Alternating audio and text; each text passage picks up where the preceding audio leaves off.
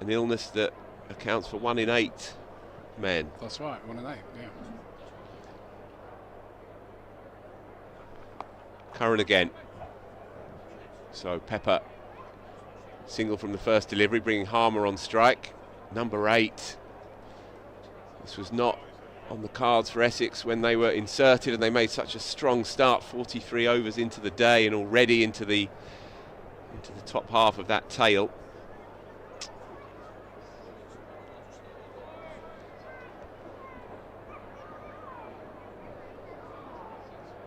So 3 slips, backward point. And Sam Curran sniffing more wickets here. He's gone up for it. Nothing doing. Umpire unmoved. Not too much in the way of complaint from the bowler. Happy to turn on his heel and crack on. Yeah, it's pitched outside and a little bit high as well. Good to see Sam Curran in the scrap of red ball cricket again. Bit of nip as well, going away from the right-hander. So Jack, welcome to South London, welcome to the Kia Oval. First time here? It is, yeah. And it's, I mean, look at it, the sun's shining. This is great. Good few thousand in. We broke a record last week. Do you know about this? No, I didn't. Tell me. Yeah, just under 15,000 came through the doors across the 4 days. Very good. A record for this century in county cricket, red ball cricket. And so as we have a chat either side of these deliveries, the obvious question is, why are you here as an organisation? What are you trying to achieve? What kind of education are you trying to impart? So we were here last year. The guys here at Surrey were really kind and let us come to a day. And you know, fundamentally, we've been chatting to them all year. And it's really about raising awareness. And yeah, sorry, while that ball was going. So it's really about, you know, raising awareness of prostate cancer. We like to go where men are. We know there's a lot of men that go to the cricket, and prostate cancer is a big issue. It affects 1 in 8 men in the UK. And you know, on that basis alone, coming to the Oval for a cricket match like this is exactly what we want to do, because it raises awareness, gets people thinking about it. Cricket's having a lot of conversations with the charity, of course. Bit of movement into the pads, well, tidily negotiated. Another one rolls past 144 for 6, 44 gone. Going blue for Bob, of course, is a big part of the international summer now. Bob Willis, the great Bob Willis, passed away 4 or 5 years ago now. Yeah. Aged just 70 from this disease. Yeah.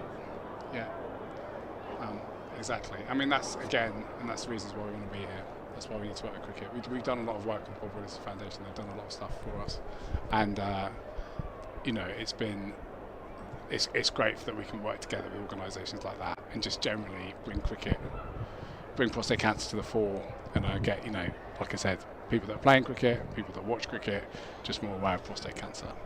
The more people that know about it, the easier, in a sense, it makes our job. Worrell in again. Punch to mid-on. So obviously, you know, the more people that know and the more awareness we can raise, the more action that's taken. I mean, one of the reasons that we're here today, if you come down and see us, I've got 2 guys on the stand. They're very informed on prostate cancer. We've got information leaflets that you can take away. And also we want to signpost to our risk checker, which is actually the easiest thing you can do to make you aware of prostate cancer. It's an online test. It takes 30 seconds, identifies your risk, and then it sort of, you fill in some information about yourself, and then you can go from there. Throws his hands at that one. Jamie Overton in the deep. Good arm. Good pace across the ground as well to keep that down to just a single. So obviously, just talking about the risks of prostate cancer, so people know, I mentioned earlier that 1 in 8 men in the UK will get prostate cancer. That equates to roughly over 12,000 men a year who have prostate cancer, and it's one man dies every 45 minutes, which is a pretty terrifying stat. One of the big pieces of work we're doing currently is with black men, because unfortunately that stat increases, and 1 in 4 black men get prostate cancer. So that's why, again, being involved in cricket, working in other sports like football and such, is a good way for us to get the awareness going. And so the risk checker Yeah. on the prostate cancer website, Yeah. Very good. is the quickest and easiest way to... Absolutely, it helps break myths of prostate cancer. It helps educate people. A lot of people, some people aren't entirely sure what a prostate was. I mean, I've been doing this job for 15 years, and when I started, I was 29. I wasn't entirely sure. Now I do know, and it's important that I know about it as I get closer to the age of 50. But yeah, absolutely, the risk checker is a really good place to start, and it will help tell you what your risks are. And so 50 is the point at which men should really start to become conscious of this. Yeah, generally, I mean, that's generally the rule. You are more at risk if your father has had prostate cancer. If there's a history of prostate cancer in your family, we definitely urge men to beware of the prostate earlier. And also, again, if you're black, we would say definitely from 45 onwards. But what the great thing about the risk checker is, you can go in, you can fill in the details about yourself. It'll ask these important questions, and it will leave you with a summary, which then enables you to go and take action. And if you do fall into a higher risk, then it helps you with the next steps. Important stuff. And as I say, if anyone is in the ground and listening to our broadcast, or if you're planning on coming in and around tea, which will be in about an hour's time from now, and you want to come in for free on a Friday afternoon post tea, then do go and find Jack. He'll be manning the stall for the rest of the day. Yeah, well, I actually have to shoot off. But somebody. I don't want to pretend and I take all the glory, but no, we've got 2 guys, Jack and Tommy, who I work with, who are absolutely brilliant. They do all our work in places like football, cricket, golf, and they will absolutely help you and be very friendly and supportive as well. So definitely come and say hello.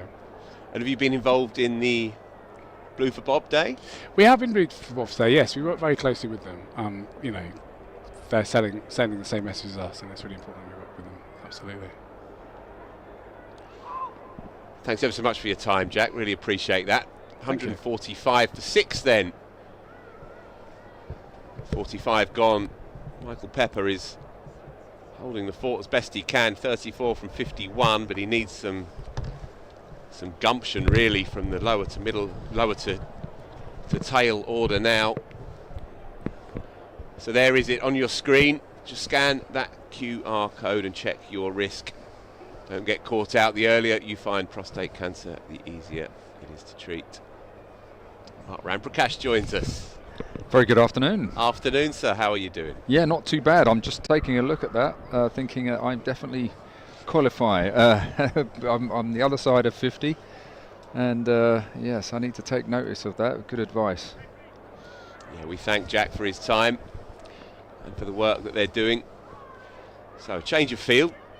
Jason Roy's coming out of what was first slip, so they're condensing the office, and he's going perhaps on the drive. Straightish mid-wicket. Hard to see just yet. Yep. Interesting ploy, Mark. Yeah, look, I've really enjoyed watching Surrey go about their business after lunch. High-class bowling. And of course, when you've got control, it's lovely as a captain to be quite inventive with your field. It must be fun to captain this team. You would think, yes. Yeah. I'm sure Rory Burns is absolutely thrilled that his career has sort of took the path it has. And although at the moment he's not playing for England, of course, he did play quite a few matches for England.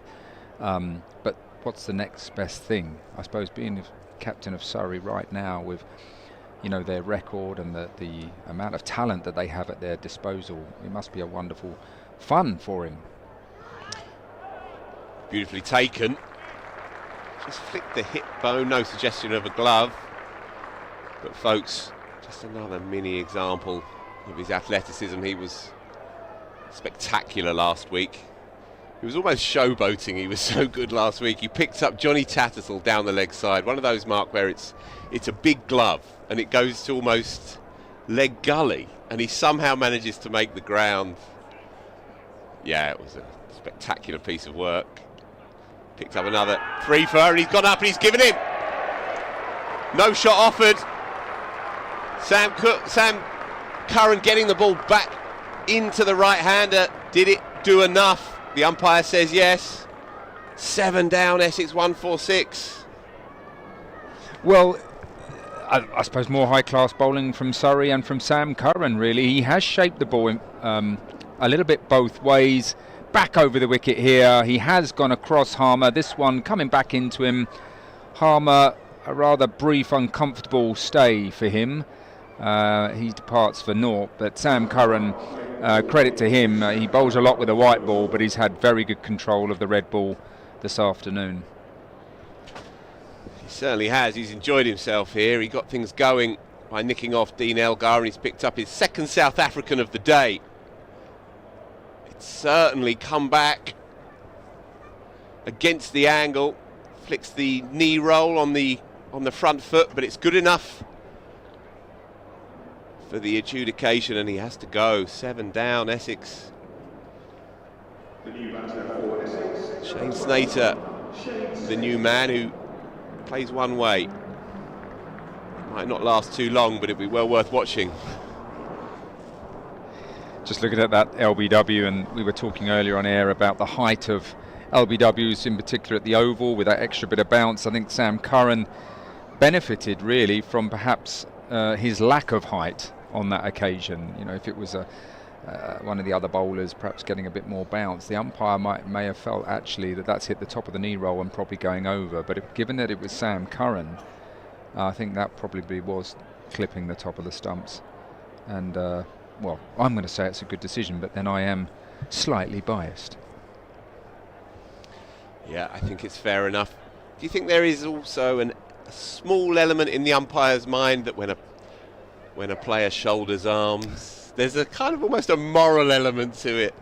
Well, if you shoulder arms, then you almost whatever benefit of the doubt you might have written into your contract as a batter gets torn up if you don't even try and play a shot. Absolutely. Well, you've got a bat, you've got to try and use it, you know, and yes, I think you're absolutely right. It's a bit like sweeping a spinner. If you miss it, you know, everyone goes up. Tickled fine, usefully, off the mark straight away, Shane Snater. A few more of them needed. This has been the story of Essex's season, really. They've fluttered here and there with the bat, but first innings runs have proved too elusive too often. And we're seeing it again here, a highest score of 38 to date. A couple of 30s, a 20, a 16. Michael Pepper, 35 not out. You need one of those big names to have really pushed through. As it stands, right up against it here. Well, Sam Curran understandably going for the in-swinger to the new batter. Just slightly getting a little bit too straight. And a nice easy leg glance to get Snater off the mark. I think just watching the cricket here, it's been really good high-class bowling on a pitch that's done a bit with a bit of bounce. And actually, you don't often see this in county cricket anymore. More runs into the onside. Scampers one, but will settle for that. Snater off and running. Yeah, you're absolutely right. This ground has been perhaps the exception that proves the rule, though, because Lee Fortis here has produced some seriously good cricket pitches over the last few years, and we've seen it this year. The one last week had pace, bounce, carry, nip, rewarded the quicks, and it rewarded stroke makers if they could back their techniques, and it makes, funnily enough, Mark, for some pretty good cricket to watch. Yeah. And if you could roll up these pitches and send them around the country, then the game would be in even ruder health than it already is. So Sam Curran going round the wicket now to Michael Pepper, and it's the Surrey signature leg slip.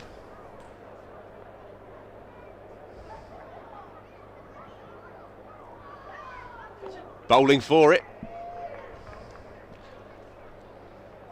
So another successful over. Sam Curran, 2 for.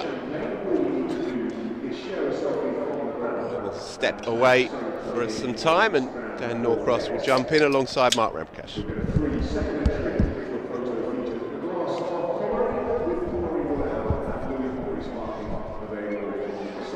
Well. 88 for 1 Essex were soon after noon on the first innings, on the first day, since which time they've lost 6 for 63. And this game is moving on apace. Still to come, 2 seamers, Porter and Rajita.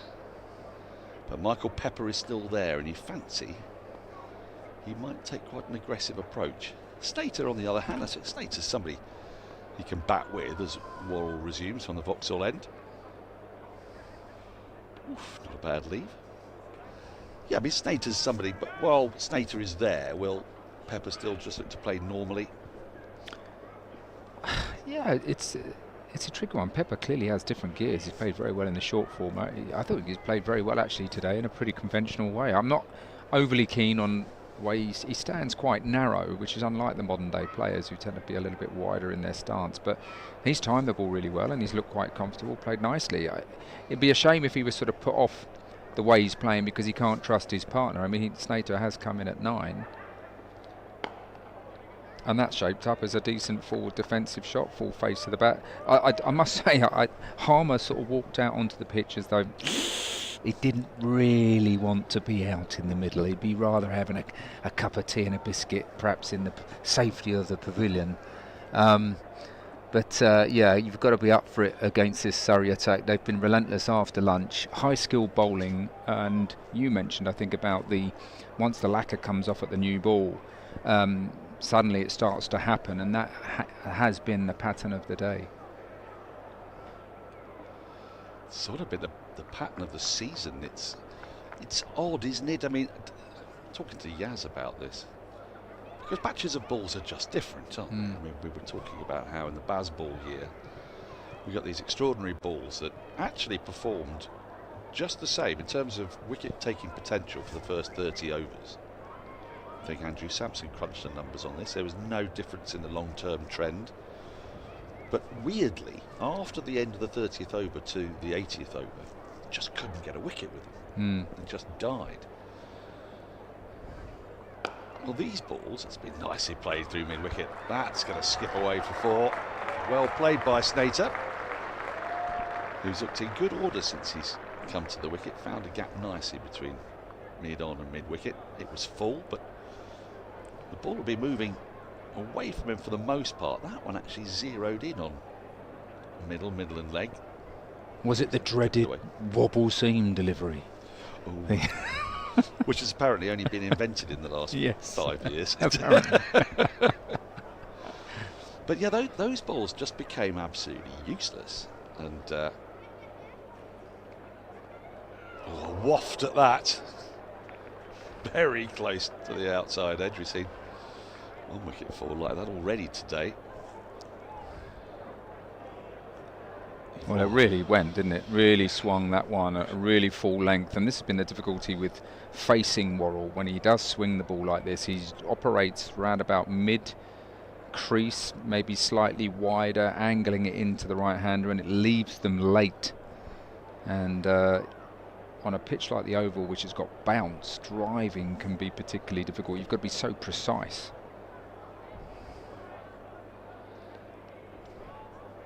End of the over, 155 for 7. Yeah, but those balls, it's sort of like a perfect storm for Bazball, wasn't it? Because there was this really strange stat that the 5th wicket partnership throughout that summer was the highest partnership of the lot. Remember Blundell and Mitchell were scoring runs for fun for the 5th and 6th wicket, and Johnny Bairstow was batting down the order and crunching it everywhere, and it was just a very strange thing to watch because the pattern played out every time. And then similarly, these balls, we're seeing sort of nothing happen. Yeah. 10-15 overs. There was a round of county championship matches, either last round or the round before, where not a single wicket fell in the first hour across the entirety of Division 1. And yet, actually, the final scores in each of those innings were pretty normal, pretty standard, you know, between 250 and 330, that sort of thing, you know. So I don't know, sometimes batches of balls are just, they have their own idiosyncratic way, don't they? Their own characteristics. I seem to remember that with the Bazball thing, England certainly asked for drier, flatter surfaces that year, which I think fitted in with McCullum, what McCullum wanted, which was his batters to go out and be assertive. Yep. Well, they certainly were that, weren't they? They were breaking scoring records left, right and centre. We were constantly looking to see whether Gilbert Jessop's 76 ball 100 is going to be beaten. It was rather lovely, actually, because I think 95% of the cricket-loving public have no idea who Gilbert Jessop is. By the end of that summer, you couldn't fail to know about a man whose most notorious feat took place in 1902 at this very ground.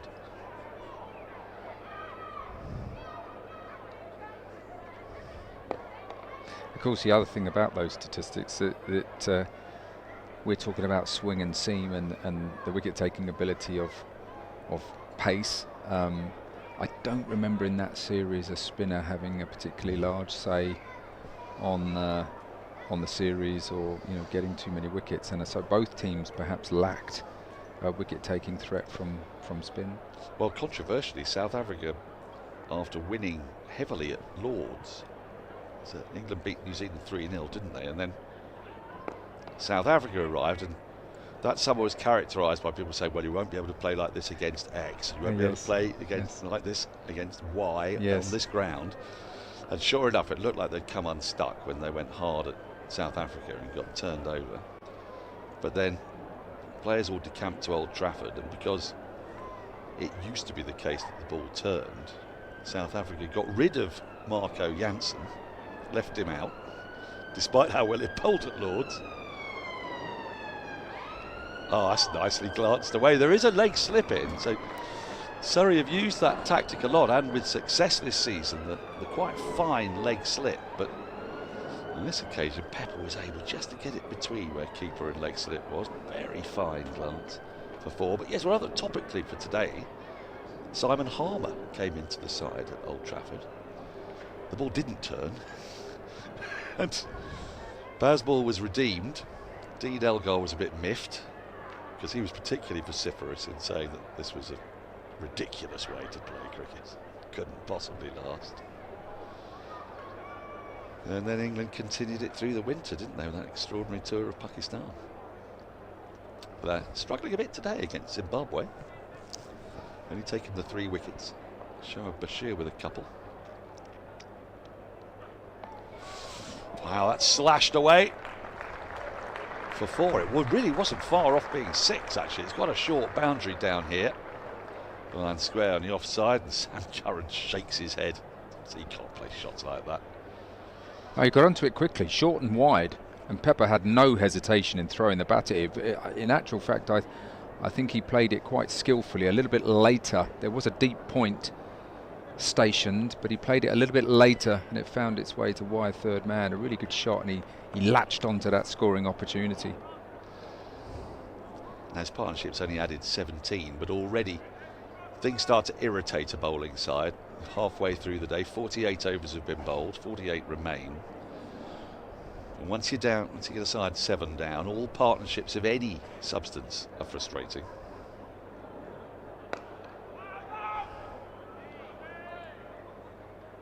But teams are allowed to have a competent number 9, and Snater is definitely that.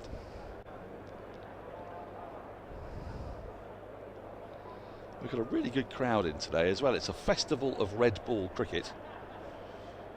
There were a couple of blocks that were reserved for the kids. They managed 10 minutes before lunch and about an hour after it. In fairness, it is Friday.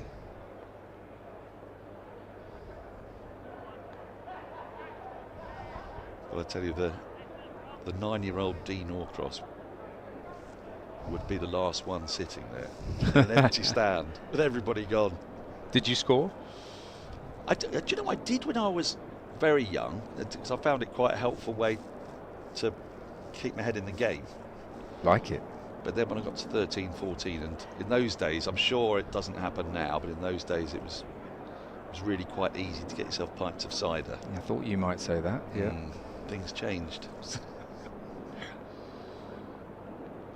And then I had my spot at the top of the lock stand and knocked back a couple of pints of woodpecker. Was that regardless of wherever they were playing on the square? Yes, I just had a... You know, it's funny, isn't it? Is it a crickety thing, sort of superstition? I think Sylvester Clark went through Yorkshire one night when I was sitting in that spot, and I thought, I'd better stay there.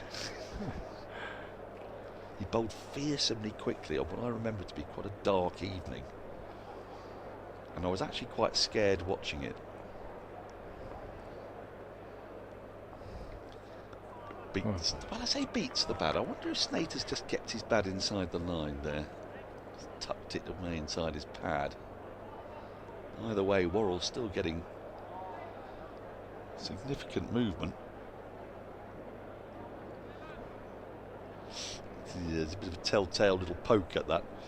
Yes, watching Sylvester Clark was the first inkling that I was never going to make it as a great cricketer, Mark. Or as a top order batter, say. Yeah, definitely yes, not that. Yes, yeah.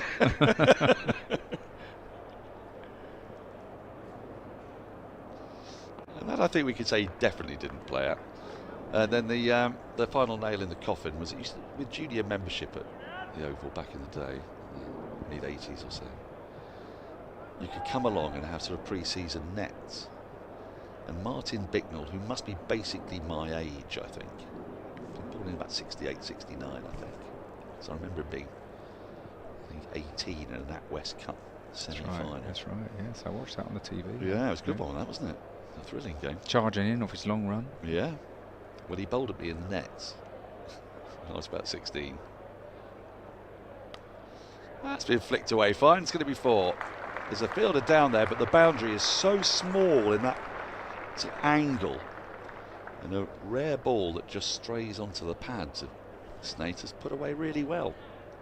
167 for 7. And yes, it became clear, even to my deluded mind, that I might have to find my cricketing pleasures somewhere other than the professional game.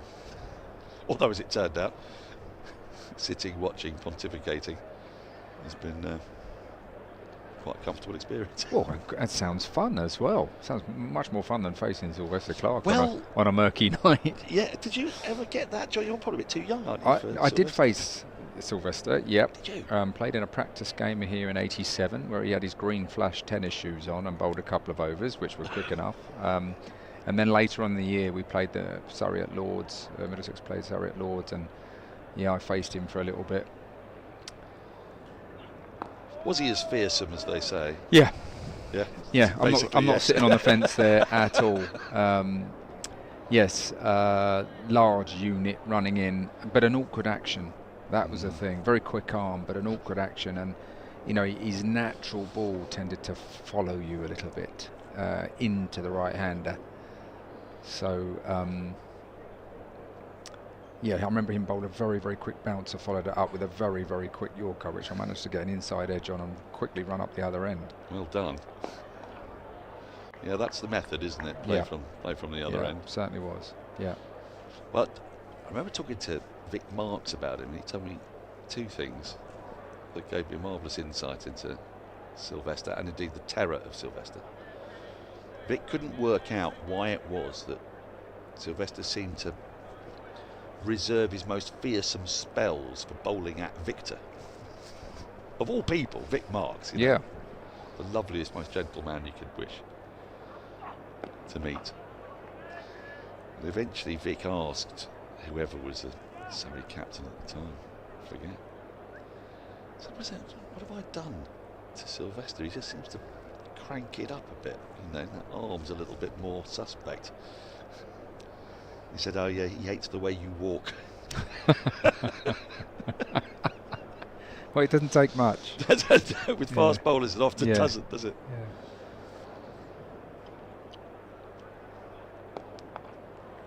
It's nicely played by Pepper. He's not trying to hit it too hard, just happy to take the run into the offside. It's a partnership just developing, 22 from it.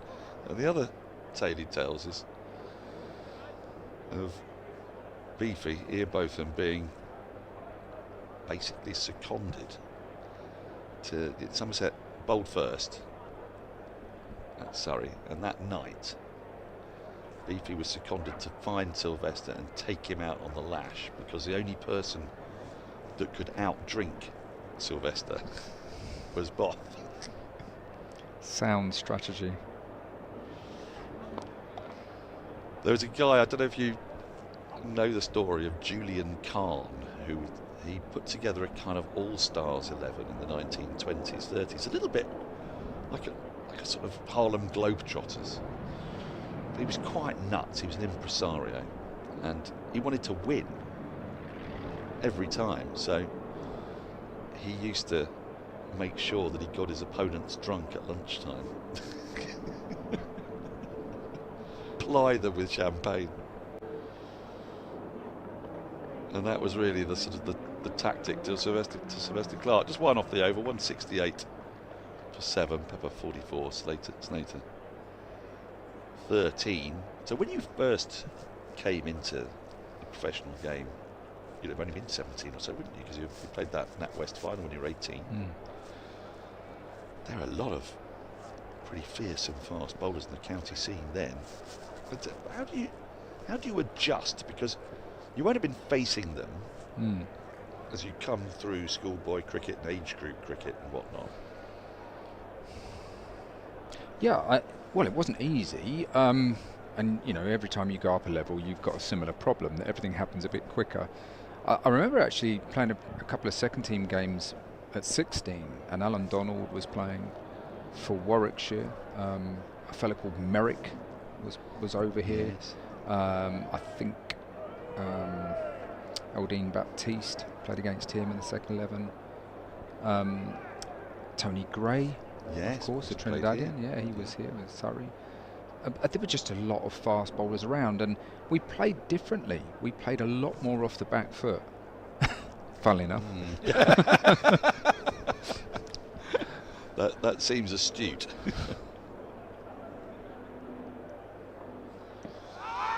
He likes that Warren, but he's a long way down, is Pepper, and it takes quite the brave umpire to be giving that out. I'm not saying that umpire Bailey is not a brave man, but he had enough reasonable doubt there. Yeah, not a lot going for that. A little shuffle down the crease from Pepper, who I think was shaping away, play that through the mid-wicket area, which is vacant at the moment. Yeah, had a little chassé down the track. Can't think of too many umpires who are going to give that out. No, and actually even nowadays, even if you think that's hitting the stumps and you were able to refer it in a test match, it'll be beyond the certain amount of space that you've come down, so it never works out.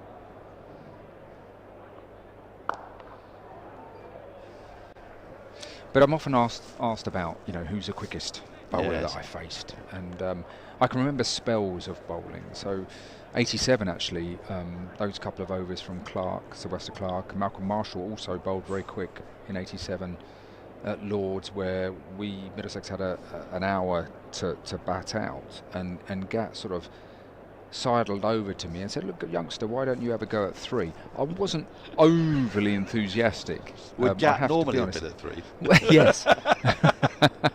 I see. But no, I think he had something to do. I can't remember what it was. It must have been very important. But no, normally Gat would have been at 3, but for some reason I got stuck in at 3 then. But Marshall, yeah, Malcolm Marshall, Wazam Akram bowled some lively spells. 89 at Lords, and Donald in the mid-90s. You know, there were spells of bowling that I remember, but there were so many quick bowlers around. So, look, county cricket then was a fabulous competition, and all the best overseas players, international players, wanted to play county cricket. Was the IPL of then, wasn't it? Really? Yeah. Now then, use of the feet from Snater. He's not going to get a boundary for it, because the ball plugs somewhat with extra cover. But interesting intent this from Snater, because he's got Pepper at the other end, and he's not simply batting for him. They've decided that they want to get a little bit of pressure and put it back on Surrey. I mean, people often talk about these things in terms of pure pace, but you talk to a lot of batters, and actually it's funny who they found toughest, and it's not always just the sort of speed gun, is it? it's the awkwardness of the action sort of thing. I suppose, Wazzy Makram used to run through the crease, and with someone like Donald, you kind of got a load up, didn't you? Yes, very true. Which you could sort of trigger with, but absolutely, someone runs straight through a bit, because Malcolm Marsh used to do that bit as well, didn't he? Yep. Akram and Marshall didn't really have too much of a bound, leap to sort of get up into a side-on position or whatever. They skipped through the crease with a very quick arm, and as a result, you really had to get your timings right, as you say. Donald and Brett Lee were quite similar, biomechanically very, very good athletes, but gave you a sighter of the ball the way they loaded up with their right arm. You got a good look at the seam, and they had a very sort of orthodox action. So therefore, that would make it. If I contrast that with, say, someone like a Courtney Walsh or Sylvester Clark, who the arms were in a slightly different way that they came over, more chest-on action, things like that. They were very awkward to pick up. Remember, there was that period where Courtney Walsh would bowl at the nursery end at Lords and come over the top of the side screen. Because the side screen at Lords is it used to be quite low, and there was a couple. I think it was a 90. Let's go back. Chris Cairns had some success from the nursery end, bowling some Yorkers and slower balls. Did you do Chris Reed with one there? Yes, that's right. Ducked. He ducked the Yorker. Yep, and Graham Thorpe got hit ducking into, I think, a slower ball that sort of came over the top of the side screen. So, I remember facing here actually at the Oval, playing in a Test match, and of course here it was very unusual that they had all the crowd sat at the front, so the side screen was kind of the height of the arm, but below that, when the ball was released, it would come down into a sea of colour. That's fun. I could never understand that, and of course, me being a batter, I wanted everything in my favour, and I wanted tall white side screens to give me a chance.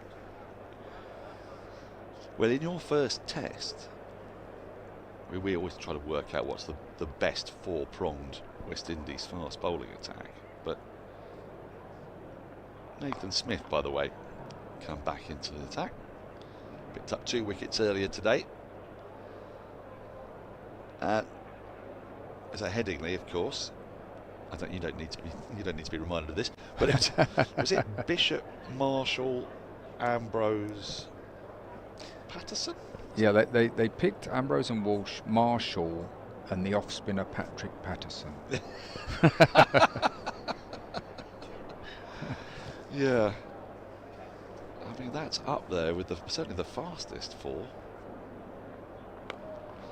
That's nicely played, quite deliberately so, but Worrell's going to get round. He's nimble there. He's relatively wide at deep third. He's done well. He's in the middle of a spell to get round there and cut that off. Yeah, that's up there. You sort of see that the classic lineup is the wonderful one they show from 1980, 81 or so, when you've got Roberts, Holding, Garner and Croft. So you've got great height differentials, haven't you? But Bishop in 1991 was fast. Yep, and they're all slightly different in their own way. And of course, Marshall being about 5'10", very skiddy, quick. If you bowled it short, it often didn't go over the top of you; it was right at you. And then, of course, you had the tall guys, very accurate. To sort of pin you back. If there was any sort of uneven bounce, they used to find it from their trajectory. They used to operate in different ways. It's quite a baptism, that.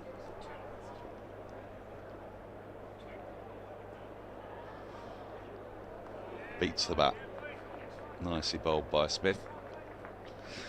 But to contrast that, with today's play, obviously, with Surrey, what I think I've been particularly impressed at today is that there haven't been loads of bouncers bowled, and it's not necessarily been 90-mile-an-hour bowling. But post lunch, they've clearly got one side of the ball shiny, working for them. They've swung it a little bit both ways. They've bowled accurately to some quite inventive fields, and they've really suffocated Essex from having had a very good start. Essex.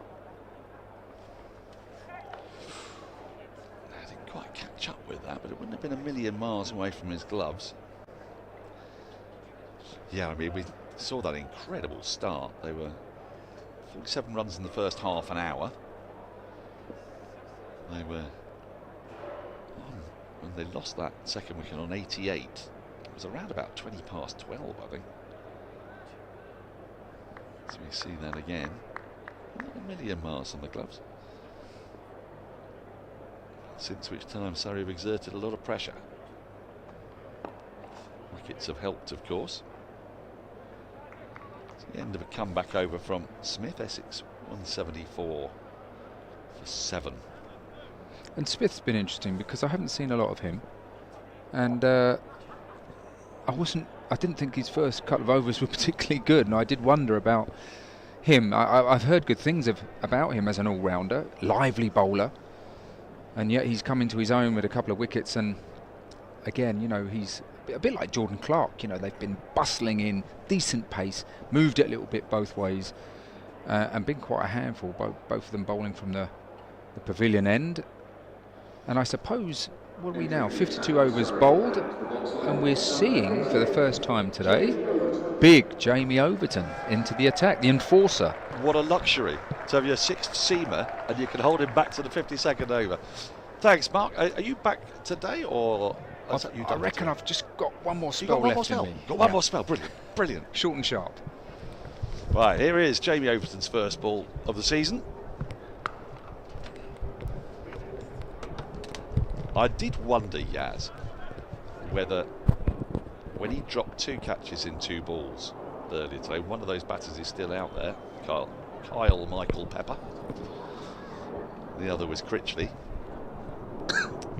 One off Jordan Clark, one off Tom Laws.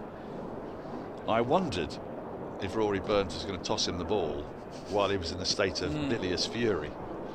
But actually, Tom Laws was in the middle of a splendid spell, as was Clark, so you could see why not, but that's what he's there to do. Banged in short, and a bit of fortune for Snater. Goes for the pull and gets it up and over the keeper down to the boundary for 4. This is the last piece of the jigsaw for Surrey's seamers, isn't it? Somebody who's not going to try to swing the ball at all. He's just going to try and push them back and bowl a hostile spell of fast bowling here. Yeah, with no Overton or Conor McCurr this season, who's now at the Knots, they've not really had this so far this season. Atkinson, I suppose, would have been the nearest to that, but Surrey got to get 3 games out of him in the end before England came calling.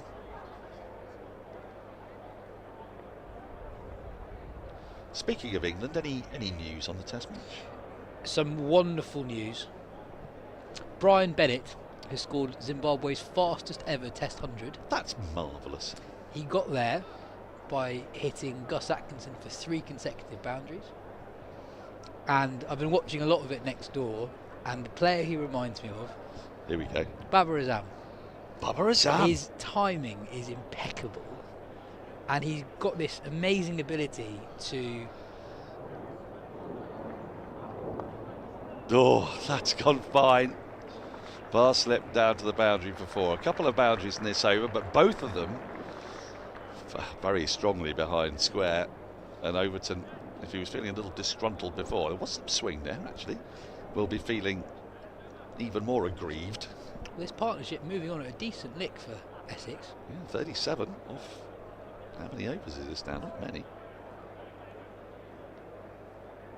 Yeah, just 7 overs. So tell us more about young Mr. Bennett. He's young, isn't he? He's only 21 years old. This is his 2nd Test 100. And yeah, he's punched a few down the ground where there is no follow through at all. Where like you see the ball and you see the shot straight away, you think he's just defended it. Yes. And it runs away. And I know that the outfield at Trent Bridge is rapid. And actually, I'm really, really pleased for him and Zimbabwe. I thought some of the coverage yesterday was uncharitable towards Zimbabwe. I thought... Did you were miffed by that? I was. You could tell that... Dot to finish the over. 9 from it. 2 rather fortuitous boundaries. Essex are 183 for 7. I think some people were rather dismissive of Zimbabwe, not totally taking into account that they lost their 2nd best seamer 30 overs into the game, and conditions at Trent Bridge were so good for batting. Great pitch, flat, relatively slow, rapid outfield, relatively small boundaries for an international ground. And Zimbabwe today, they've actually just lost their 4th wicket. Ben Stokes came into the attack and picked up Sikandar Raza early on. But Zimbabwe is scoring at 5 runs and over. What is the score, please? 191 for 4, trailing by 374. Well, it's a game that's moving on at pace. It's, in a post-war period, England deigned, unlike Australia, it has to be said, to have a full Test series against New Zealand. And but unlike against Australia, they wouldn't play 5-day tests. They might even have been 3-day tests. I forget. Andrew Sampson would know. We're really missing some, aren't we? We really are. Well, that's been pulled in the air. It's going to land safely. They'll get back for a couple of runs. Pepper and Snater have been really proactive in this partnership, and it's been good to see that Snater hasn't just dug in for Pepper. He's played his part significantly. He's got the majority of the runs in this partnership of 39. He's got 24 of them. Yes, but New Zealand decided, well, if you're going to treat us like that, you're not going to beat us. And they played out draw after draw. Well, New Zealand, Zimbabwe rather, got a 4-day Test match. They're in with a very good chance of drawing it. 50 for Michael Pepper. He's batted really well. He's had a life, a significant life. And he was dropped at slip by Overton, but he's batted really well, really fluently. The moment he came to the crease, he hit his first ball for 4, he hit his second ball for 4. 2 contrasting shots, one a drive, one a genuinely splendid back foot drive as well. Very deep backward point. He's left the ball well, sometimes perilously well. But he's keeping Essex in this, keeping Surrey in the field. And there is one of those leaves. But yeah, what I'm delighted to see is that Zimbabwe have given themselves a chance of getting out of this game, but they're doing it in style. It's a long way to go in a 4-day Test match. The follow-on mark is 150, like it is in the Championship, rather than 200. So they still need to score another 220 that's to if avoid. England, that's if England want to go back out in the field, though. That is a good point. That is a good point. But also, even though it is a 4-day Test match, such as been the speed of scoring for both England and Zimbabwe, the run rate in the Test match is way above 5 runs and over. There's still so much time left, and there is chat that the weather forecast might not be the most pleasant on Saturday. But if we lose over to the weather in Nottingham, then the draw is definitely on. And that's a win, isn't it, for Zimbabwe? Huge, absolutely, absolutely. They're playing 11 Test matches this year, which is more than any other country in the world. Was it level with India? It might be level with India. No, I think it's above. I think it's above India. It's above India. Yeah. Oh, I say. If you're going to flash hard, and he has flashed hard. He's got it up and over slips. It was very close to the outstretched hand of Dom Sibley. Oh, but he gets away with it. 190 for 7 at the end of the over. No, I like this from Essex. There's a tendency you see from visiting teams to the Kia Oval. They get a bit stuck at this time of the day against Surrey. It's when Surrey's strength and depth in their seam attack really comes to the fore. You see high-class bowlers return for just their second spell of the day because they just got so many of them. Six frontline seamers in the Surrey attack today. But Essex have counter-attacked here, and sure, Surrey's still well on top, but this partnership has changed things a little bit. 44 in quick time. It certainly has. And Surrey will just start to be getting more than a little twitchy here. So Overton resumes. Pepper's a really well thought of player. Received his first England call-up over the winter for that tour of the Caribbean. Didn't get on the park, so the pepper salt opening combination didn't take place. I mean, I'm angry about that because England were in the doldrums anyway, and you would have thought they could have just lifted everyone's spirits by playing them. I think you're overestimating the impact that would have done on people's spirits. Oh, that looks very close. Umpire says no. Umpire Bailey must have adjudged that ball to be going down. It's certainly not going over the top. It was very, very full. Pepper playing across the line of the ball. He has moved across his crease a little bit in this innings. So we see this one again. Let's see where those feet end up. Oh, that's a very, very, very, very tight call. And you can understand why Overton thinks he might have been given the benefit of what he would have considered to be very little doubt. Yeah, I think Pepper was potentially a little bit more offside than I thought live. Well, he has done that a little bit, actually, and it was the undoing of Critchley when Laws got him earlier. Both batters have tended to do that, trying to access the short leg side. He takes a trigger move that takes him across his stumps. Overton, by the way, getting into a spell now, really cranking it up. 86 miles per hour, the delivery for the LBW appeal. That delivery, 88.1 miles per hour. Yep. It's easy to forget Overton, now a very successful limited overs player involved in both England squads for the upcoming series against the West Indies. Huge part of Surrey's title win in 2022 in particular.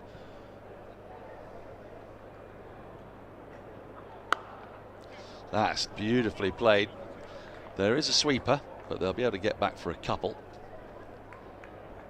As Tom Laws tidies up, deep extra cover. Yes, Overton is beginning to crank this up now.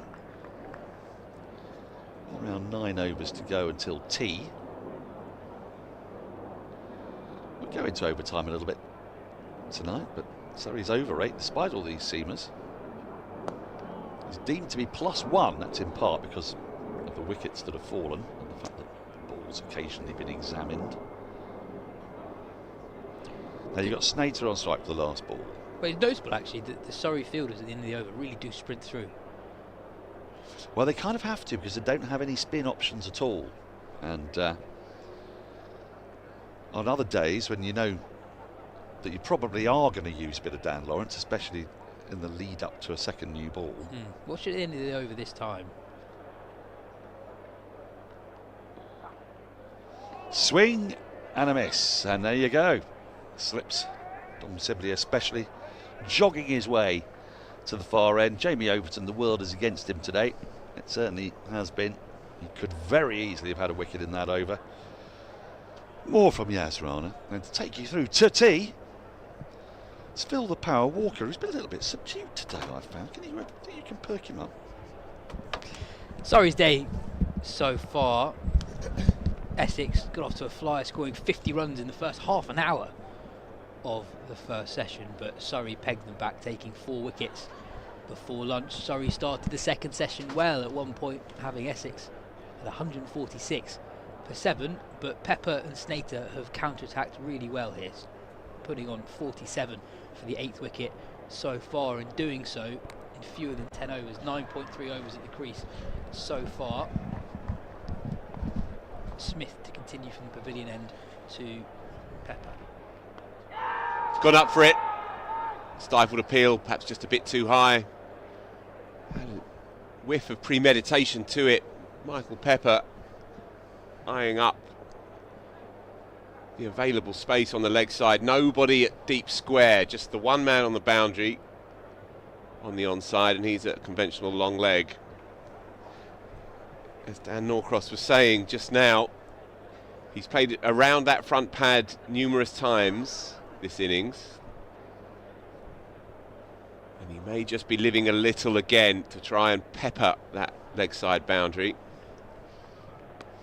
And there it is, bang on cue, shuffles across his stumps, times it beautifully off the hip, runs away for 4. Yeah, really well timed from Pepper, and once again seeing that shuffle across to the offside. I thought a couple of overs ago it was a deliberate ploy to access the shorter side of the ground, but on this occasion targeting the longer side, and it brings up the 50 partnership between this pair. It's come up off just 59 deliveries.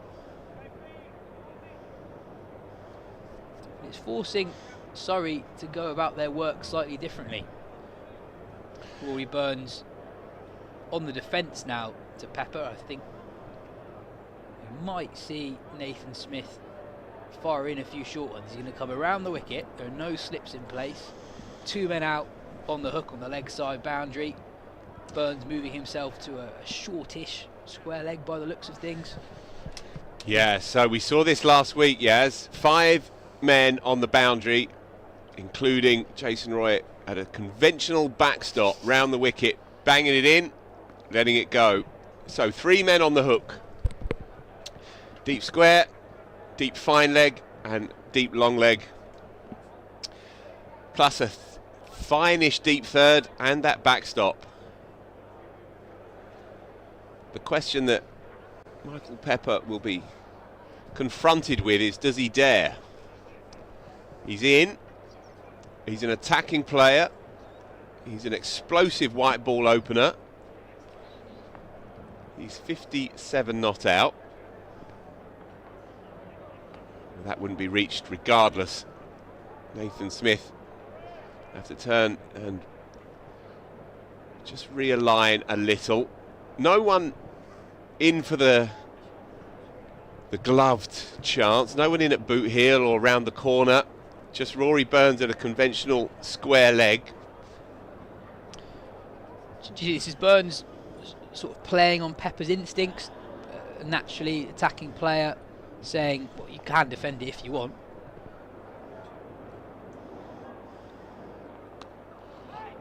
And that's where Burns comes into play. It's a clever move by him to position himself there for that little tuck around the corner. The pitch is placid enough for Pepper to be comfortable playing that shot when it's up around the rib cage. But with Burns there, it blocks off that easy single. It's a clever position that he's appointed himself into there. He's just in front of square, or else there'd be problems regarding no balls, of course. Can't have more than 2 men behind square on the leg side. And Pepper at the moment is happy just to drop the shoulder. 197 for 7. Useful partnership. 51, these two have put on quickly as well.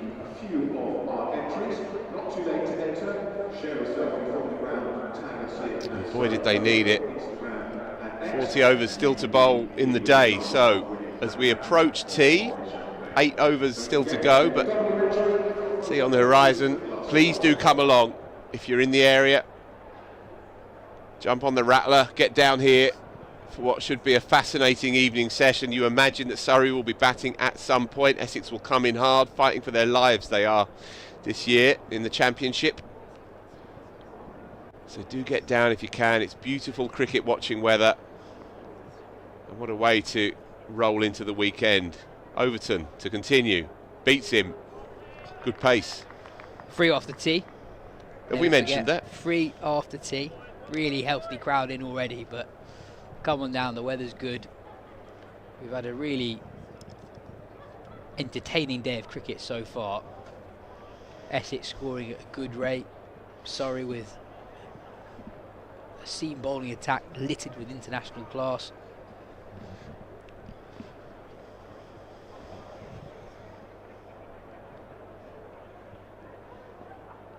Edged, caught. Dom Sibley's safe hands at second. Shane Snater's feet went nowhere, the bat did. And the ball flew comfortably to Dominic Sibley, and Jamie Overton picks up his first. He's bowled with good pace, looks fit. Good to see from Surrey's perspective, and just as Essex were beginning to inch towards some degree of parity, Shane Snater goes for an enterprising, flighty 28 from 36. It's been a really lively spell from Jamie Overton into his 3rd over now, regularly bowling in excess of 85 miles per hour. It's the quickest spell of the season here at the Kia Oval, and he's able to cause problems not just with the short stuff, but even when he pitches it up as well. That extra pace causes problems It's a pace we don't really see very often in county cricket, and just a reminder really of Jamie Overton, how important he was when they won the title in 2022, 36 wickets at 28, also averaging 35 with the bat, but in 2023 as well, when he got on the park, was an important figure for Surrey, 14 wickets at 24. So he's away a lot at the moment, plays in the IPL, increasingly involved with England in limited overs cricket, but still a force to be reckoned with the red ball as well. Speaking before the season, he spoke of his Ashes aspirations this year. We know that England are particularly interested in bowlers who can bowl at high pace, and they're also particularly interested in players with all-round skill sets as well, and Overton is a capable batter. So who knows how often he'll play for Surrey in the Championship this year, but when he gets on the park, it'll be interesting to see how he does, because it will be relevant not just for Surrey, but I think also for England too.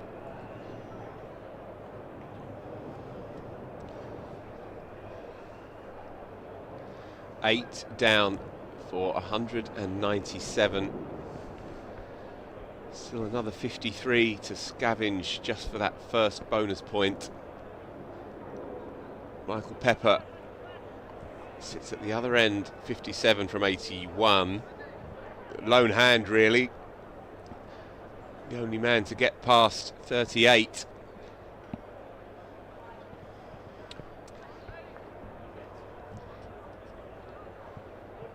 Overton in full.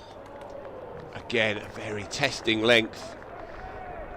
And Rothesay, the new man, Sri Lankan overseas. Well, it's going to be quite the examination here, because Jamie Overton has got his dander up and he looks fit and healthy, trim and strong.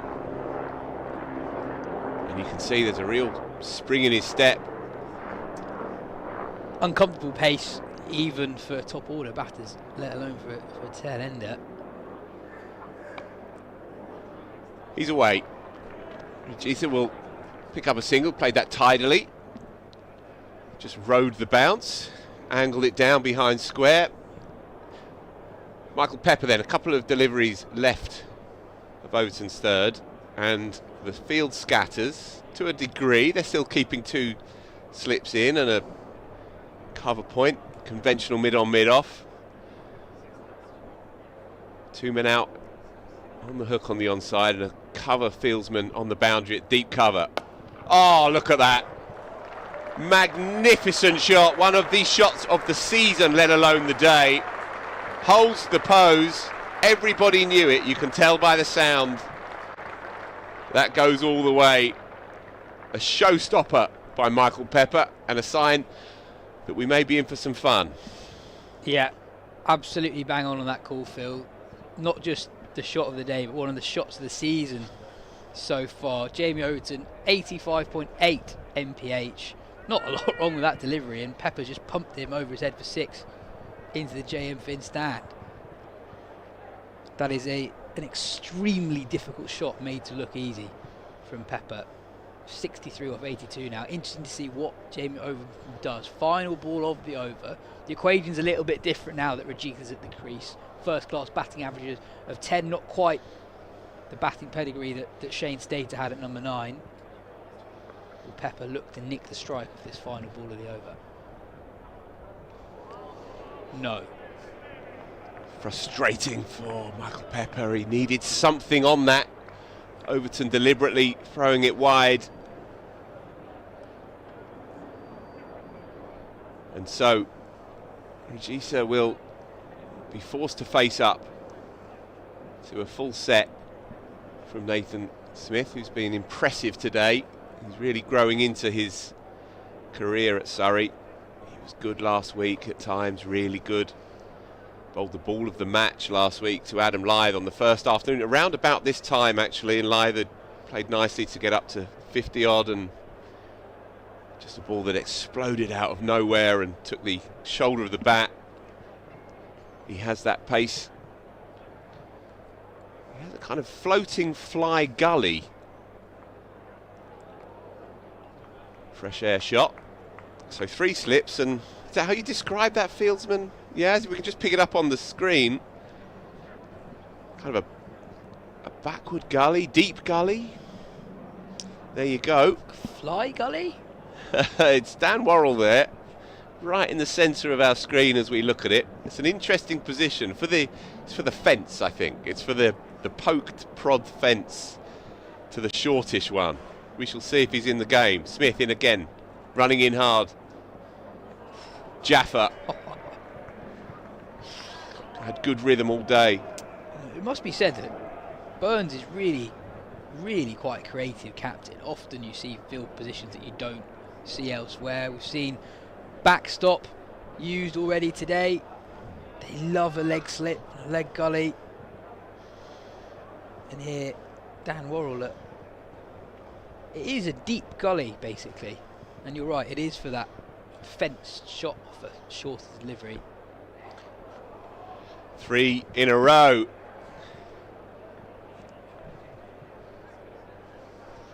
Michael Pepper sitting on his bat. His heart will still be ticking after that showstopper of the previous over. He's just hoping, perhaps against hope, that his man Rajitha can just hang in there for 3 more deliveries.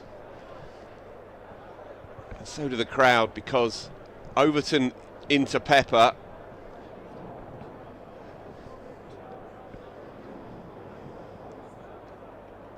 Four in 4. Yeah, compared to top order batters, Rajitha's quite a leg side of the ball, doesn't really get in behind it as much. We saw that first ball to Jamie Overton, and Nathan Smith bowling just back of a length at the moment, causing some really difficult problems for Rajitha. I think we're due a fuller one, targeting the stumps here from Smith.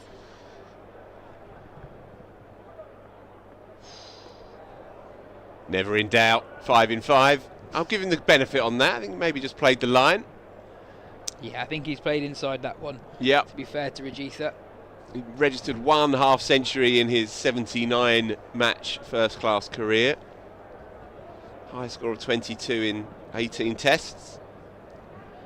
Averages 10.01 in first class cricket. Right on the cusp of single figures.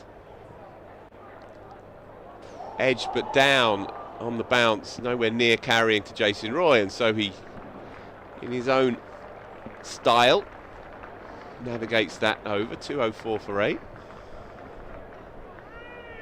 Yeah, Smith bowling slightly wider of the crease on that occasion, getting the ball to just hold its line. It's very, very good over from Smith, but Rajitha also up to the task, just about gets through. It'll be really interesting to see how Pepper plays it from here. Sometimes you see a top 7 batter with the tail and they don't actually have the attacking game to go up through the gears. Pepper is someone who definitely is able to do that.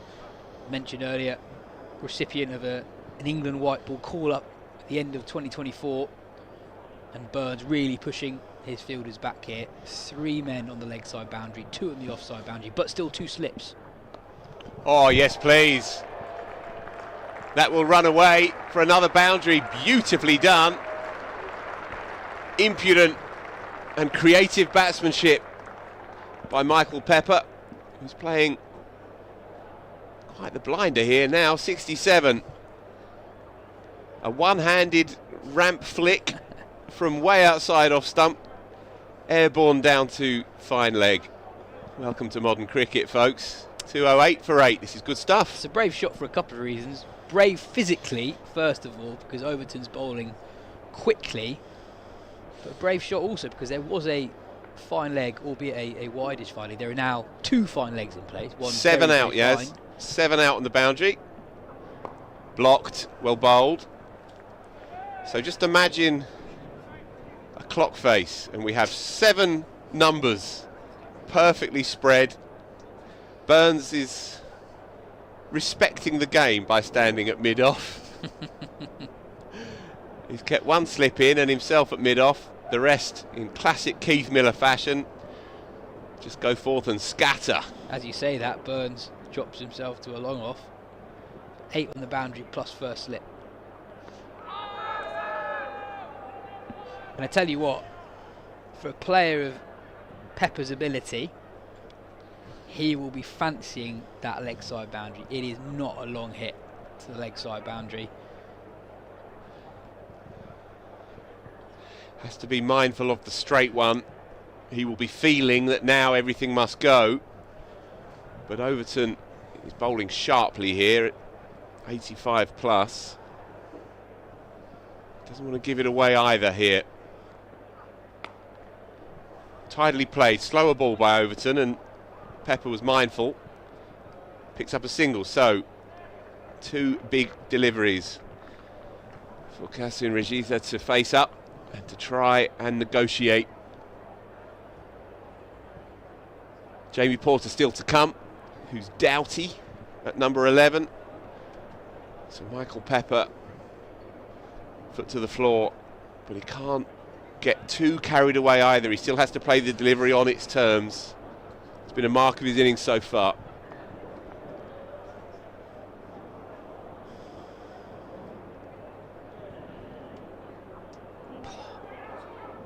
Overton was interested in that, but the only man on the park who's appeared to be so. Just having a gentle word with his own teammates, I think.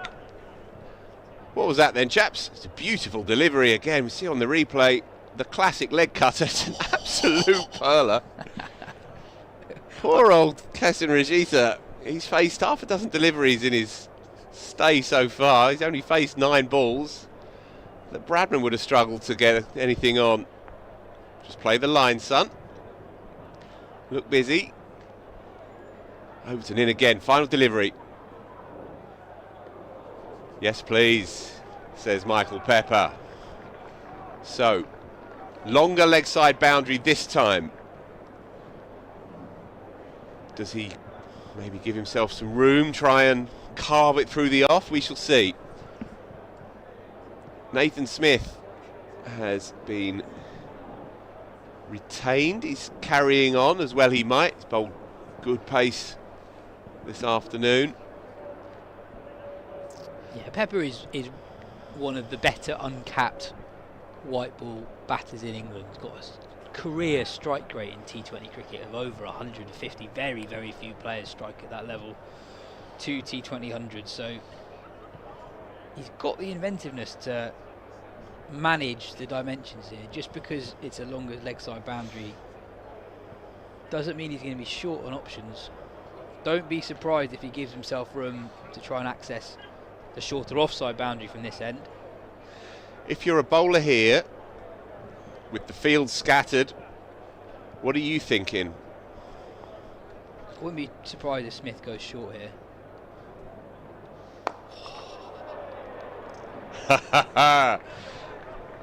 Yas Rana bang on point as ever.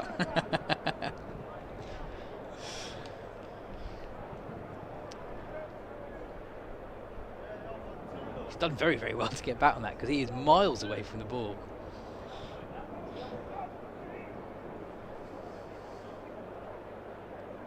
Well, I think extra cover is open, so yeah. If we can picture it, backward point. In fact, Tom Sibley is now moving a little bit straighter, so he is, more cover point on the boundary now, but extra cover is available if he can somehow get it there.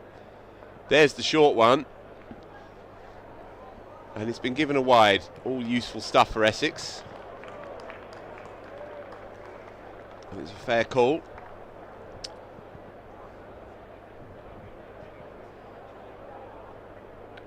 I think Surrey will expect Pepper to take on whatever side of the boundary the ball is bowled towards, so I think it makes sense to go short, encourage him to take it onto the longer side. That's where the fielders are.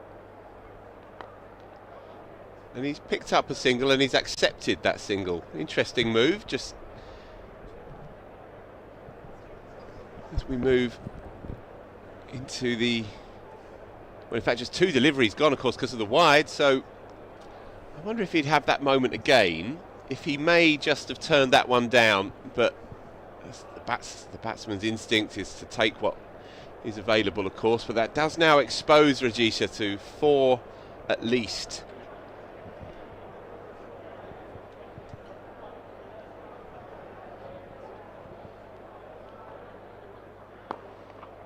Bat on ball, that feels good, and the crowd acknowledge it. They're involved here.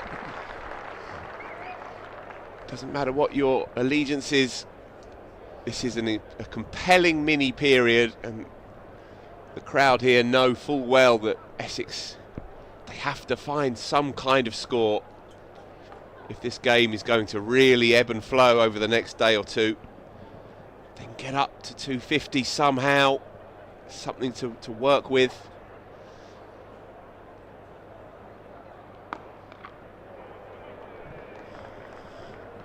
Two more to go.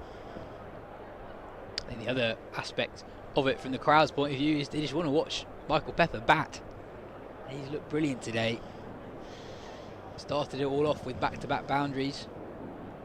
That shot of Jamie Overton, the straight six a few overs ago, shot of the day, and as Phil said, potentially shot of the season so far.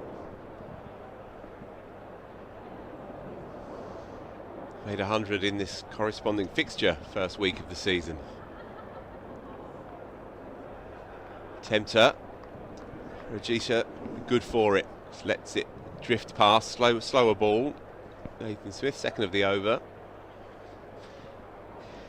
Made 100 the back end of Essex's innings. They put up 580 odd, I think it was, in the end, and Matt Critchley played very well for 100.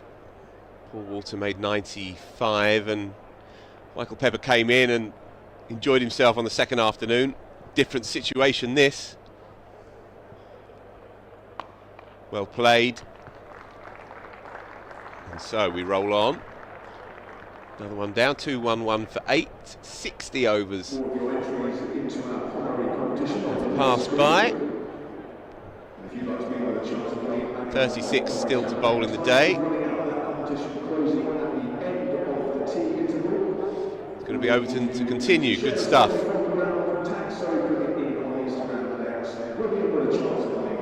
So tail of the card, 31, 38, 20. 0, 16, 3, 0, 28. It's a story of what might have been for Essex. They off to a flyer initially with Elgar and Paul Walter timing everything really. Every attacking shot they played seemed to come out the screws, and then Sam Curran came on and did what he has done for so many years. Picks up one, changes the complexion of the day. Throws his hands at it. It is skewed past first slip over his head, and it does run away for 4, slightly fortuitously, but you make your own luck. Moves into the 70s now, does Michael Pepper.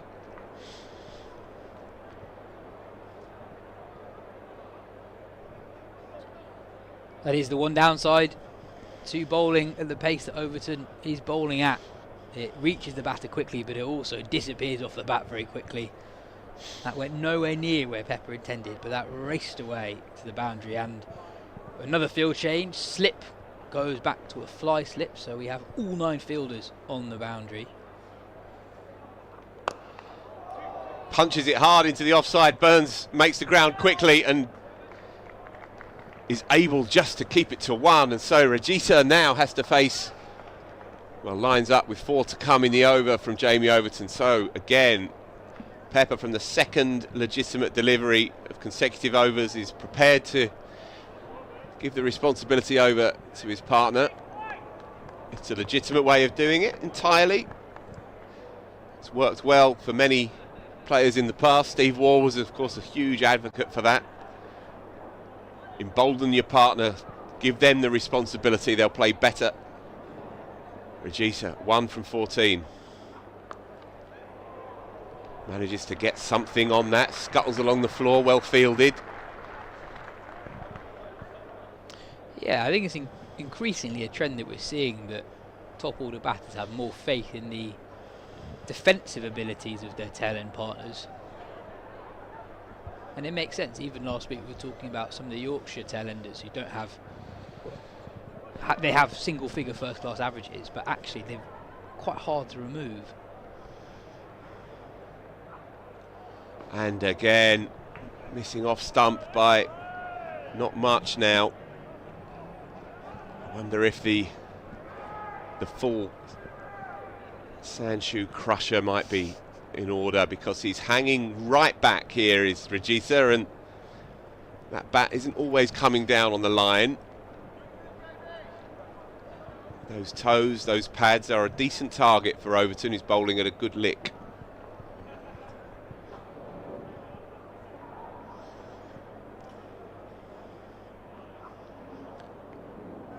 Too wide. Yeah, not happy with himself, Jamie Overton. He's forced Rajitha into playing for most of the occasions he's bowled him. On that occasion, bit of width, and Rajitha knows his job is just to soak up as many deliveries as possible. He's soaked up 17 so far, with one delivery left in the over. He will not be thinking about anything else other than survival.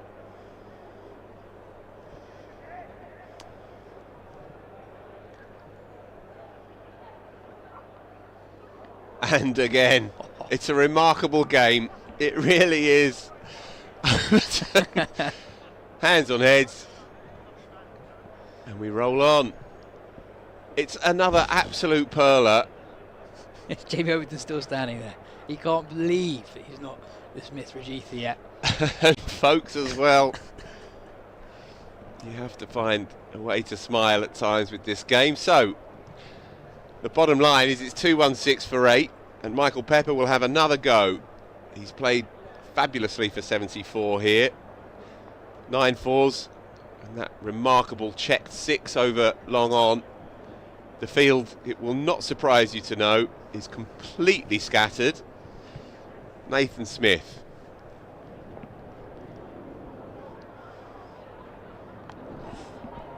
Tidily played, and again he's run hard, but only the one again. So Surrey will give him that and plenty.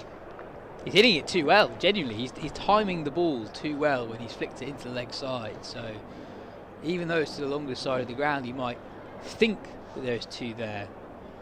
It hasn't been on the case. And also, I actually think the boundary to the leg side is slightly deceptive, because it's the much, much, much longer side of the ground, but the rope's been brought in so much that it's not unusually long to that side.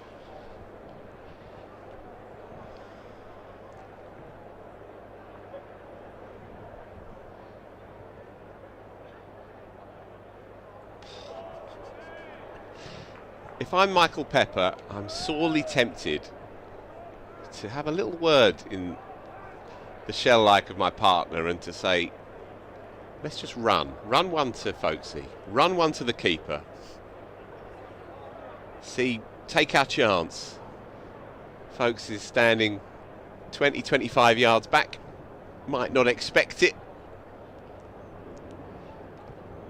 because eventually you know that there's a ball with his name on it here. He's taken up the majority of these overs, but he's resolute up to now, doing a very useful job here. Partnership of 20, it all counts for Essex.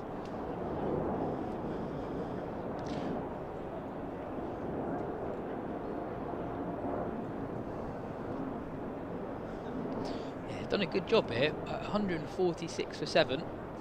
200 looked a long way off.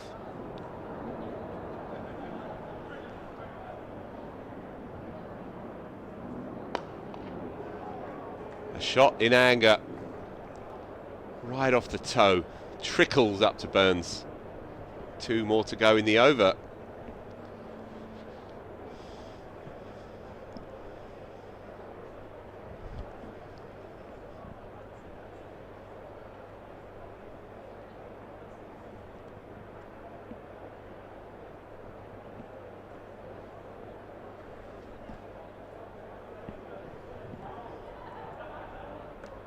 And there it is. Only so long until finally a Surrey man gets the line perfect, and that is another beauty in a series of jaffers, really. Nathan Smith picks up his 3rd wicket of the day. A bail trimmer. Rajitha unable to smother that one. And it felt really inevitable.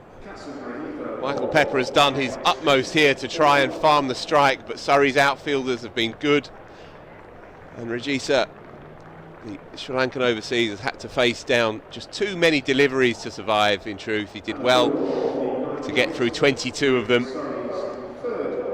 9 down, then 2-1-7. Jamie Porter in at number 11. He'll get in behind it as best he can and try and play for his man at the other end, who is 25 runs away from what would be a second 100 of the season against the champions.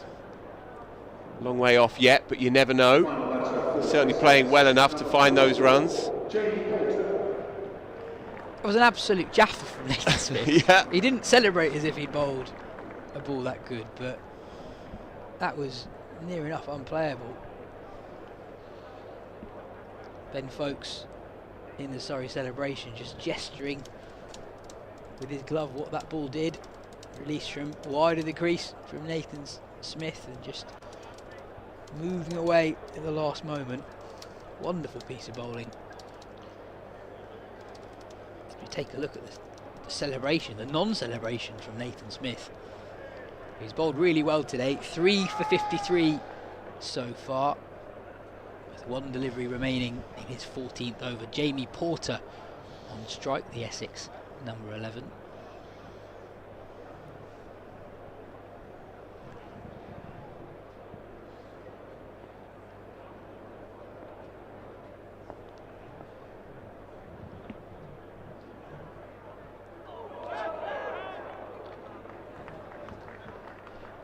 So not the most comfortable, but he lives to fight on. Michael Pepper will get another go.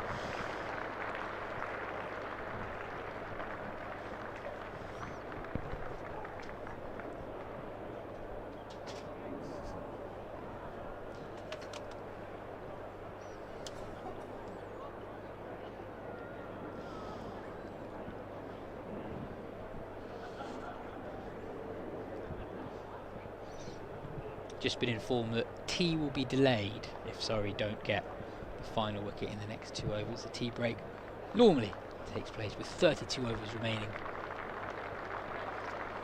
Given that Essex are 9 down, that will change if Surrey don't take this last Essex wicket in the next 2 overs.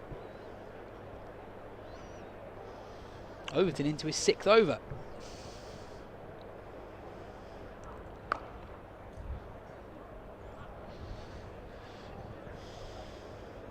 It's encouraging to see this from Jamie Overton, bowling quickly, bowling a lengthy spell here.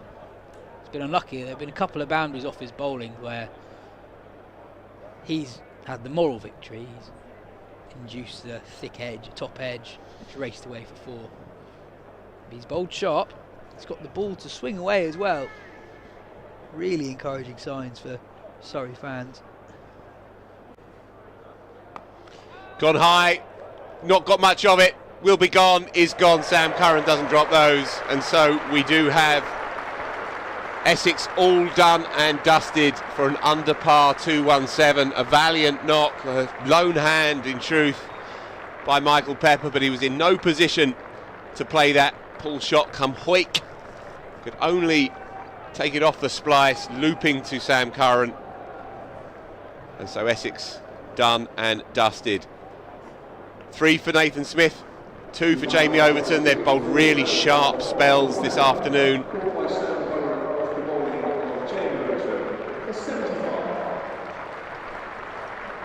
Not for the first time we have seen Surrey really demonstrate their preeminence at here, the Kia Oval. They are impenetrable, really. And Essex, well, they'll be frustrated with that, having started so sprightly this morning. 50 for no loss inside the first half an hour, Yas. Yeah, Surrey started the day quite slowly. It took a while for Worrell and Smith to get into their work. Elgar and Walter got Essex off to a flyer, as you say. 50 runs scored in the first half an hour.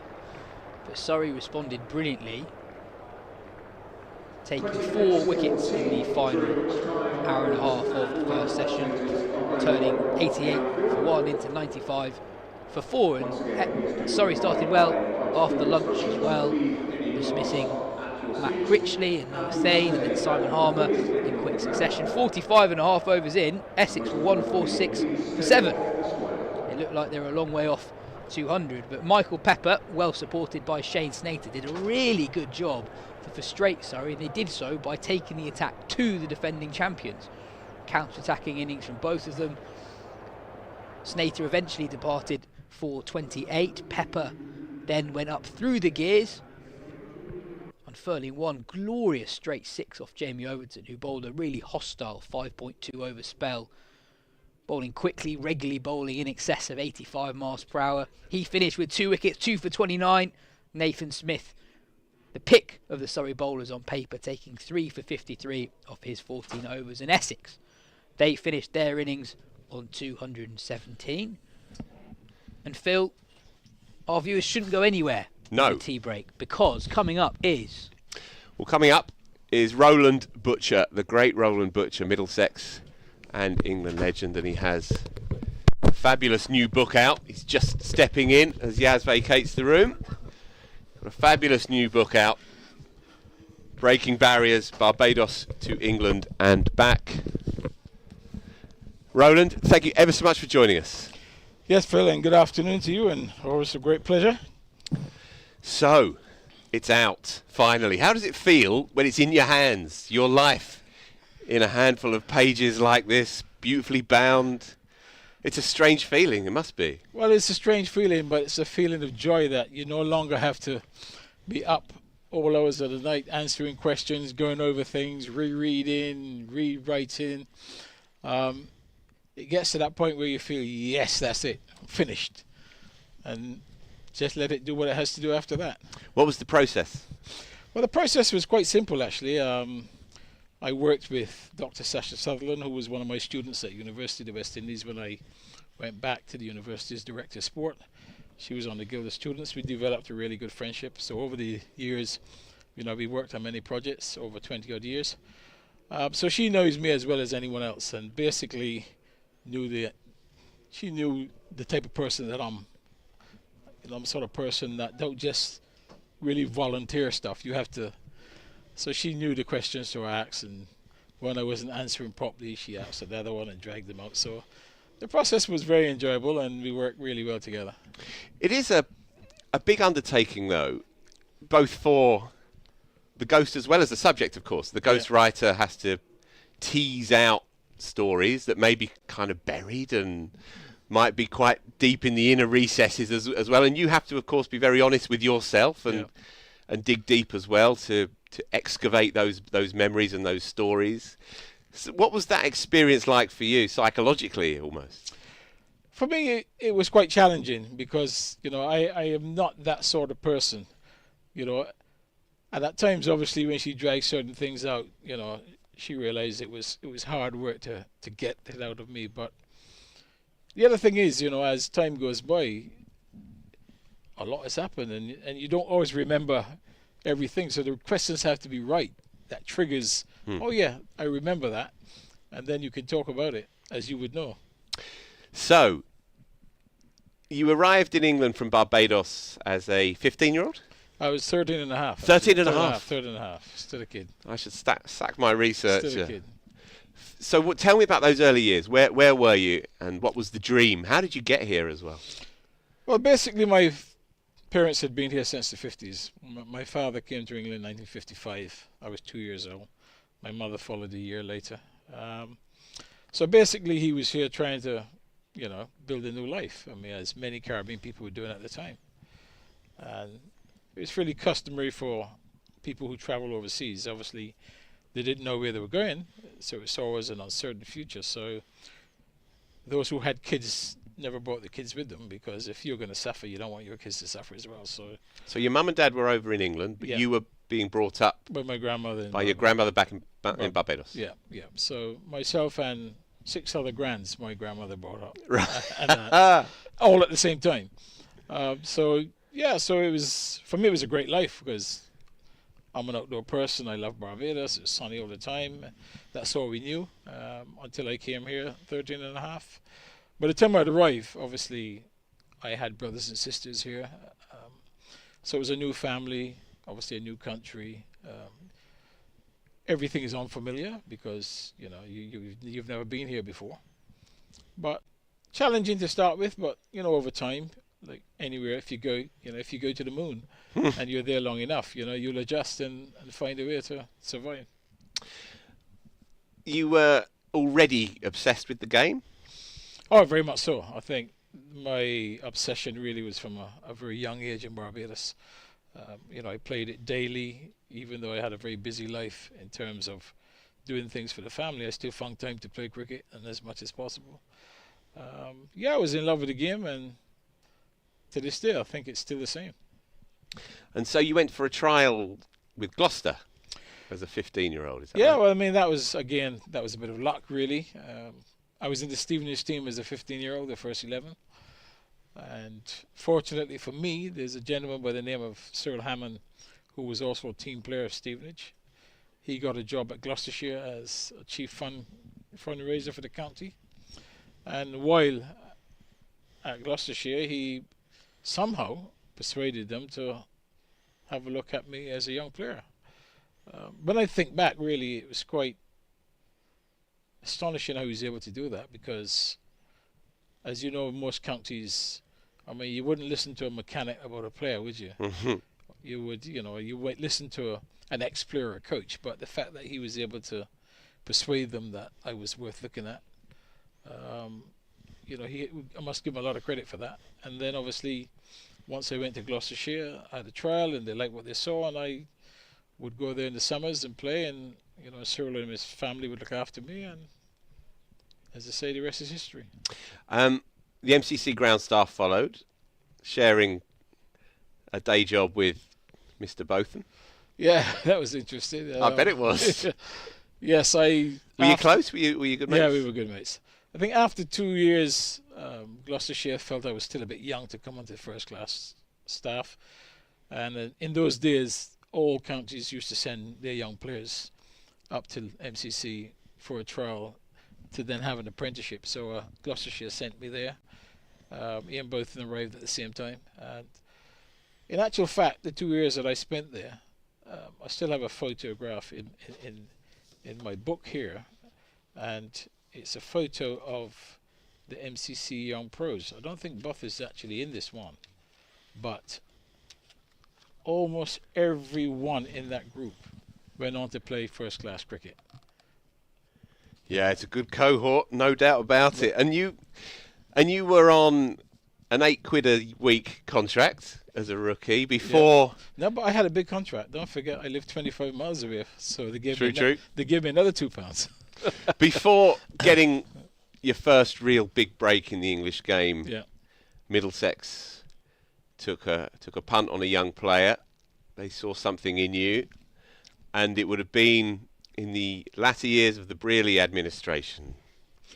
Yeah, and I was very fortunate. Actually, it was in the early years of the Brearley administration. Right. That was the key. I was obviously at MCC 70 and 71, so I joined Middlesex in 72. I think Brearley took over as captain. It might have been 71. Okay. So it was quite. And obviously, I came in at a time when the older players there was just a few left. There was just Titmus Murray. I think Parfitt was in his last year. John Price. So most of the other guys had gone. So I was fortunate to come in then.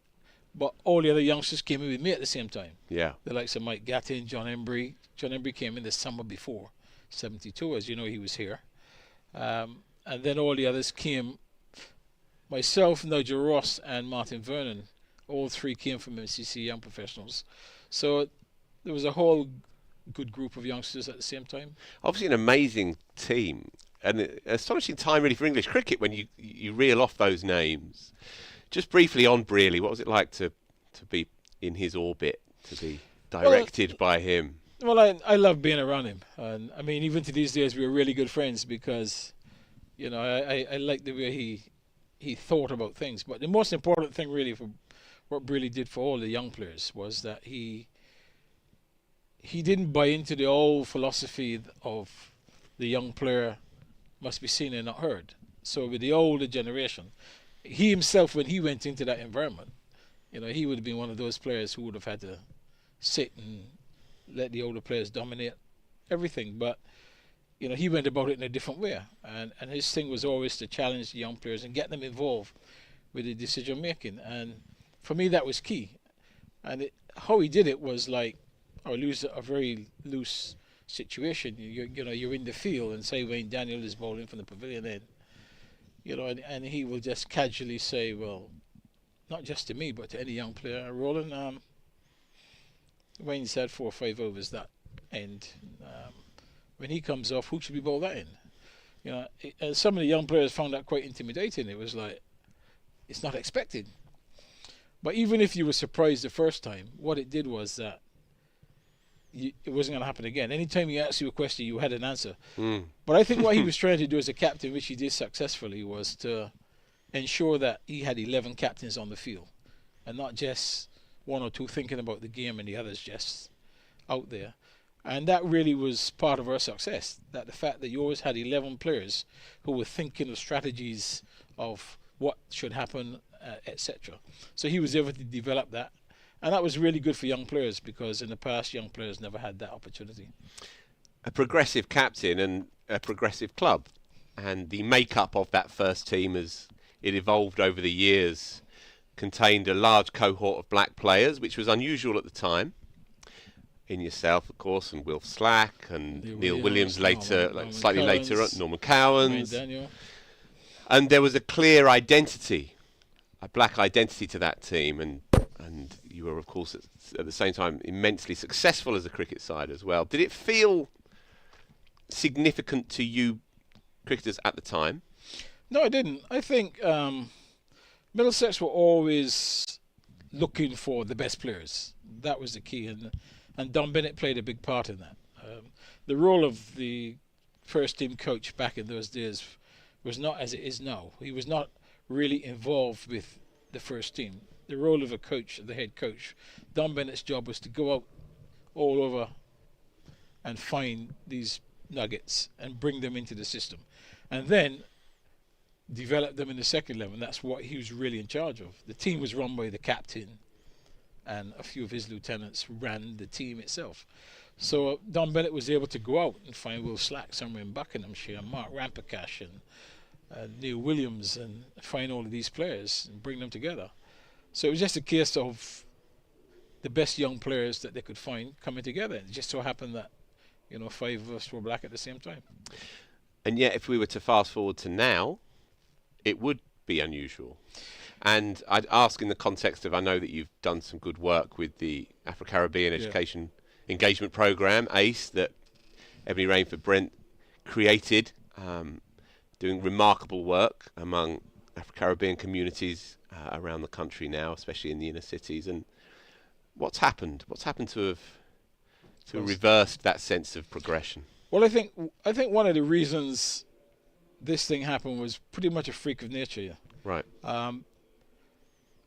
What really happened was the rise of the public school cricketer, right?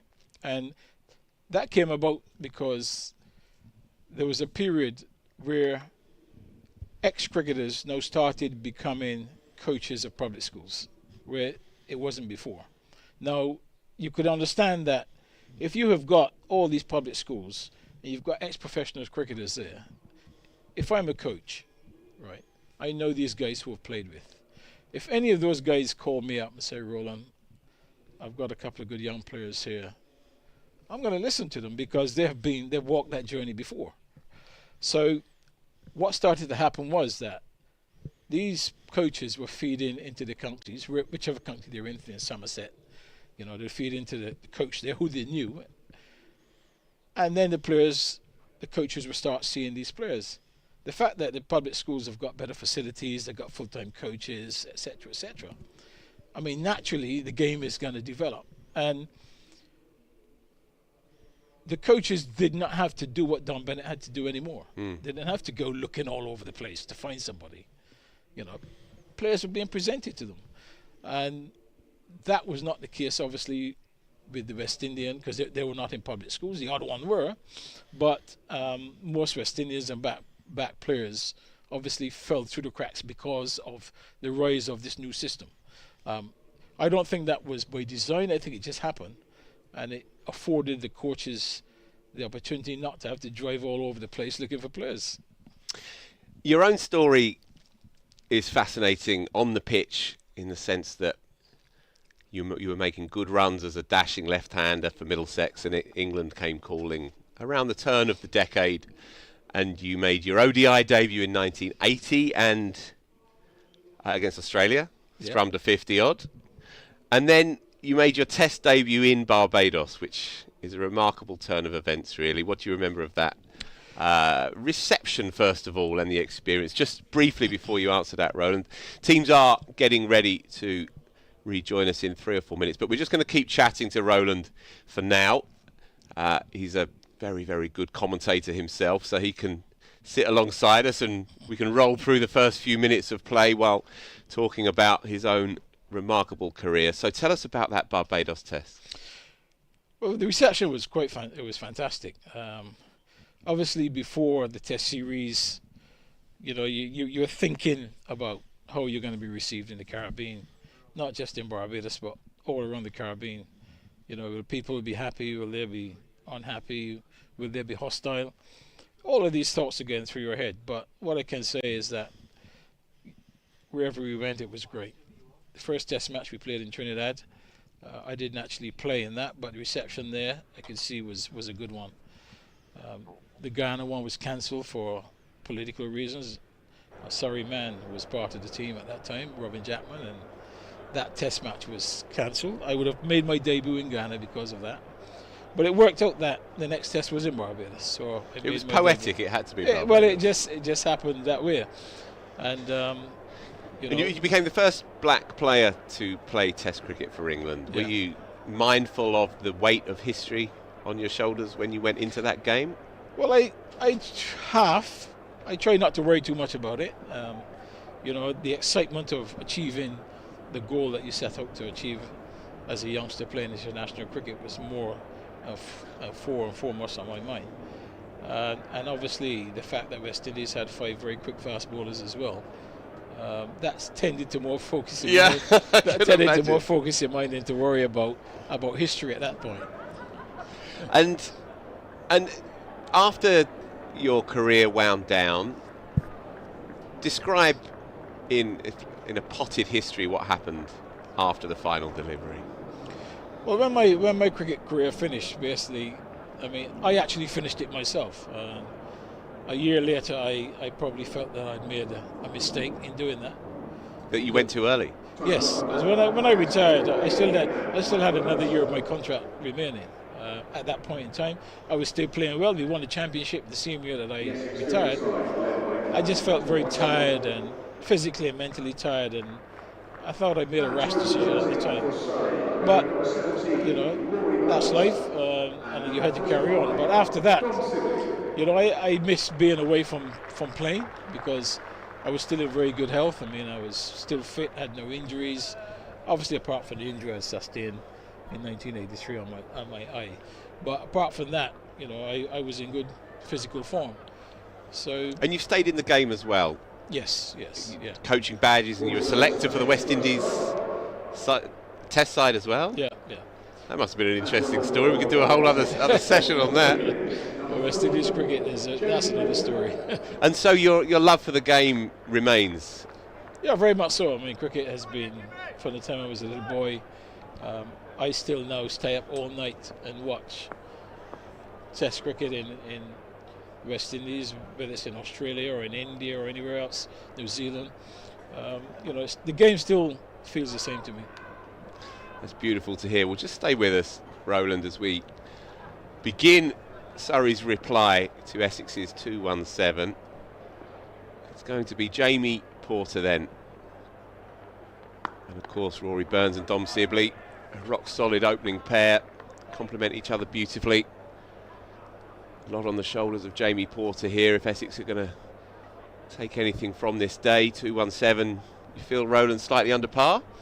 Yeah, very much so. I think particularly with the start that they had this morning between Walters and Elgar, 50 odd in about 8 overs, it looked as if it was going to be a run feast, but didn't turn out to be that way.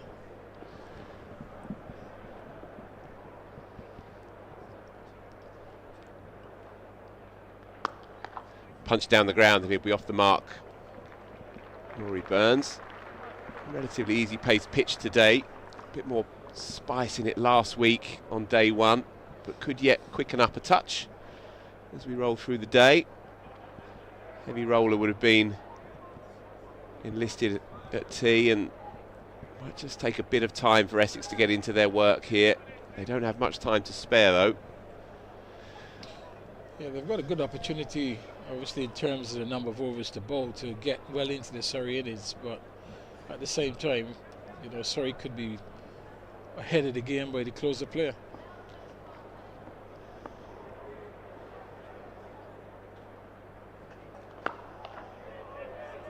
That's where Porter does his work. On that length, that top of off, old-fashioned length. He's a real stalwart of this Essex side. Comes in year after year, very rarely injured. Takes a lot of strain on his shoulders, he does, as the attack leader alongside Sam Cook's partner in crime, who of course is otherwise engaged in a test match for the first time.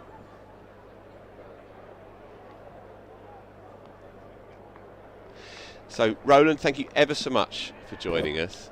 It's a joy to have you on. I have to say, I haven't read it all, but I've read some of it. And it's a beautiful piece of work. Roland Butcher's Breaking Barriers, Barbados to England and back. One of the greats of English cricket, still doing his thing. You'll be moving down the corridor to do some commentary later on this afternoon. Still deeply involved in the county game. Thanks ever so much for your time. Phil, great pleasure. And from one sometime Middlesex legend to Mark Ramprakash, who played a bit either side of the river. Afternoon, Mark. Yeah, very good afternoon. He could play? Yeah, well, yes, I could. How long have we got? I could wax lyrical about Roland. Very, very fond memories of playing with Roland Butcher. He was an X-factor player. People at Surrey will think about Alistair Brown. Sibley away as well, crunched into the onside and a sprawling, slightly ungainly stop, but does the business, just a single.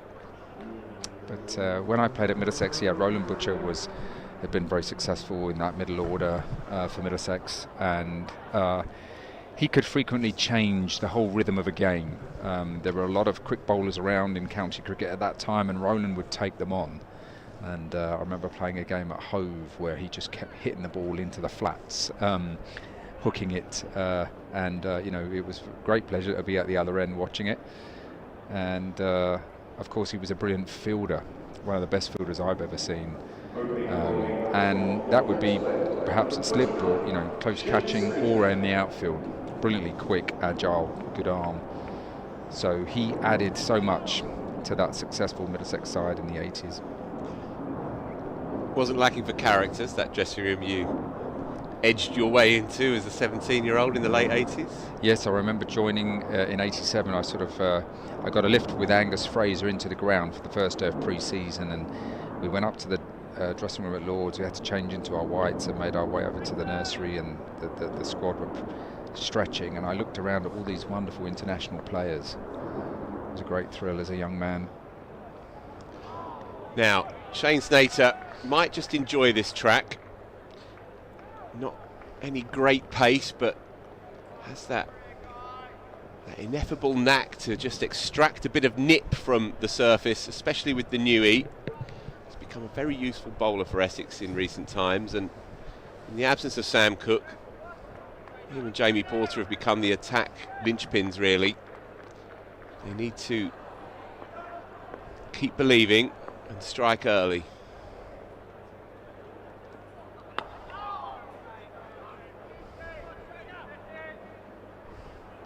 What was it like for you as a young player, Mark, walking in terms of becoming accepted? Because Roland was talking about how it was actually quite an open and progressive changing room under Brearley when he first emerged.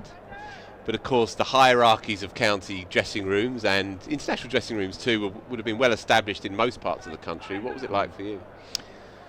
Well, society was different and sporting dressing rooms were different. And it was pretty blunt at times. There were some heated exchanges. I think Middlesex promoted that type of environment where if you had something to say, you said it, and you said it straight, and you got it out. And actually, when you walk out into the field, you know that you'd sort of thrashed it out if you had something to say, and that wasn't for everyone. I have to be honest. It's a fairly boisterous place, and you had to stand your ground, and that wasn't for everyone. Flicked, airborne, and with some panache. 4 runs, a couple of bounces. Dom Sibley, he's become a very tidy player on the eye, as well as a rock-solid opening bat, expanding his shots by the week. Just a bit too straight there from Snater, quite wide on the crease, no real swing to speak of as of yet. And straying, well, gosh, Dominic Sibley, you cannot bowl there to him. I think that's well known by everyone. Of course, Essex do have a slightly split field here. There's a sort of a short square leg just behind square there, catching. That's more like it, but it's rather died on Michael Pepper on the bounce. Slips and keeper might want to come up with a yard, perhaps. It's a good length, though, isn't it? It's a sort of length at Chelmsford, where bowls and LBWs are very much in play. But with the bounce normally a little bit consistent at the Oval, it's for Porter and Snater, it's a different feel on this pitch. But as I say, they've got 4 on the leg side, so they are looking at a bowl, you'd think, fairly straight. Just like that. Couple gone then. No alarms for Surrey's openers just yet. 2-1-7 then Essex made earlier in the day, and an innings of what might have been really. They came out like the clappers. 50 for no loss inside the first 35 minutes. Dean Elgar looked like Lara incarnate for half hour, and then Sam Curran came into the attack, and from his very first over induced the edge.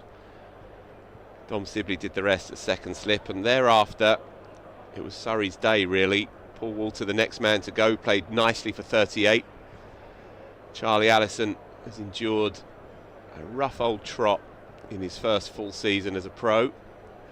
Been opening the batting and down at 4 today, didn't trouble the scorers. Porter goes up for it, little inside edge perhaps onto the pads. No one in at Boot Hill either, nothing doing. And Wesley went just before lunch, which felt like a big blow for Essex really. The skipper, another player struggling for form, not yet registered a half century this year. He went for an even 20. And then this afternoon, Surrey's seamers did the business, and only Michael Pepper really with a fabulous 75 from 94 with 9 fours and a showstopper of a 6. On the bounce, may have been a slight inside edge onto the back leg perhaps. Didn't carry regardless. There was a bit of interest in this.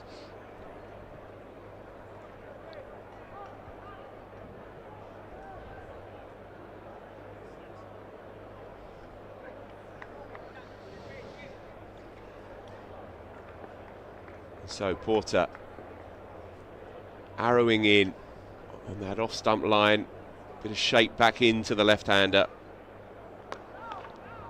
And there was an example of it, skewed from the inside edge, but he'll pick up a couple. Porter won't mind that too much. It's funny, I've been in bowling meetings where bowlers will talk about the weaknesses of batters, and sometimes that will affect the choices they make, whether to go over the wicket, round the wicket. I think sometimes they go away from perhaps their strengths. Porter has stayed over the wicket to left-handed Burns here. I think there's been a few dismissals of Burns round the wicket this season. Got up for that. Stifled appeal. Already been more seam movement than what we saw with Surrey at new ball spell, certainly in the first 10 overs. Porter known for hitting the seam, and he's done that already a couple of times in this over, making it very awkward. But his strength is that he can nip the ball back into the left hand, as that delivery shows us, or of course he can go away with 3 slips and a gully waiting. But there's a lot of bowlers who it's very much in vogue to go round the wicket to left-handers, isn't it, and try to move the ball away from them. Yeah, we're seeing it more and more, especially here as well. Surrey seam attack, Jordan Clark, Nathan Smith, it suits them to go round the wicket. They bowl that kind of angling delivery in that is a kind of hardish length, but if it does hold its line, it can be a nightmare for a left-hander if it goes against the angle. Jordan Clark in particular has become a master really against the left-handers on these pitches here, and we're seeing it more and more. Porter's an old-fashioned seamer in so many ways, isn't he? But he has a fabulous record, and it's built on that. Ramrod straight, 8 for no loss after 3. Quick tour around the grounds, 5 down for 245. Zimbabwe, they've had a good day, and an especially good day for Brian Bennett. 139 not out, 26 fours in it. 21-year-old, registering his second Test 100 today. Watched some of that this morning. Sparkling player. And good news for the game itself that Zimbabwe have turned up today and had some joy around the grounds. Durham 9 down for 244 against Somerset at Chesley Street. A lot of wickets today. In fact, Hampshire bundled out for 154 against Sussex, who are 2 down themselves. So 12 wickets have fallen already in that one. Sussex 35 for 2 in reply to that 154. And Notts 5 down for 187 against Yorkshire. Warwickshire also 5 down against Worcester in that Midlands derby. And so, again, some interesting games. A very competitive league this year. Sibley off the back foot, punching straight.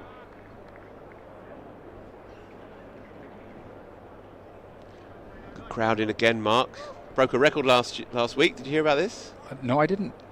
14,800 and something across the 4 days. Wow. Yeah, that's terrific, isn't it? Yeah. Well, I came along for earlier in the season, first day against Hampshire, and there was a terrific crowd that day, and the pavilion was looking almost full.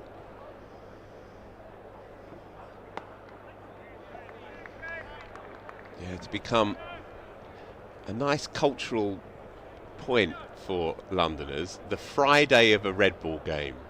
The numbers are slightly different across the weekend, but I think there's something about a Friday. You roll into the weekend, you bring your laptop, you pretend you're working. You might take the afternoon off. It's free after tea, of course. So if you are around the grounds and you fancy a couple of hours in the sunshine, gratis, then do come along. Same story every single day of every red ball game here. Again, punched off the back foot. Fascinated by the involvement of Dom Sibley as a player. Seems like there is more methodology to the technique than perhaps we saw towards the latter part of his time with England. He seems like he's in great order technically, and then that flows into the mind, of course. Runs through gully, just a couple. Played down with absolute control. He's occupied a lot of deliveries this season, but it's not been passive. He's not just sat on his bat and trusted in his defence. He's looked to score as well. He's got a lovely rhythm to his game. I think I was reading that he's batted over 24 hours so far in the championship this year. Carried his bat again, I think for the 6th time in his career. Exactly that, yeah. Far too high. And it's not to be underestimated. I mean, I was very lucky in my career. I batted behind some fantastic opening batters, and it really made my life as a middle order player a lot more easy. And of course, Surrey, being the champions, they're very lucky to have these two, Burns and Sibley. Both had international experience, both still highly motivated, get up every day and think about how can they be better, and they're playing for a champion county. So, that they often provide such a good platform for the stroke makers in behind them to come in and enjoy themselves. of which Surrey have a plethora. Sam Curran making his first red ball appearance of the year, in for Dan Lawrence, who did himself a mischief last week, pulled a side or something, strained his back. Gorgeous. That's his area. Rory Burns just lent on that, but when he hits it through straight mid-wicket, stays hit.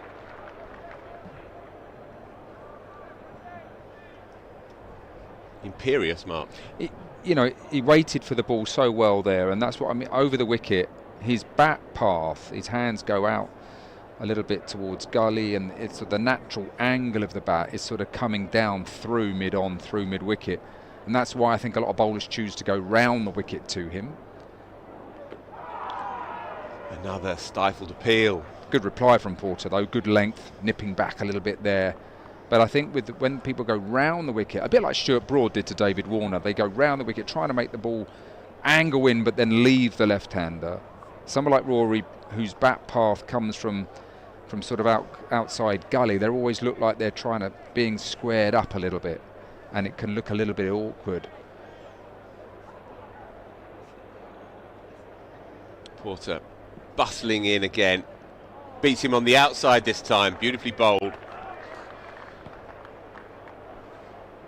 And that was a good illustration of say, a bowler sticking to his strengths and saying, well, look, I could go round the wicket. And I know that Porter can, he's versatile enough to do that. But for the moment, to settle into his spell, he's bowled an immaculate line here.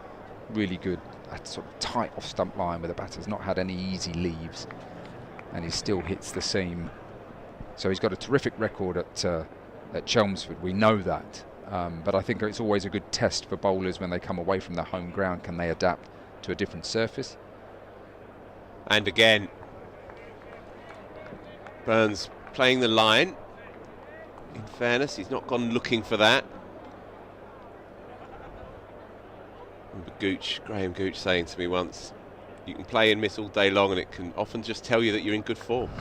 If you're in control of your mind, then you'll play the line. You won't follow it uncluttered. Talking of which, Gucci's with us tomorrow lunchtime. Oh, great. Yeah. That'll be fun. I've got the nod for that one. Brilliant.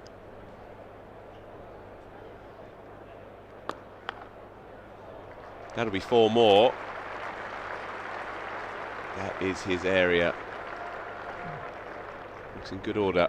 He's made that look so easy, hasn't he? I mean, just a sort of slightly back of a length. Wasn't that bad a delivery. But with high hands, Rory Burns, that's hit the middle of the bat. Ball probably just around about waist height, off the hip, times it away, races away across the square there.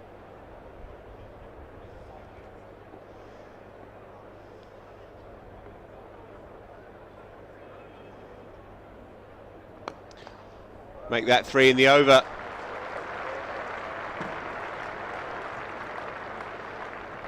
Porter had his moments in that over, but the cold analysis is that Burns is off to a mini flyer here. 3 boundary falls from Porter's second over, and after 5 bowled, so his third over in fact, 5 bowled already, 22 for no loss, and with only 217 on the board, and the knowledge in the forefront of our minds that Surrey have lost 1 game in 5 years here in red ball cricket, Essex need to strike, and strike soon, if this is not going to become a rather tricky couple of days for them, to say the least. So Gooch, the great Graham Gooch, with us tomorrow lunchtime on the stream to talk about his remarkable life in the game, his relationship with Essex County Cricket Club. Gave you your debut, Mark. Yes, I was just about to say actually that I was so lucky. My debut test at Headingley, 1991, he was England captain, and I was very, very lucky in my career. I played 25 years, but probably the best innings I saw was actually that match by Graham Gooch at Headingley, bowler-friendly conditions, overcast the whole game, the calibre of the West Indies attack, and he got 154, I think, not out. I think he carried his bat. He did. And it was around, I mean, the total score was probably around 270, 280. So 252. Right, well, look, I do him a disservice then. Lovely shot for none. But incredible. I've got such respect for Graham Gooch because in those days, globally, world cricket was in a very healthy place, and there were some terrific teams, some great fast bowlers, and he'd strap them on and go out first and face the fire, and he did it brilliantly well. And of course, into his 30s, he became machine-like, reached number 1 in the world for a period of time, and led the way really for that England team in terms of professionalism, dedication, and showed what you could do if you got your training right, the 1%ers. I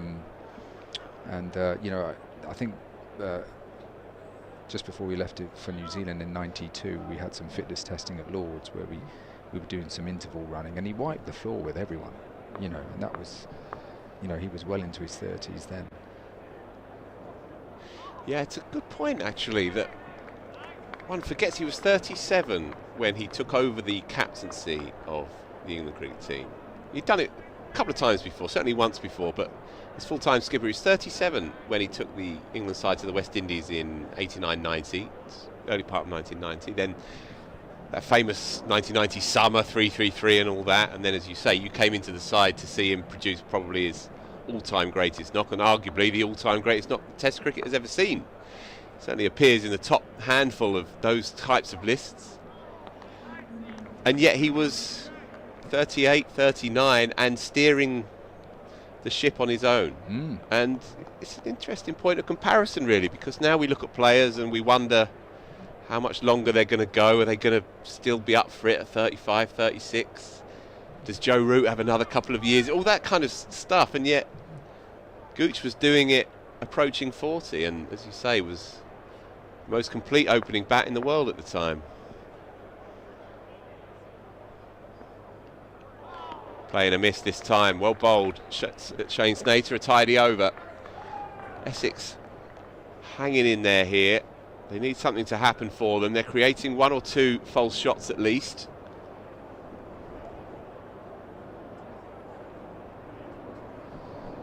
Yes, I think a number of factors come together with the great players like, Virat Kohli, Joe Root, Graham Gooch. I look back at them and think that they're still highly motivated, they're experienced, they've got the know-how, technically they know their game, they've got the tactical awareness of different conditions, playing on turning wickets, bouncy wickets, and they have a love of what they do. They've managed to retain a love of the game and a love of the art. So much of the battle, isn't it? Yeah, for sure.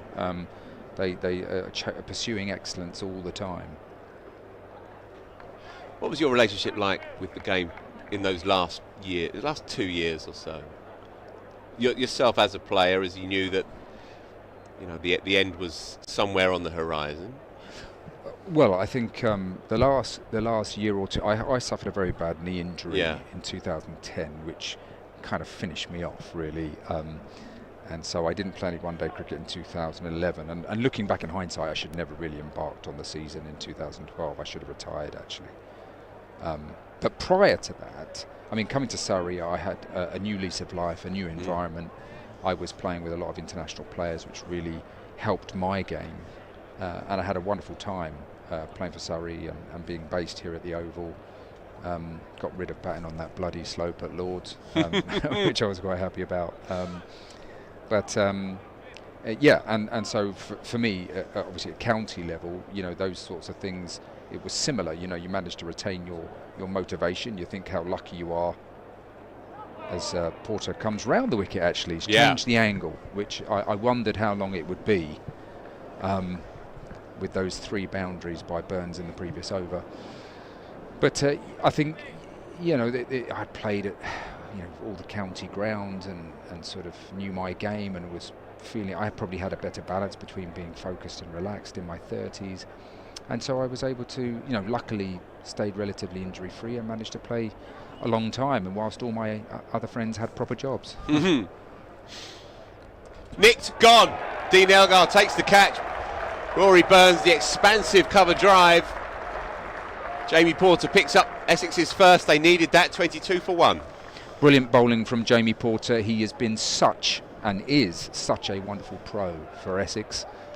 He's led their attack for so long now, and this is not unusual to see him get the early breakthrough. Round the wicket, full, enticing Rory Burns into quite an expansive drive, something that's unusual for Rory Burns, and possibly a little bit outside of his game normally at this stage so early on, and succeeds only in sort of getting a fine edge to first slip. Well taken around waist height, and Surrey lose their first wicket. Yeah, Burns goes for 15. Curtis Patterson, new man, Australian overseas, made his debut, as he would say, last week for Surrey, and batted beautifully for 80 odd. Looked entirely at ease. Good story, the Patterson story, to get to this point where he gets this opportunity in county cricket at 32 years old. He had 3 disaster years for New South Wales where he could barely score a run, and then was a player reborn last winter. Made a brilliant 100 for Australia A against England Lions, which perhaps the Brains Trust here at Surrey took note of, and they called him in. And as I say, batted serenely last week for 85 against Yorkshire, and he's in at first drop again here today. Played a couple of test matches, made 100 of course. Averages only 144 in test cricket. Thanks for coming. 114 not out against Sri Lanka back in 2019.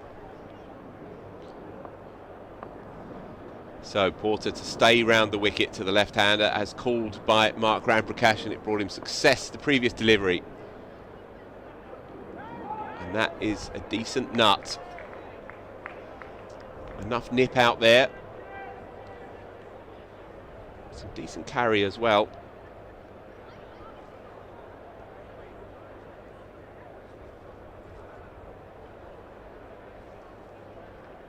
That's a terrific test average, isn't it, to be then left out? He obviously doesn't drink with the right people, clearly. But I'm trying to think. I think he was top run scorer for New South Wales, wasn't he, in the winter? Exactly that, yeah.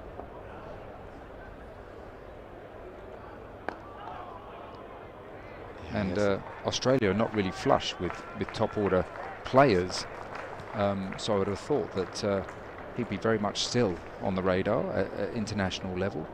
I can think of many left-handers, actually, Australian left-handers who had terrific careers into their 30s. Mike Hussey comes to mind, Chris Rogers, Justin Langer.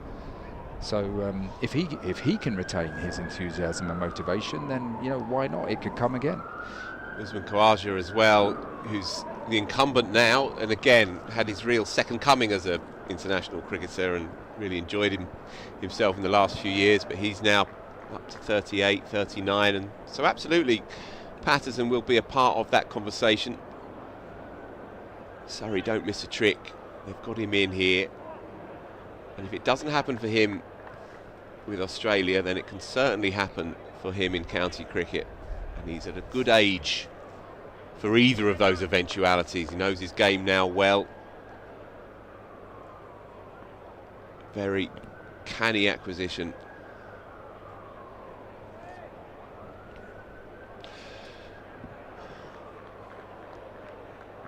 So Essex living a little here. They're bringing square leg over to conventional gully. So 3 slips in the gully. So they should as well, because Snater bowled a very tidy over previous to this to Dom Sibley. And he's in decent rhythm. Essex have to be all over Surrey at this point, because you don't get many windows with which to strike.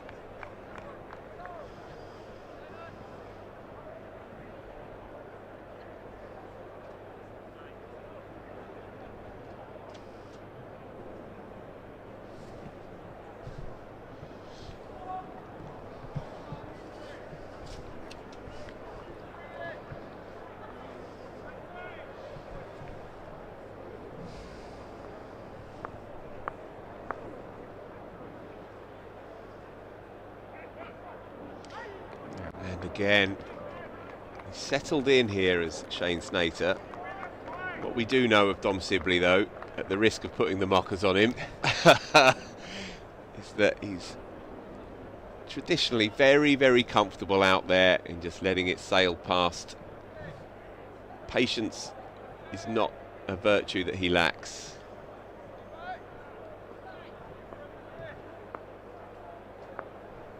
Very tight 3 slips there, waiting for this. And again, happy enough just to let it wend past. So Essex have come out here and bowled with discipline and a bit of incisiveness as well. They desperately like another 1 or 2 with the new ball. They're scrapping hard.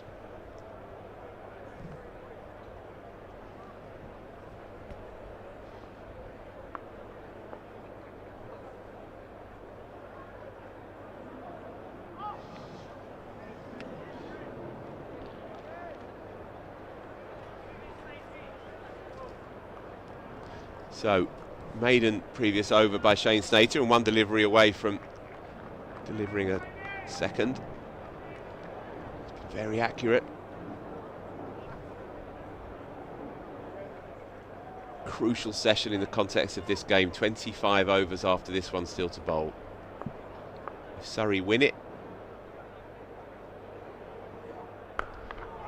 then tomorrow looms horribly large for the visitors. But if Essex can get out of this session 3 or 4 down, they will feel right in this cricket match. I'm done, and Yas is going to take over. Just stay with us for a time, Mark.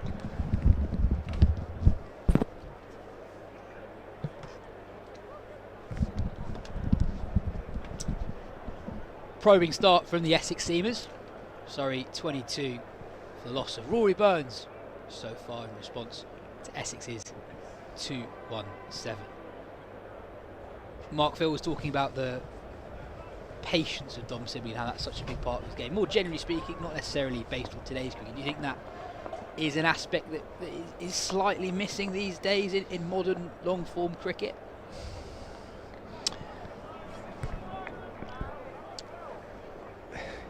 Yeah, I think when you look at the change or the significance of short format cricket, over the last 10 years, I don't think it's any surprise. The professional players spend less time working around the top of off, knowing where their off stump is, what to play, what to leave, and honing the attributes they need for first class cricket.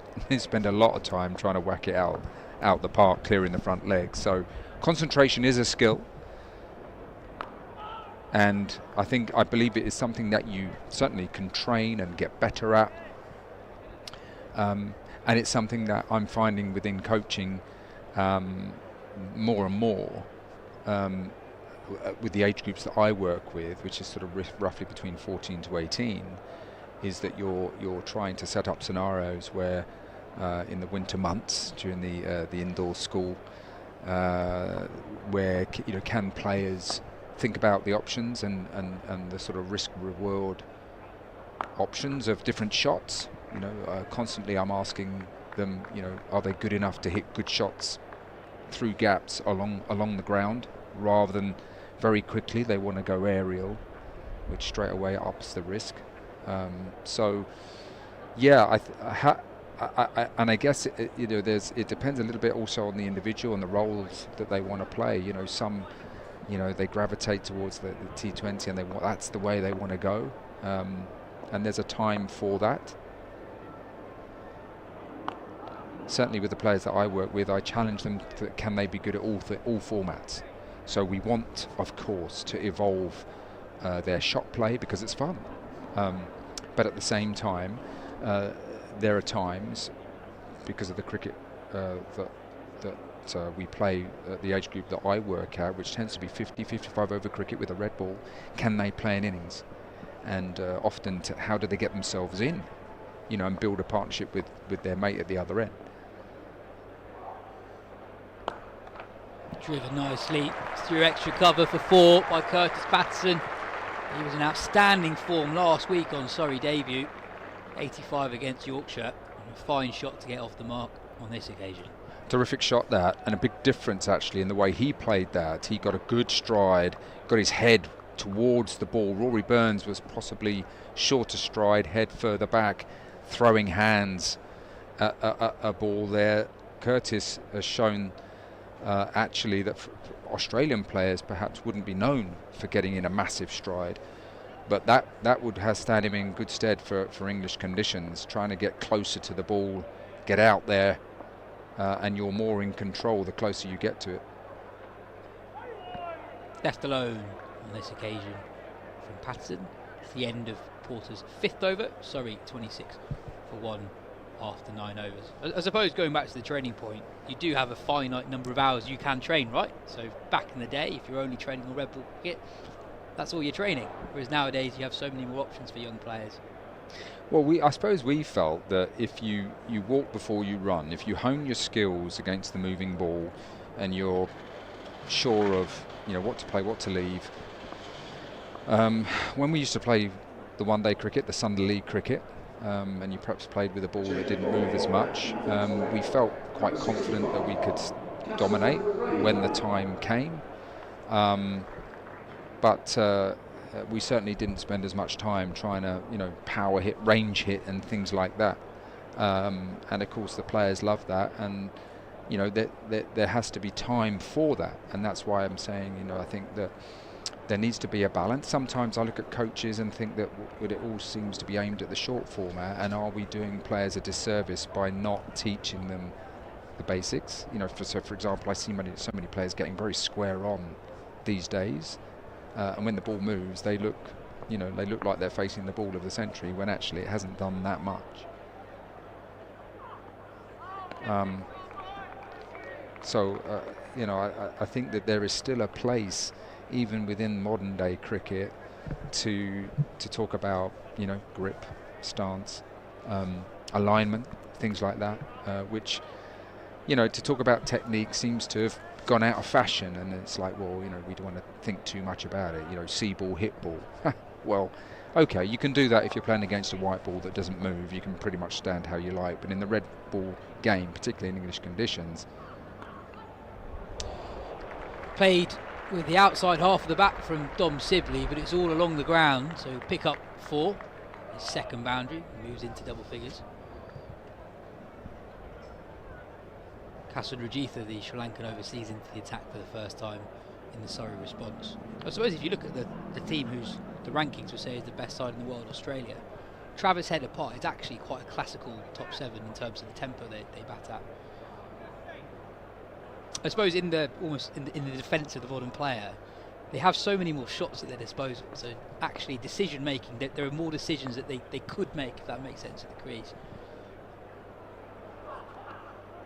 Down the leg side, brilliantly gathered by Pepper behind the stumps, diving to his left, ball on the bounce. Yeah, I think, to be really clear, I'm certainly not in any way criticising the one-day players. I mean, I think if you look at Rohit Sharma, Virat Kohli, they've got great basics and they play all formats. And that would be my challenge to the players that I coach, is can you play at all formats, and what do you have to be really good at? So what do you have to be good at in T20 cricket, and what do you have to be good at in first-class cricket?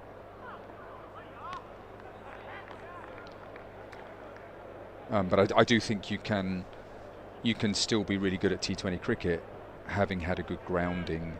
But if you haven't had that grounding and you're a bit of a swiper, as I would say, I don't know that you can play red ball cricket. And that's a tricky thing. I mean, I can think of David Warner, who sort of came in having played a lot of one-day cricket and then gravitated to be a terrific Test match opener. But there aren't too many that have done it that way round. Fuller driven straight, and Rajitha's done really well to get a big right boot down to defend and stop the ball from racing away for 4. Another interesting element to it is the way T20 cricket is evolving recently. Scores have been getting higher and higher, run rates are getting higher and higher, and especially guys who predominantly bat in the lower middle order in T20 cricket, they're almost doing something completely different, and their first thing is just about hitting sixes. End of Rajitha's first over, Surrey 30 for 1, where their whole game is based around the ability to hit sixes. I almost refer to them as hitters because that's what they're judged on, and that their basis, their technical grounding is not that of a top order T20 batter. If you look at the IPL at the moment, one of the teams doing well, Gujarat, have an amazingly aesthetically pleasing opening partnership of Shubman Gill and Sai Sudarshan, who you can see Gill's could be the next Indian Test captain. Sai Sudarshan tipped to maybe play Test cricket this summer as well. You can see how that can be transferred. But if you look at some of the guys with the highest strike rates in the competition, less so. I completely agree. I mean, we've got, I can think of one on show today, which is Jamie Overton, who has been included in England one-day team, and he is a serious lower order hitter. And I agree with you, they are like a hitter. They're almost like baseball hitters, really, in the way that they stand, and they are absolutely brutal. And they are incredibly important to T20 teams. Regardless of the score, actually, I mean, they're going to play pretty much the same way, whether it's 50 for 4 or 150 for 4. And that has become, almost a specialist role. You're right that more and more guys are training specifically for that. I suppose I am talking about more the batters, so people like Jaiswal, for example, a young fella who has clearly had IPL experience but came in and played really well in Test cricket, and he can do that because I think he's got good basics as a top order player, and it will be a great test of him to play a 5-test series in England. That series should be absolutely fascinating. India with a slightly new look about them this summer. No Virat Kohli, no Rohit Sharma, but given the profile of the guys who come into the India side because of the IPL, they're ready-made superstars back home. Sai Sudarshan, as I mentioned, Sai Sudarshan has a couple of spells over here in the last couple of years. He's a borderline household name before he made his Test debut.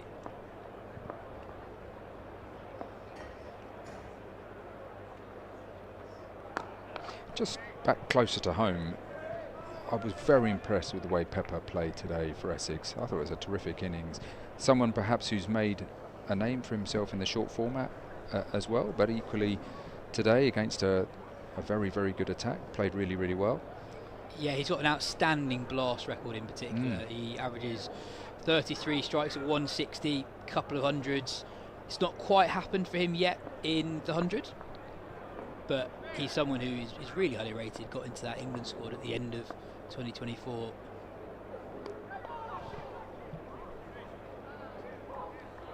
Still making his way in first class cricket, but for someone in his mid-20s, he's not actually played a lot of it. But he's had a few good moments this year, scored 100 against Surrey at Chelmsford earlier on in the season. There were a couple of shots from him today that were really high class. He pumped Jamie Overton down the ground for 6, and Overton was bowling sharp. Yeah, no, I thought he showed really good temperament there, good attack, helpful pitch, and a crucial knock for his team. That must really help his confidence, a little bit like Tom Banton getting the 300 early in the season, although he hasn't got too many since. But the recognition of, well, yes, we enjoy white ball and we can play it, but actually it's good to try and be good at red ball cricket, and that could help my white ball game as well. For the second time today, Dom Sibley guides a ball down to the deep third boundary, picks up 4, his third boundary so far in the Surrey first innings. The home side of 35 for 1. Well, Dom Sibley has a very important quality, and when it hits this sort of outer part of his bat, it manages to go down. And he's had a couple where he's played them late with the angle of the bat pointing down. Now, Kane Williamson is probably known for this, is playing the ball very late and letting it come to him and angling the ball down to sort of gully through third man, that area. And Sibley has done that very, very well. He gets over quite a big movement over onto off stump, but has got a very, very solid forward defensive shot. And it must be really annoying, actually, because of his concentration and the way that Dom Sibley plays, it must be really frustrating to bowl at him and think, well, look, how can I entice him into an error? Because let's face it, most of the time, batters probably get themselves out by making a wrong decision.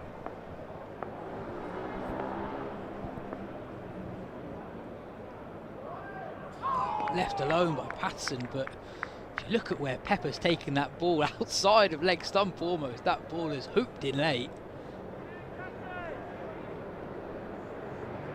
Yeah, really not too far away. Question that we've been scratching our heads over all season. If you're an opposition captain, what would your plan be to Dom Sibley? Because he's so solid in defence, he sort of tempts you to bowl straight because of how far he gets across, but he basically never misses. Clipped into leg side by Patterson, he'll pick up at least 2. Moves on to 7. And he's so patient outside off stump, such a good judge of whether or not to leave the ball. He's not really someone who's often lured into a false drive. So what do you do? Well, I suppose you've got to think about your strength as a bowler, and then you've got to think about the surface, and try and come up with some sort of plan, and then commit to that plan. And the thing with Dom Sibley is that you've got to match his relentless concentration, and in terms of the discipline that you bowl with, I think. He does get across his stumps, and because he's a tall man, he can get forward to balls. So, you know, to get him bowled in LBW is not easy, because he can get forward quite a long way to negate that. I don't know. I'm sure there'll be some data on how he gets out, but is there a pattern? Probably not.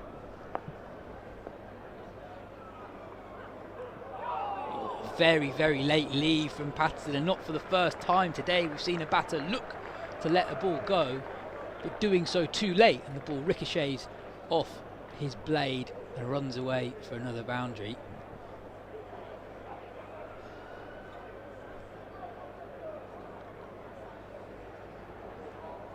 Very, very close to a second early Essex breakthrough. But yeah, on your point about Sibley, averaging north of 60 so far this season, couple of hundreds already. Past 50 in 6 of his first 10 visits to the crease.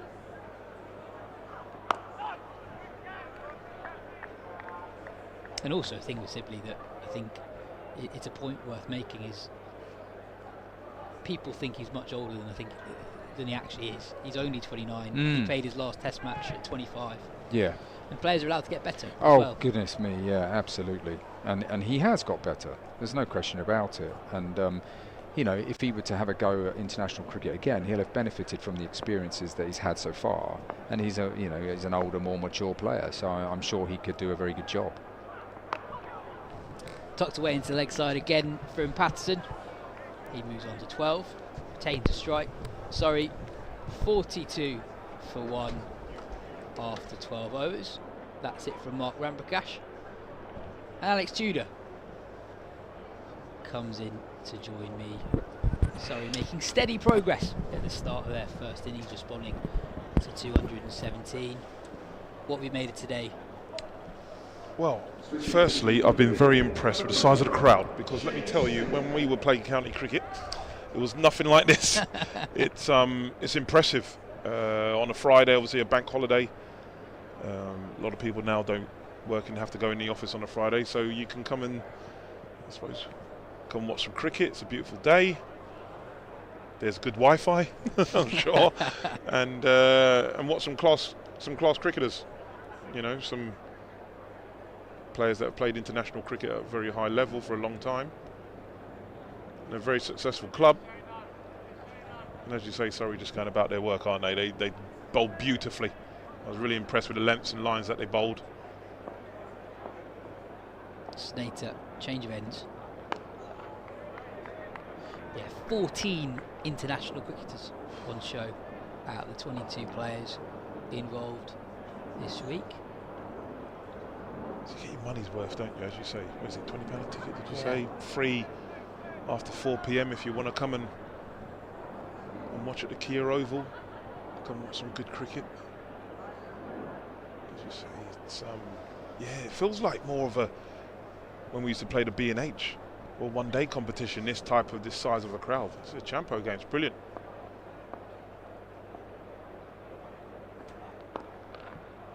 Shot. Wonderful shot from Patterson. Snater straying onto the Australians' pads, and that's clipped away at some pace. Brilliant timing from the Australian overseas. Yeah, beautifully executed. Made a beautiful sound off the bat. We say it feels like a gunshot. These bats now, they're so good, so meaty, and just straying onto the pads. Snater and dispatched beautifully. Patterson. Just getting a bit greedy. That's the line, that's the length. Just as a bowler, sometimes when you see the ball move and you think, oh, let me try and bowl the perfect ball, you get it wrong. As you say, quality players do not miss off their pads. What was generally your plan A bowling here at the Oval? Well, mine was, listen, I had Martin Bicknell at the other end, and he was like Mr. Consistent, bowl it on a shoestring, beautiful away swing. Mine was just to try and unsettle the batsman. I was never going to bowl a long spell.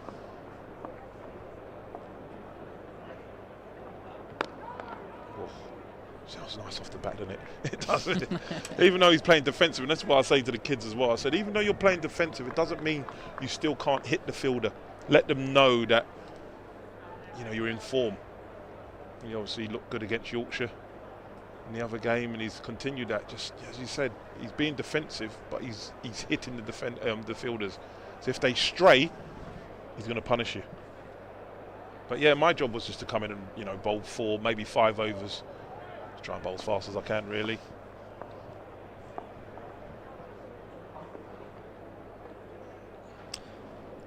That requires a degree of understanding from both yourself and your captain of what your job is. The captain's got to be on the same wavelength as you and understand that if you're a faster bowler who can ruffle a batsman up, that you've got to be using short, sharp bursts. Yeah, 100%. We was having a great conversation next door with Dan Ramps and I, just talking about how England used to use the Archer, and we talked about all those overs that he bowled in New Zealand.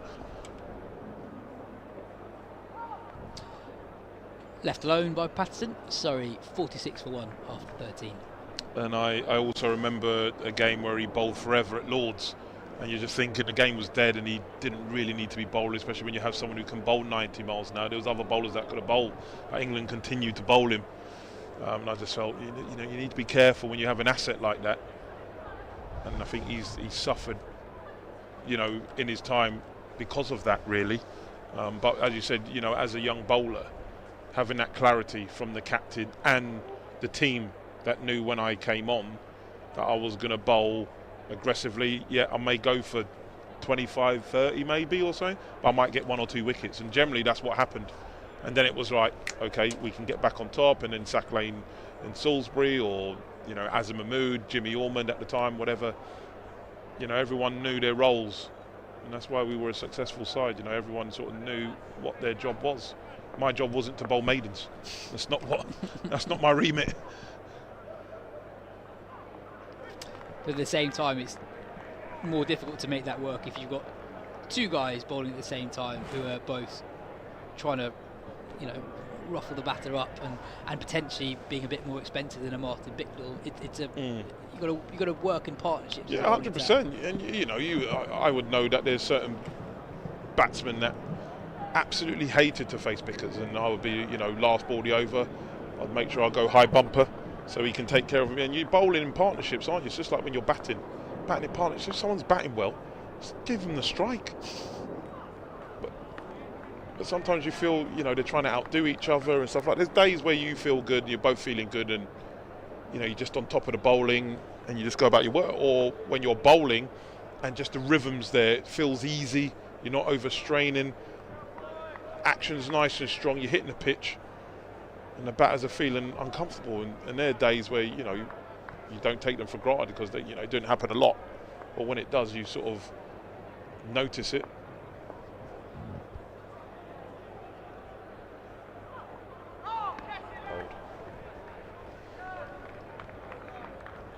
It's a good wicket. There's enough in it for the bowlers. I think as a batter, if you're patient, you'll get your runs. Pepper, obviously, batted beautifully for Essex and getting them up to 217. Obviously, batting first, you would want more than that, but winning the toss and putting the team in, Rory Burnsby happy with how his bowlers went about their work. In a good position, 46 for 1.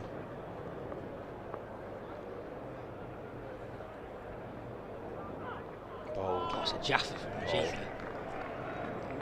Ball leaping off a length. Full enough to draw Sibley forward. Yeah. I was feeling the ball before, he's a little bit short. He's gone a bit fuller, and I always say, when the ball's moving around, you've got the vacant cover, no one at cover, extra cover. So allow the batter to try and get through. He might get 1 or 2. If you nick him, you take an average of 8.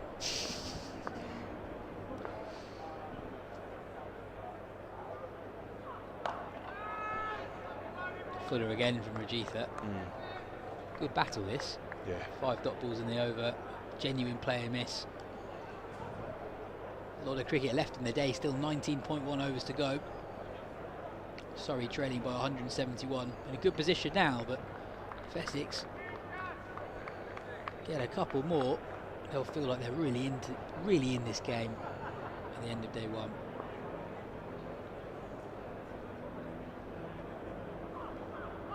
Left alone by Sibley. It's a maiden from Rajitha. Surrey still 46 for 1. Don't see much of him bowl, but he looks good snap, good shape. Obviously enjoy bowling here at the Ovals. Good bounce, good carry through to the keeper. That's all you want to see as a bowler. You don't want to, as a fast bowler, you don't want to see the wicket keeper taking it by his ankles. There's nothing more disheartening when you put in all that effort and then the keeper's taking it either on the one bounce or by the shins. You want to see that ball going through. I mean, Rajitha's got a decent test record, played 18 test matches for Sri Lanka, 55 wickets at 29. So he caught the eye in a tour game in 2015. So a touring India side played a local side in Sri Lanka, and he took 5 for 68 and got rid of Shikhar Dhawan, Virat Kohli and Rohit Sharma. It's not a bad 3, that, is it? So that got him on the radar. Right, okay. How old is he? He is 31. Right, okay. So he would have been, he would have been 21 at the time.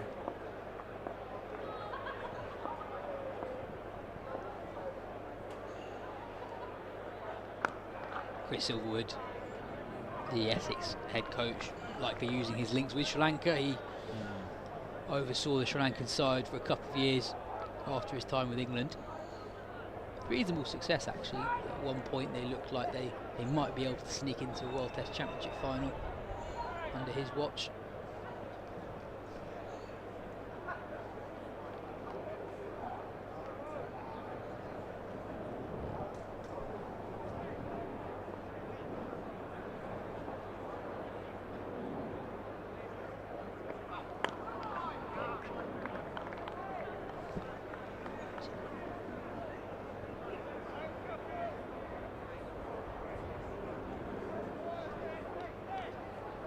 From an Essex point of view, it's a session that sort of allows each of the seamers to have one proper, or maybe even 2 decent spells each. Proper crack with this new ball before coming back fresh tomorrow.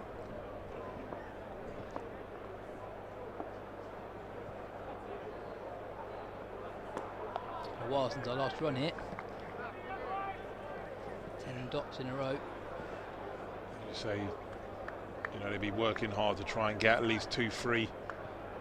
Have Surrey 3 down, and then they feel like, okay, we come back in the morning fresh. You get a couple, all of a sudden it's game on. They don't want this just to drift and Surrey sort of go through the end of play 1 down. Then they know they've got some hard work to get through tomorrow.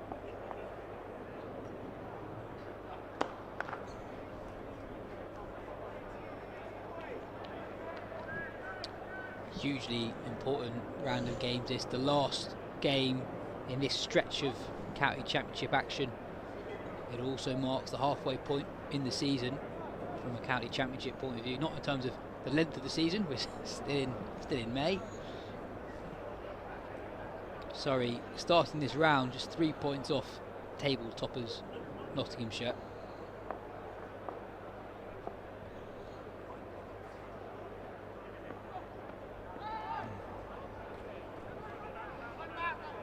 They briefly think about nicking a single, but eventually opt against it. It's another maiden. Surrey 46 for Nottinghamshire. By the way, they're 215 for 9 away at Yorkshire. George Hill, who caught the eye last week, he's had another brilliant day out with the ball for Yorkshire. 5 for 40 from 20 overs. The Yorkshire all-rounder has 31 wickets at 13 in Division 1 this season. He was one of a number of exciting youngsters called up for that England Lions squad, picked for 2 games against a touring India A side at the start of June.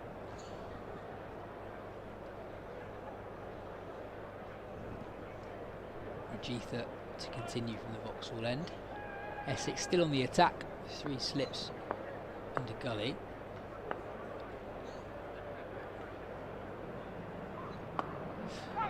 Question, Tudor, on conditions and how they compare to your playing days. So something that's been a common theme across this season in particular has been that the new ball hasn't actually done loads in the first hour. Right.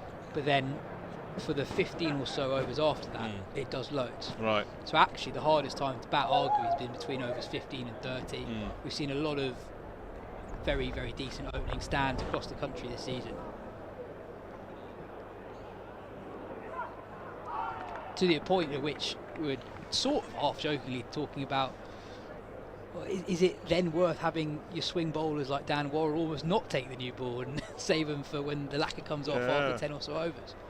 I mean, you're right. I mean, yeah, it was. I mean, when we played, I didn't quite like the lacquer as much. And then, as you say, sort of 12 overs or so, when the lacquer comes off, all of a sudden it starts to talk lush here. So you can look after the ball well. I mean, Martin Bicknell lived on swing. That was him, from 6'5" he was, high arm action, got that bounce. He wasn't quick, sort of round what we're seeing here. Not Rajiva, but Santner from the other end, sort of bowling at 76. So that's what Bicknell was. Obviously a lot taller than Santner, but he just didn't give the batters any. I mean, he was a bit like Angus Fraser. They just hated runs being scored off them, and that's how he applied his pressure. It was just by dot balls, maidens.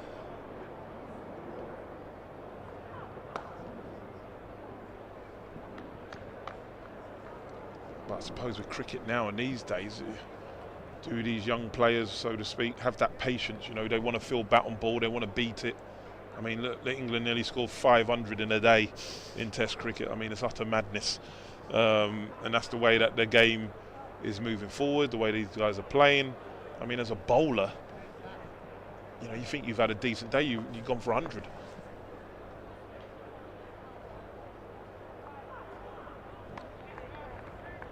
You mentioned Gus Fraser. Read an interview that Fraser did relatively recently, and apparently his philosophy on bowling was that if you go at 2.5 runs and over, you're probably going to do all right at the end of the day. He sort of crunched the numbers. Yeah, yeah. Well, that's what Alex Stewart said. Always used to say, your objective is to get another over. You don't want to bowl any rubbish, and captain takes you off. Bowled. Sibby nearly squared up, but not for the first time today. A ball that comes off the outside half of his bat rolls all the way along the ground. Sorry, 48 for 1 after 16. How did you find that as a motivating question or statement from Gus? Your aim is just to get. Oh right, yeah, no, well it was. I pretty much everything the gaffer said rung some truth to it, and he said, your objective is to get another over, so don't bowl a bad one. Yeah, I mean, as I said, I knew my role here, and they knew how to use me really well. That's why I did well while I was here at Surrey.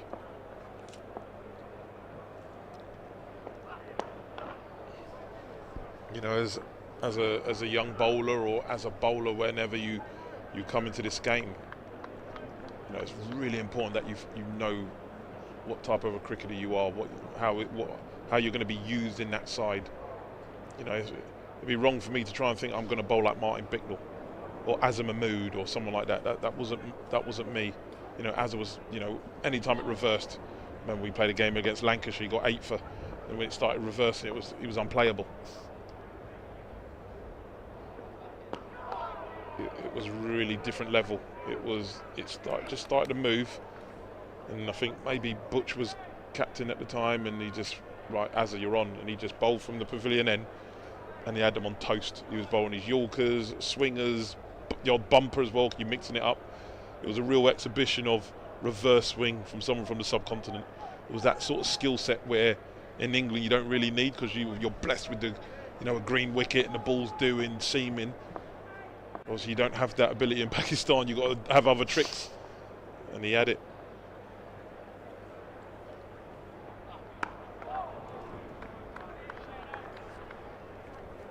Sorry, we were blessed with amazing overseas players in your time. Well, it's just, so Carl Rackerman was my first one. Waqar Younis was meant to join in '95, but he got injured. Because I remember Ben Holyoke, God bless him, Ben Holyoke and myself were like, you know, we're gonna be in and around Waqar, you know, pick his brain and that. And then Carl Rackerman came, and I remember Carl Rackerman he came to England with the Aussies in, I think maybe '89. Big wingspan, huge man. Driven down the ground by Patterson. Again, he timed that so well. Not much of a flourish, but it's raced away to the long on boundary. Picks up his 4th boundary, and Surrey past 50. Yeah, that was a gorgeous shot. Again, the noise off the bat. Just leant into it. Hit it straight at mid-on. Jamie Porter had no chance. And he's doing it without looking like he's trying to hit the ball that hard. Very languid, isn't he? It was languid in his play. Left-handers, they just have it, don't they? I had this debate with many people.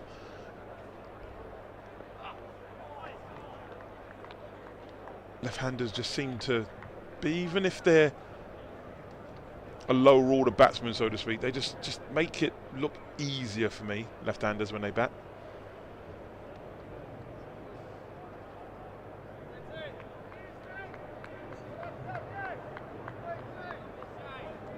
Beautiful shot of the ground in the evening sun. Really healthy crowd. We'll try and get a figure for you by the end of play.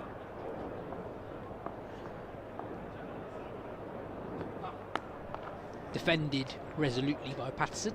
4 runs from that over. Surrey 52 for 1 after 17.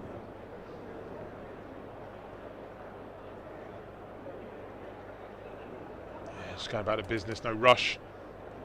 Just bat, take the runs that are on offer. Anyone watching, listening, this is how you go about batsmanship. And we had someone in this seat, Mark Ramprakash, that would love this. Just bat, just lived for batting.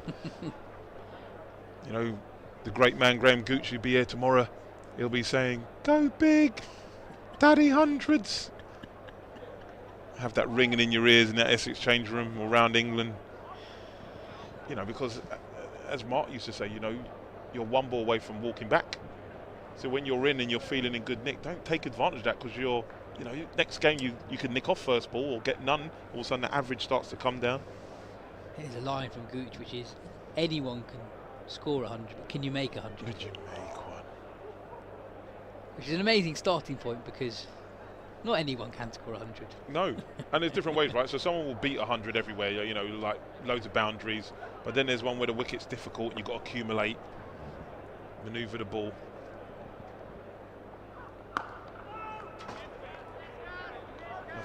And for me, that's when you talk about, because say as commentators, whatever, you use the word great.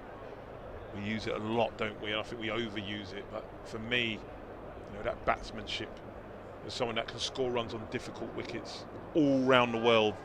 That's why I love Joe Root. And it's always a masterclass exhibition when he bats. And I always say for young people, if you could ever watch someone, watch the way Joe Root goes about batting.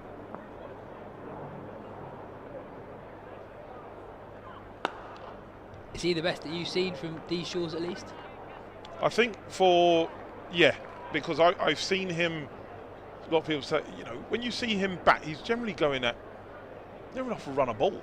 He just looks like he's having a net, just makes it look easy. But I've also seen him beat a ball in T20 cricket. That's why it sort of baffles me why, in ODI cricket, I'm sure his body most probably says, look, just stick to test. But he can still play one-day cricket for sure.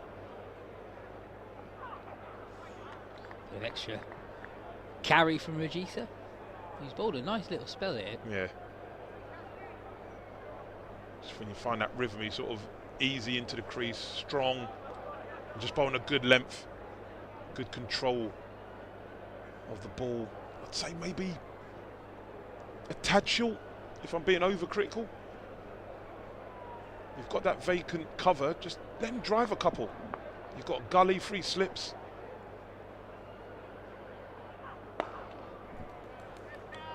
Slightly fuller and slightly straighter on that occasion, drawing Sibley forward.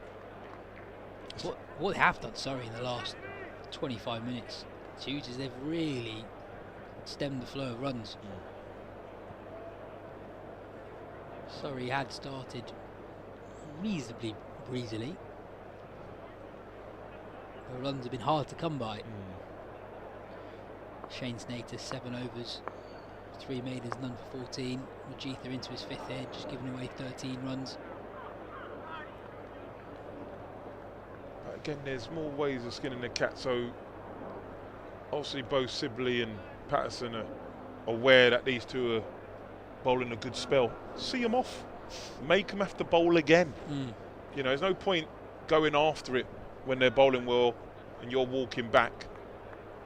See him off, then the captain has to decide, do I give him one more? Do I give him one more? We need to get a wicket. Then they start to get tired, and that's when you pick them off.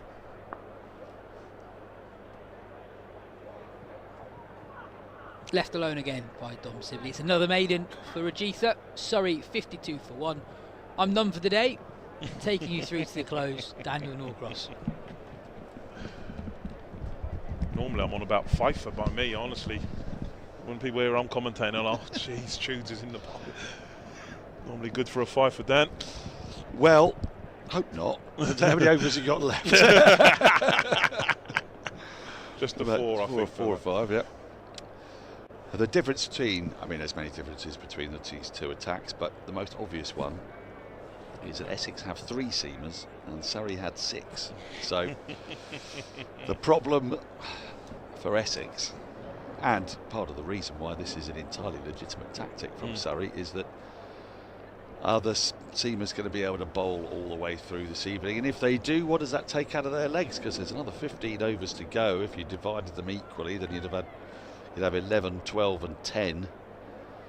And that's a bowling stint. That's a one-day, it's a 50-over game. Yeah. And then you come back the next day with the ball 33 overs old, and the same thing applies. You bat the first hour, see where you're at, and then you think to yourself, right, the afternoon is the time for plunder. Yep. Snater's continuing. And your discussion of best England batters, I tend to agree with you. 13,000 runs, very hard to argue with. The one person I think could be in the conversation, yes, who's a different kind of batter, is Kevin Peterson. Oh, yeah. Because Joe Root strikes me as a man, look, and it's impossible to take anything away from a man with 13,000 test runs. But there are occasions when KP could do things that not even Root could do, which is just totally change the dialogue and the course of a game. I'm thinking about, there's a number of innings. Sure. Most famously here at the Oval, but actually the one that really got me was he was batting with James Taylor at Headingley. Oh right, yes, Del's against name. South Africa. Del. I mean, that was nuts. Yeah, that was. Well, he's brutal, isn't he? He's a bit. I think he was most probably, and I know, great Bob Willis always said, he was most probably closest to Viv. He had that air of arrogance when he walked to the wicket. I'm here. I'm going to dominate you. Going to take you apart. And he did for a lot of it. Well, he could take balls from outside off and deposit them anywhere on the leg side, which was very Viv-like, wasn't it? Yes, it was, yeah. You know. And it must be horrendous as a bowler, because you're sort of hitting where you want. That's close. It's really good. This is really good stuff from Essex, I could say. I was on that trip to South Africa where he was playing for Natal and he was an off spinner, batted at 9. So Andrew Caddick and I are bowling. He's come strolling at 9. So you're thinking, a couple wickets and we're back in. Oh, he was having none of it. He dispatched us to all parts. And we was like, who's this kid? He got 70 in no time. He batted beautifully. And I suppose the rest is history. He came in, had that chat with Goffey. He wanted to get over to England. And it was like, who's this kid batting at 9? When he burst on the scene with England as well so quickly, didn't he? Because he started in those ODIs. Was that out in South Africa?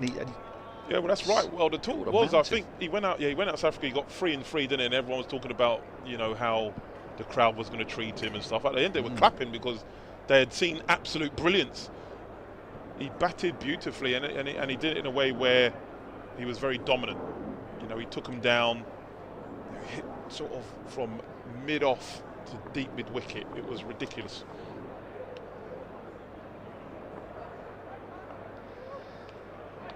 And as an England fan, someone that has played, to see someone do it in a style that he did, it was very un-English, because he just did it in a way where, normally, English players like an Ian Bell, very correct and looks good on the eye. Please, no, KP's running down at you or reverse hitting you, and this was like, that's very un-English. He was brilliant. When he walked to the wicket, everyone's back in the stands. Well, that was the thing. You didn't want to miss him, did you? 53 for 1, 19 overs gone. Now then, it's great having you here. It is great having you here. But one of the things I want to talk to you about is that you are kind of an ambassador for Ambassador Cruise Line. And it's appropriate we discuss this because, of course, Ambassador Cruise Line is the ground sponsor at Essex, and they're good friends of the Surrey live stream. And I want to kind of understand a little bit more about what you went through, because you spend a bit of time with one of my colleagues, a couple of my colleagues, one an ex-colleague, Aggers and Henry Blofeld. How was that? Fruity, I should imagine. Well, honestly, it was.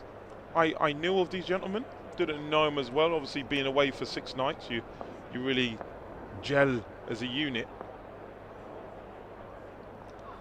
Is that how it goes? It's sort of. So where did you set off from? We set off from Tilbury. So actually, the great man, Graham Gooch, calls me up. Tudes, what are you doing around Christmas? Well, nothing much, right, with the kids and wife. And would you like to come on a cruise? Okay, where are we going? Well, we're going to Amsterdam. We're going to sold. Amsterdam, yes. Sold. Nice Amsterdam, start. Antwerp. Went to Honfleur. Honfleur. Oh, well, Toppers, who's next door, Tom Topper, he swears by Honfleur. It is a beautiful place. Swung away nicely. And it's going to be 4. Surrey a bit not becalmed as such, but the runs have dried up a little bit. But Patterson's onto that short ball and puts it away easily. So, Honfleur, tell me about Honfleur. It's beautiful. The shame was we didn't dock there overnight. It was there for 4 hours or so. And it was a place where you're thinking, I really want to be here overnight. Some beautiful shops, just, the scenery, everything. We ate all the croissants that they had there. I bet you did. They were beautiful. Yeah. Blowers like me doesn't mind a croissant. No. So he enjoyed the croissants, and but it was the guys at Ambassador, Gordon, Darryl, they're lovely. They look after you. There's a real sort of family environment. The people on the ship, the crew, they're all like they couldn't do enough for you. It's a big ship, is this? Well, I mean, it's my first time on a ship. I mean, it looked huge to me, but I've heard they got bigger. Oh, right. And they've got one that, they have 5,000. This one was maybe 1,800. Oh, well, it's still a lot of people, isn't it? It's a lot of people. And as you said, you go to Tilbury, you dock, and as you said, Amsterdam was the first trip. Then we went to Antwerp, where my wife enjoyed. There was a lot of good shopping. Yes, there is. Yes, yeah. I discovered that to my cost with the. Yes, I did. I was just carrying the bags. Mm-hmm. Yes, and then Honfleur, and then we went to Rion. Oh, it was a wonderful cathedral. Oh, beautiful cathedral. Yeah. So I felt very blessed, very cultured, and as you say, we had some fun. A relaxed pace of travel as well, is it? I mean, nice sort of drifting. I never had. I had the best night's sleep because I was right at the back of the boat. They gave us a suite, my wife and I. It was right back. I'd had the doors open, and just the hair of the ocean just going through the night. I had the best night's sleep. Unbelievable, because people tell him on cruise, Jude, you want to make sure you're in the middle of the ship and don't be at the back or the front. It's right choppy. Oh. None of the sort. Beautiful. Do you wish, because you travelled a lot with cricket, Mm. back in the, you're not, well, luckily for you, you're not old enough ever to have had to take the slow boat to Australia, end of the over 58 for one. But having cruised with Ambassador Cruise Yes. Line, do you think, that must have been a bit of fun back in the 30s? Oh, I just think, yeah. You see the old tapes, I was lucky enough, you go to the Bradman Oval and there's footage of all the old stuff. You see them on there and they're playing some cricket and stuff like that. And you're just thinking, could you be cooped up with people for 3 months? Yeah. So it's a long time. You would have to be really get on. Wouldn't you? But as I said, the 6 days we had, and as I said, we had Graham Gooch, Jonathan Agnew, Frank Bruno. Oh, really? Frank joined us. Blowers, obviously Henry Blofeld, and Gary Richardson, who worked for the BBC for years. Lovely, lovely guy. Very Was he your kind of professional. compare kind of thing? He was. Yeah. And he was very professional. Radio 4, is that? I mean, he was doing Radio 4 sports bulletins. Radio 4 sport bulletin. He and Aggers and him did a segment where they did behind the scenes of the BBC, and obviously everyone wanted to, when Aggers and great Brian Johnson, that old famous line, leg over and stuff like that. Stop it, Aggers, and it's just even though you've heard it that many times, you hear it again, and it's all that. And then Gary showed when he interviewed President Clinton at Wimbledon. Oh yeah. So was that a kind of nightly thing? Did you would you do a kind of little sort of a little chat about all your experiences? You'd obviously talk about being denied your 100. Well, we so Graham and I did a Q&A, told a few stories in the morning, and then one day it was Aggers and Blowers, and then Aggers and Gary did a behind the scenes, and Frank joined us 2 days in, and so the whole ship could see me. Did 2 nights with Gary, where they got like routine, because Gary's known him for 40 odd years basically, so he's very comfortable with Gary, so Gary knows him, and they do their thing, and it was very funny. And then we did a question of sport at the end. Oh, brilliant. And Blowers, I know, bless him, the reason why he sort of decided to call it day, he said his eyes were going, but he is quick as a tack. Like, he was answering the questions within 5 seconds, and he would just go straight back to Colin Cowdrey in India in 1960. What? Like, what? Oh no, his brain is very, very sharp. I mean, bless him, but it's been talked about, so we're not giving away any secrets. But as you get older, eyesight generally tends to go. And the funny thing about commentating on the radio more than the telly, on the telly, you commentate to the pictures. We've got a big monitor in here, and if you're on Sky, you've got lovely big monitors. But when you do the radio, you're expected to look out, and we're actually quite a long way away, and the ball's going at 90 miles an hour. So, when you get into your mid to late 70s, that can be quite testing. Well, it'd always be funny, because obviously I grew up listening to TMS, and my dad would always have the TV on, but he'd have radio. Yeah. So he'd have TV for the pictures, but he'd listen to the radio. And obviously over the years, and as he was getting to the end, you're thinking, hang on a minute, he's naming players that are not even playing. He's like, oh my dear old thing. And Muhammad Ali came up a few times. Yeah. Well, do you know, I'm going to tell you a story now, which is it's with a certain amount of poignancy, but this is meant great fondness, right? It was my first Test match for TMS. It was at Edgbaston in 2016. End of the over, 59 for 1, 12 remain. And England were playing Pakistan, and Gary Balance and Moeen Ali were the team. And Blowers was on with Graham Swan. And this would be, I think, pretty much his last year of doing it full time. And already it was starting to be a problem for him, seeing properly. And as England had batting out there, Gary Balance and Moeen Ali at the same time. And it became clear that he got them mixed up. So he was saying, it's a bit extraordinary the way Gary Balance was suddenly free-flowing strokes and driving through the offside. I've never seen anything quite like it from Gary Balance. And Graham Swan's on with him, and he's clocked what's happening. He's turned round to us, and he's trying to get a word in. And Blowers, old school commentator, doesn't let the summariser speak during the over if he can avoid it. Right? Then next day, he was going, it's extraordinary this one, Moeen Ali. He's playing very deep in history. He's rather crab-like, just sort of poking the ball out of the offsides. Not very much unlike him. And you're going, oh dear. oh no. And then suddenly, because Swanee's really agitating now to just get in. Yeah. And he can see this. He goes, no, I can see a gentleman out of the Hollies stands about 150 yards away. It's cerise trousers and a very young man with, I imagine, his grandson, and playing with what looks like a Diavolo from this distance. It's Thane is into the attack. I've forgotten, of course, that is our fourth seamer that Essex have to call on, the all-rounder, Noah Thane. Anyway, he came off air, and I said to him, in a spirit of supportiveness, I said, Blowers, your eyesight's incredible. How did you spot a man in the stands, 150 yards away, in cerise trousers with a small child and a Diavolo? He says, there was no man, I just had to shut Swanee up. It's not easy to do. Which is not easy to do, but he's a pro. Yeah, that's it. And that was the thing about Blowers. He was an unbelievable pro. And I did a documentary called Calling the Shots, which is about cricket commentary from the very start, back in the early 20s in Australia to the present day. And I was very lucky to get hold of a lot of archive of Blowers.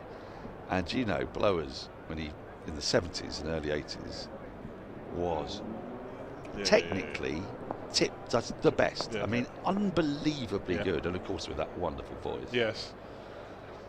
And he is, of course, also a man who's tremendous value. I mean, to spend 6 days on a boat with him, you'd have heard plenty of stories, I would imagine. I was in heaven, because I'm very old school. I grew up round like my dad and his friends and stuff, but I played in a generation where Ben and I were the youngest in the side. So you had your Alex Stewarts and your Forbes and your Bicknell and these type people that played for a very long time. So the stories that they had. So being on a ship with Aggers and Gucci, and them two are going at it. Yeah. Because, you know, Aggers, played you at Leicester and I tried to bump you, and he's going, Johnny, you weren't fast enough, mate. And I'll be like, how much did you get, Gray? And he'd be like, 100.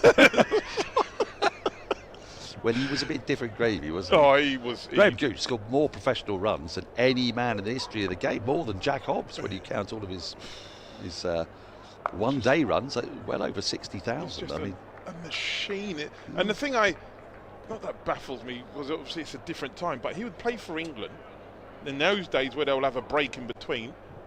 You know, Essex could be up in Yorkshire. He might be played at Law. You've got to get on a train or drive. Go to Yorkshire, play at a one-day game. You'll get 100 more often than not. Come back, and then play the West Indies again. You know, you're playing West Indies. You've got to fend it off. Or when he got that 150 odd at Headingley, which I remember. Greatest innings. What an innings that was! 91. I think that's Ramsey's debut. I think that was Ramsey's first Test match. I think you're right. Wasn't it 91? 91 at Headingley. I still think. I think they actually sort of put put the numbers on it, try to work out how good an inning, generally innings are. Patterson, Marshall, Bishop. I don't think Bishop. I got a feeling possibly Amby, and then I said Patterson, didn't I? Patterson, Marshall, Ambrose. Would it like Eldine Baptiste, something like that, maybe? It was a serious batting. It was a serious bowling lineup. It was incredible, and it was. Nobody else.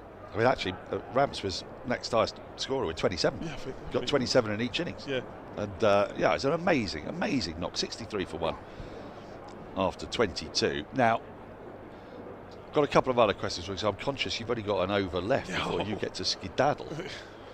So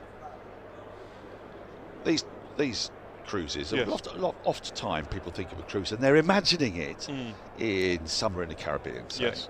But actually, in some ways, the best cruises are these kind of Christmas cruises. What would you say to a Surrey fan or Essex fan who's listening in now? I would say if you have your doubts, and I would have had mine, and you have that sort of stigma of it's very the type of people that are on it and stuff like that. But I think I love meeting people.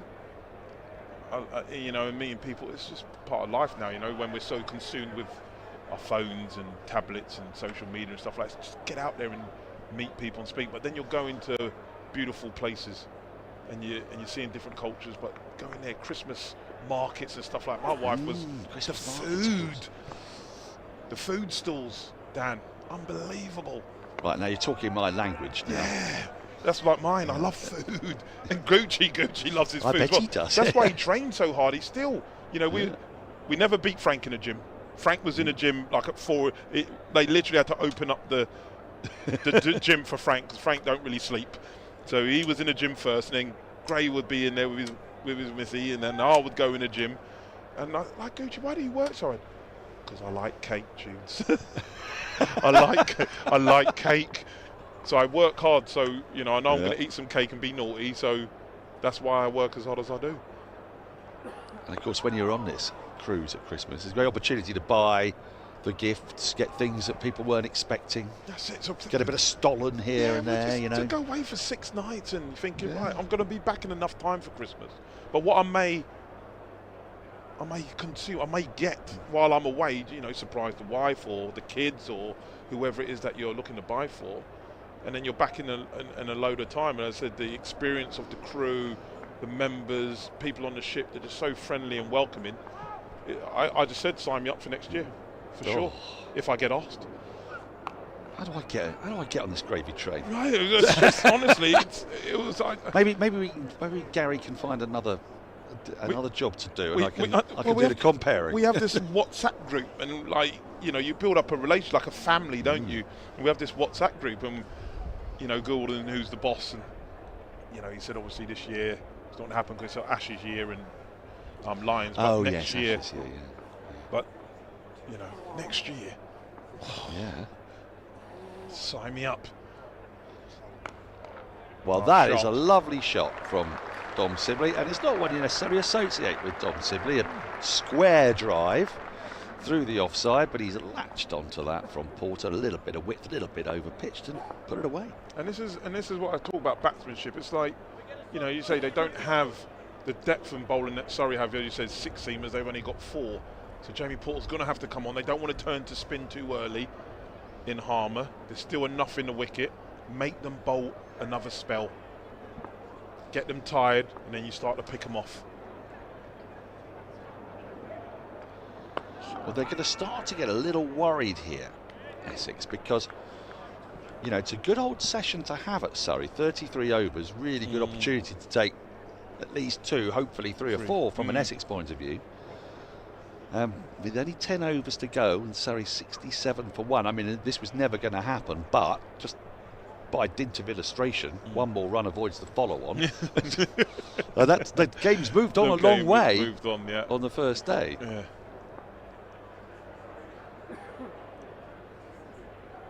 Oh, no. Oh, he's had a little nibble at that. Well bowled by Porter to finish the over. Just that one boundary from it, 67 for 1. Now, so clearly this cruising you're a convert.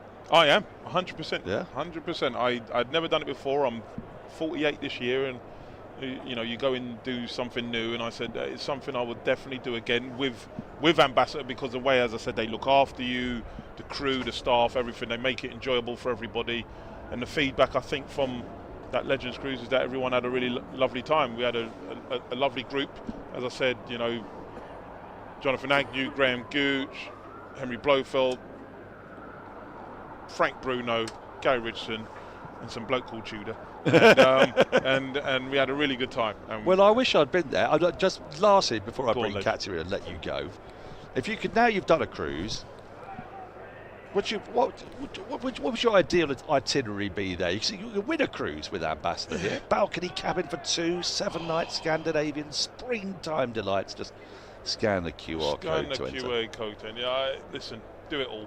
Why not? You only have one life. Fancy Scandinavia? I fancy Scandinavia. Oh, yeah, a bit of that. Wonderful, wonderful Copenhagen and all that. I'll tell you, would do it. Our friend Ebony Rainford Brent. She does a few things. Wouldn't she really would. And she'd take a camper van on the boat, I think. 100%. 100%. Alex Tudor, thank you so much for joining us today. Are we going to see you again? I hope. Oh, well, hopefully. The course of the season. Hopefully, oh boy, yeah. Well, it's been an absolute joy. Been a joy working with you today. No, and you, my good man. It's Cheers. been a pleasure. Thank you, everybody. Have a splendid evening. We've got 10 overs to go today, which will be around about 40 minutes or so. So we're in for a little bit of overtime. Katya Witney's come to join me for the last knockings of the day.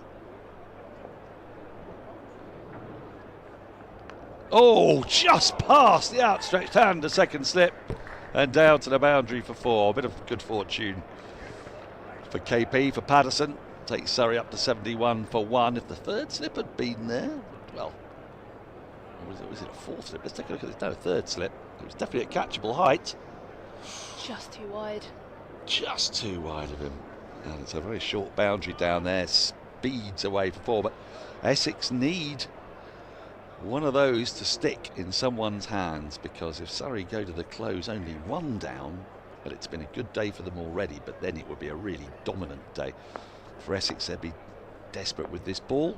Still doing plenty. It's only 23 overs old. And we saw for Surrey how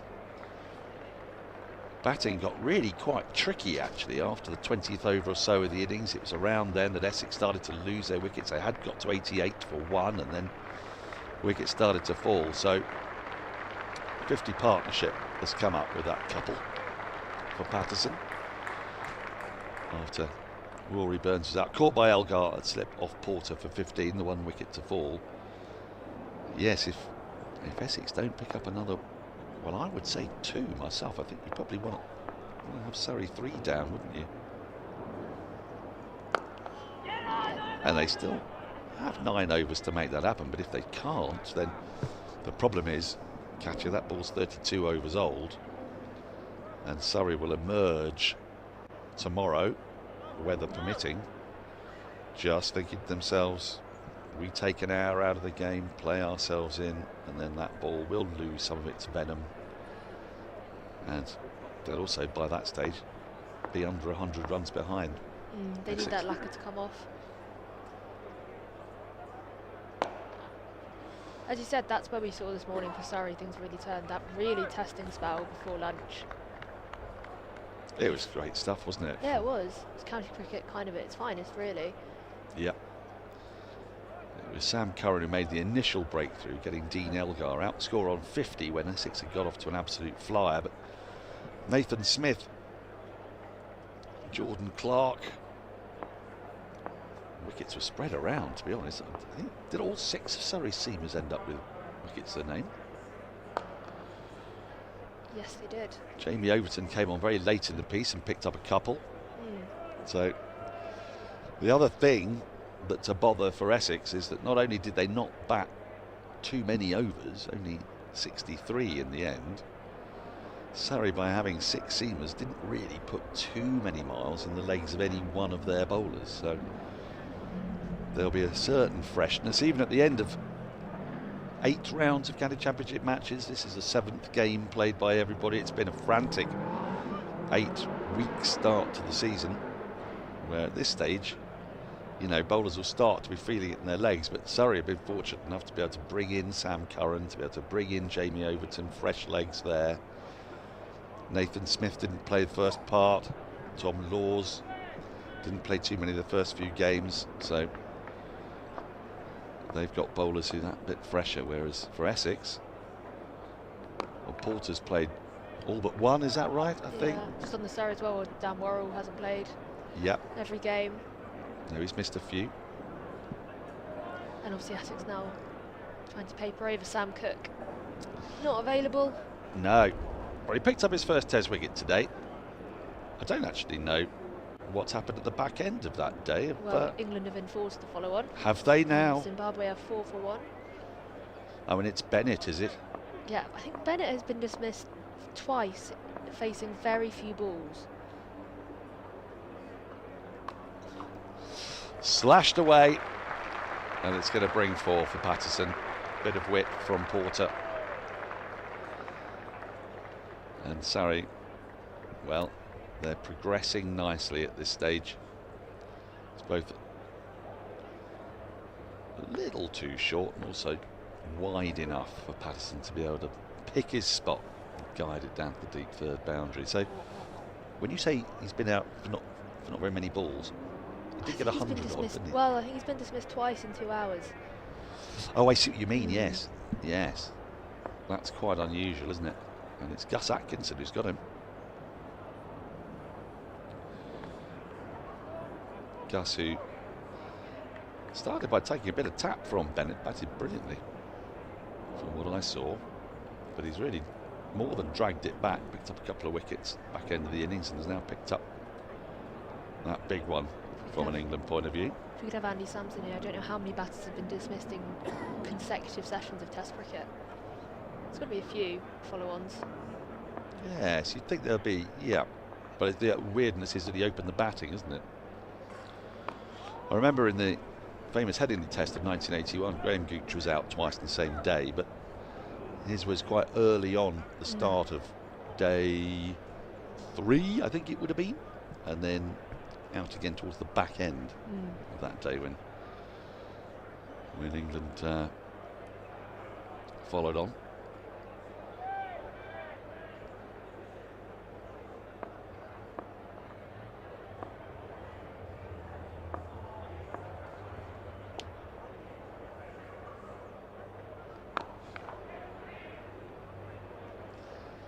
That's nicely judged by Patterson, just finding that gap between mid-wicket and mid-on. I think there was one point today where Bennett was threatening the Bannerman record. He was, wasn't he? Was threatening the Bannerman record.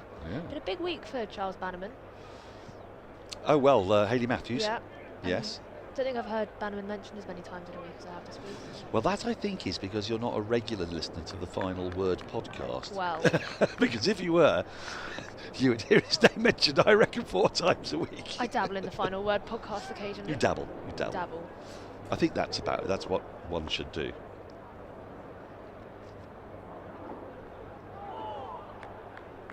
Very good leave to end. 25 overs gone. Sorry, 79 for 1. 8 overs remain in the day, around about half an hour or so. With these two now very nicely set. Curtis Patterson playing just his second game for Surrey. His first one last week against Yorkshire. He made a very fine 80 odd. And he's carried on where he left off. Do you know how many runs Dom Sibley was on when Rory Burns got out? Do you know, I don't, but the score was 22 and Burns had made 15 of them, so a maximum of 7. Maximum of 7.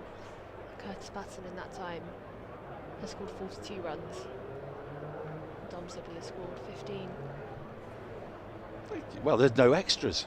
There you go. So we can work it out. Yeah. See, this is why I'm used to having people around me to work it out, so I don't have to do it. It's making me work a bit harder. Sorry.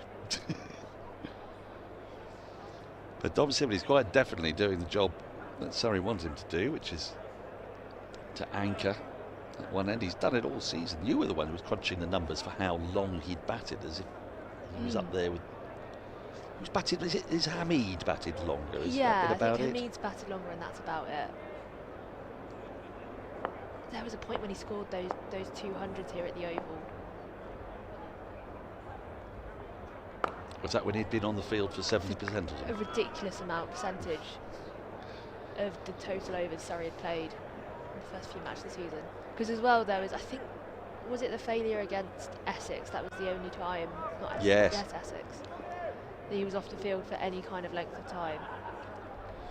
I hope they give him a break for the T20s, or at least for the start of the T20s, because there's some tired legs there.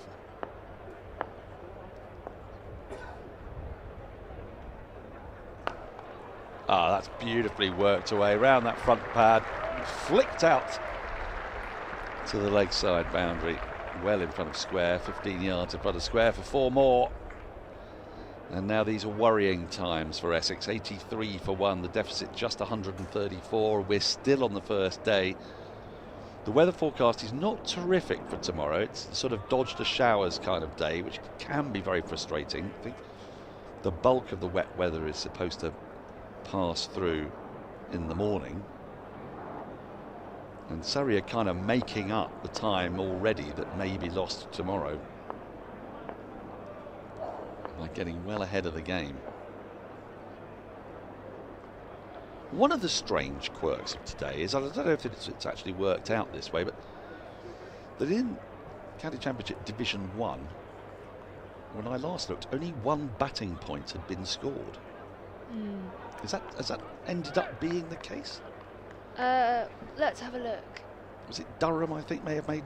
Durham 277 all out. Yes. Yes. So they made 1 point. And then everyone else. Yep, next highest score. Next highest score is Nottinghamshire's 228. All out? All out. All out. Well, isn't that strange? You know, it's again, it's speaking to the point that Andrew Sampson has made about April being a bit more run-drenched than May. Well, it stood up. Some huge scores in April. Yeah. And then we've seen sides bowled out for some much lower totals. Essex had that game against Worcestershire last week where they were bowled out twice cheaply. Weird game, that. It was strange, wasn't it? Bucking the trend today, though, is Derbyshire, who were 352 for 2.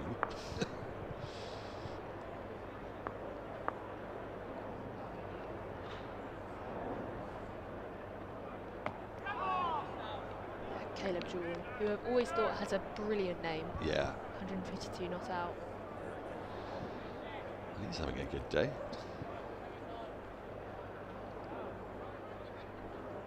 Sam Northeast and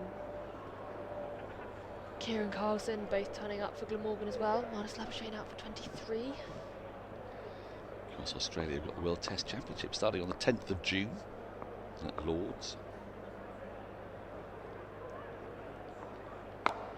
So Marnus Labuschagne has 1 more innings potentially before that final 11 is selected. End of the over, 84 for 1. Potentially, but Morgan has scored so many runs, you don't know. And if so, it might be sort of in a declaration chase. News has just come over the tannoy that Surrey's women have made it through to the T20 Knockout Cup finals day. That's at Taunton.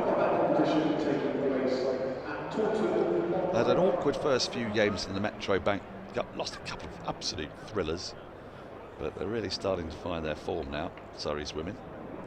Inaugural County Cups finals day. Inaugural, yeah.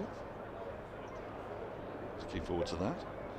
As opposed to the Blast, need to make it clear, there's another T20 tournament. You'll see Surrey's women here in double headers at the Oval.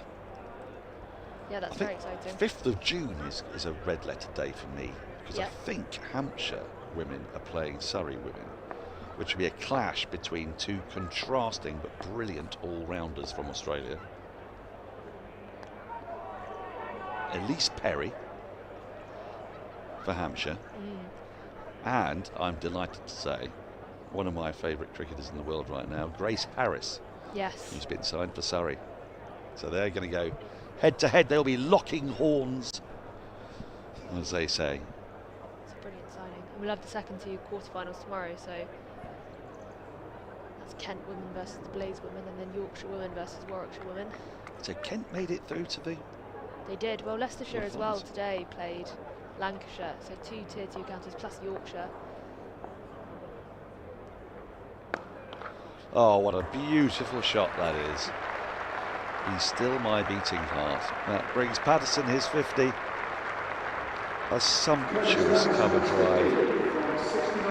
And it's been a really good knock on a day where really only Michael Pepper, since the first hour today, has been able to find any kind of fluency. Patterson has batted quite splendidly for his half century. Surrey will want plenty more, but this was always going to be a potentially awkward session for Surrey, with Essex able, their four seamers, to sort of slip the handbrake and go hard. Second half century for Curtis Patterson in consecutive innings for Surrey. Yes, he's currently averaging for Surrey in excess of 130. You can't really argue with that, can you?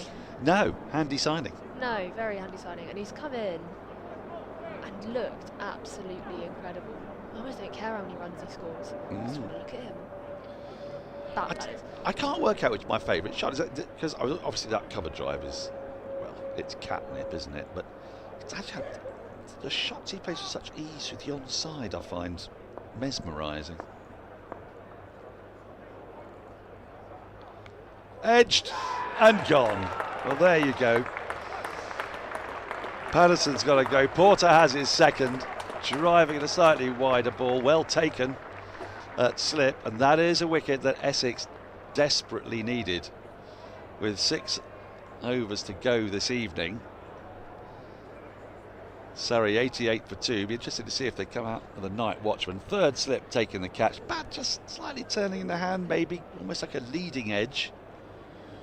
And Porter delighted. He knows how important that wicket is for Essex, because the game was fast slipping away from their grasp. Patterson has to go for 51. So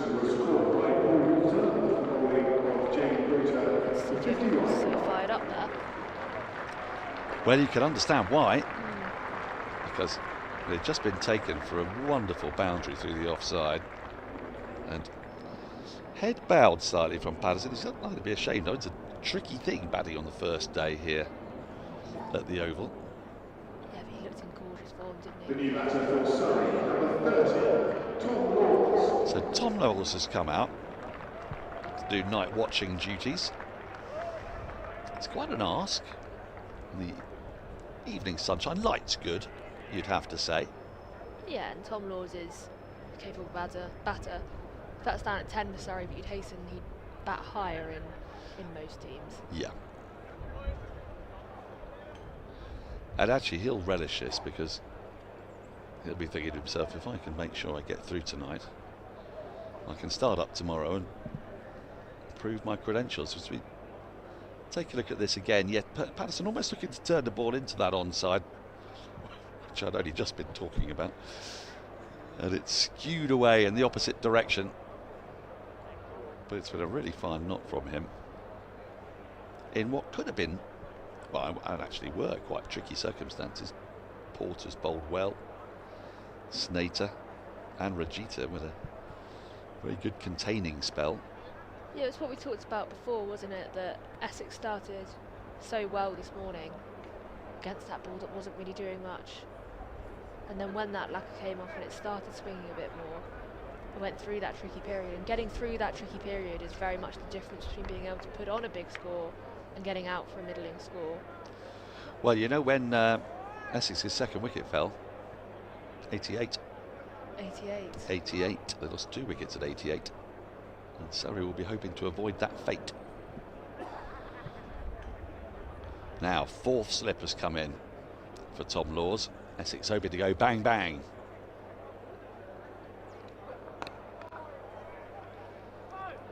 Quite a tight slip called in that. It is tight, isn't it? Yes, I was thinking that. I just saw 4th slip just take a couple of steps in before that ball was bowled. Well, especially when you consider that one of the slips is about 6 foot 7 inches tall. Yeah. I don't quite know how much space they. You know, Simon Harmer's not a short man. No. Between Harmer and Walter there at 2nd and 3rd slip, they've got quite a lot of reach.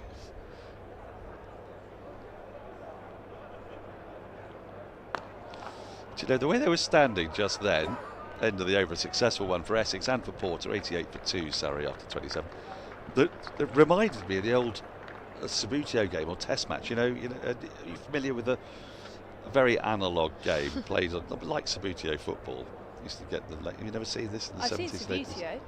Right, so you'd send a ball down a little ramp, Yeah. and then you'd have fielders and you'd place them. If the ball went sort of into this little horseshoe shape that was created by the small plastic model, Yeah. and you would always, as a kid, put your slips really close together, because obviously they can't dive because they're Yeah, static. yeah. So in order to ensure that there was no gap, you'd put them right next to each other, exactly like that slip cord. This was like a brilliant game. Oh, well, impossible not to have fun playing that. Genuine joy on your face when describing it. Yeah, yeah. Well, also it takes you back to happier days when there were no such things as bills to pay. 6 overs remain. On the point of being over 6'7" or 6'7" and over, I think there's a very good segment to be made on cricketers who you don't know are over 6 foot. Oh yes, Joe Root. Yeah. Well, he's the archetypal one, and I'm not saying he, like Joe Root, is over 6 foot, but I remember being quite disappointed the first time I did a press conference with Ben Duckett. Not that Ben Duckett's over 6 foot, but I thought Ben Duckett was shorter than he actually He's is. got to be 5'4" or something. Yeah, exactly. Yeah. No, he's not. He's not Sunil Gavaskar. No. Gundappa Vishwanath. Yeah. Or like the James Anderson is actually quite tall, but depends on his career status. Yes. Stuart Broad. Yes. Yeah, that is the other thing. Ollie Pope, another category. James Taylor, though, Well, is yes. pleasingly short. Not the Yeah. James Taylor that plays for Surrey, the James Taylor that used to play for England and took some spectacular catches at short leg. Rajita is warming up in anticipation of perhaps a couple of overs. Possibly replacing Thane. I think they might want to try and convince Jamie Porter to give them another over or two. Jeetha is the quickest of the Essex bowlers, I would have thought, so might be thinking of getting him in to Tom Laws, the night watcher.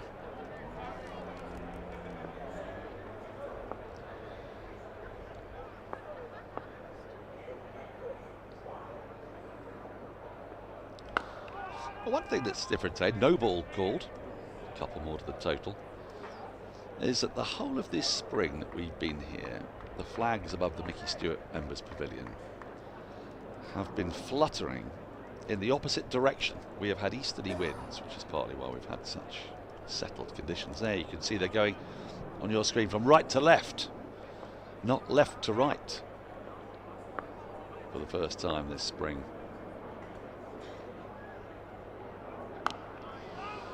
How significant that is, I don't quite know, but they will at least assist.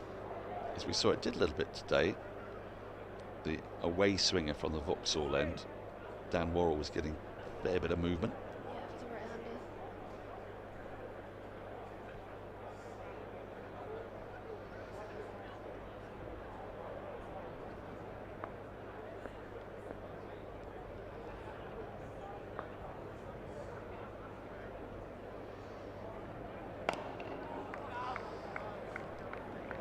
One ball left in this over, and then Tom Laws will be on strike, and we're going to get that weird thing where Tom Laws' job here is twofold, isn't it?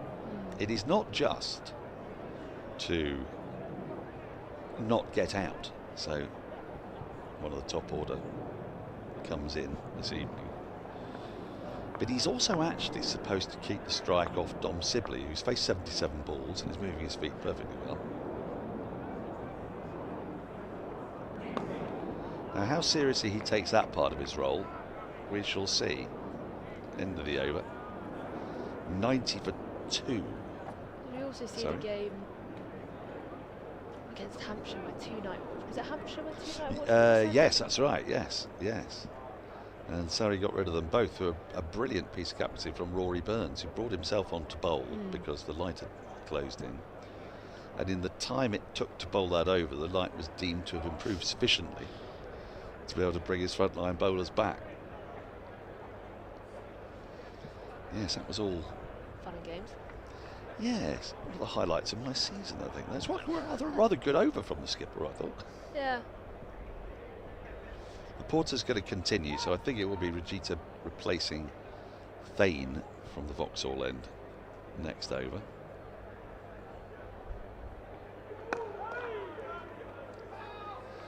But I guess the reason why I raised the sort of the tactical element of the night watcher is that, you know, if Tom Law's, there's a big gap here between point and a sort of wide-ish mid-off.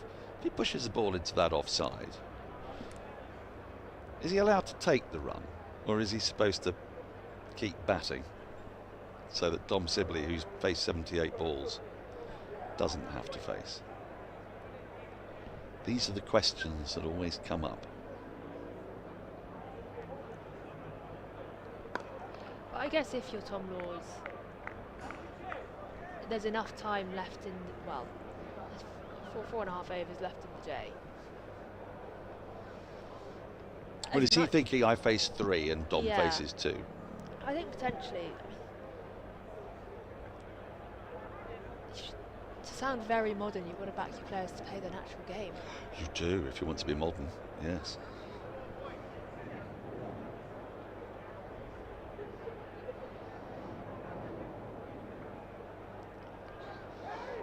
But of course, there's nothing really particularly natural about going out to bat when you see the scorecard says 90 for 2, deficit 127, and deny yourself. If I came to power in cricketing terms, Oh, I'd love that to happen. I would ban the night watchman position. How would you do that? You have to name your 11 in the order that they bat. Oh, vicious. Unless injury requires it, they have to bat in that order. Oh, I say. But that doesn't allow you to have any kind of flexibility when you might want to be hunting quick runs. It's almost like I haven't thought this through. Well, I don't know about that. You might have thought it through, but just... Whether it's enforceable, but I would like to see night watchman not to be a thing. I think it's a massive cop-out to send in a less capable batter at the end of the day. That's what Alex Tudor said. Mostly having bowled throughout that day because you don't feel comfortable going out to see him for a few overs.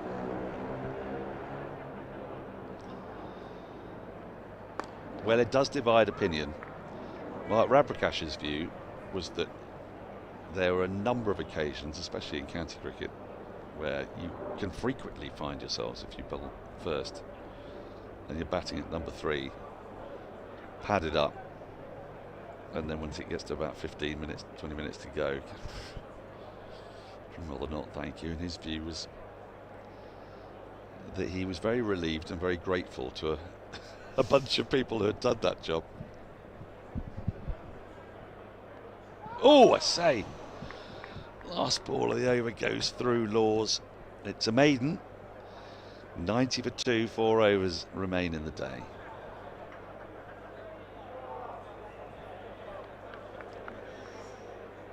It's gone on the inside edge. Yeah, just past the inside edge.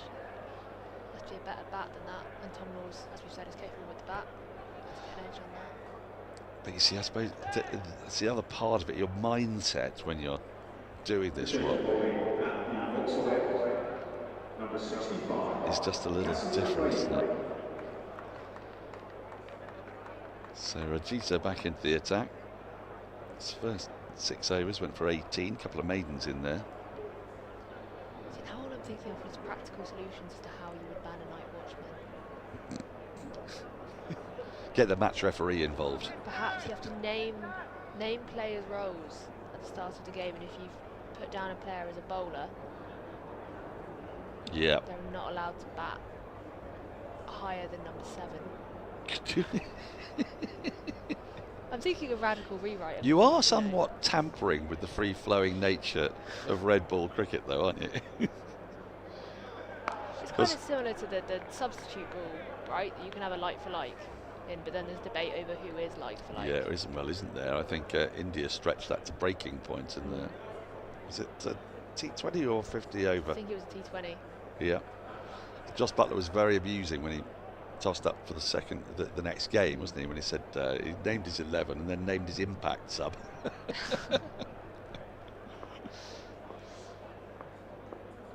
That's in very special circumstances, concussion subs. Well, I would definitely ban a second night watchman. That's even worse.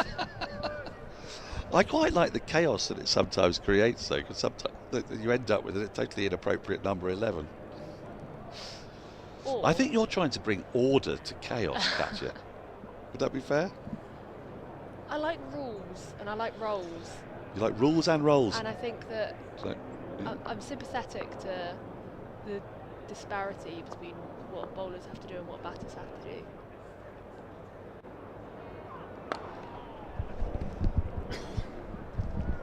takes a single, first run for a little while. It's not been a no ball. I also think night watchmen play into a fear that many of us have, that kind of nightmare dream of being in a job where you're not qualified to do. Or oh, tell me about it. That's been my entire working life. Yeah.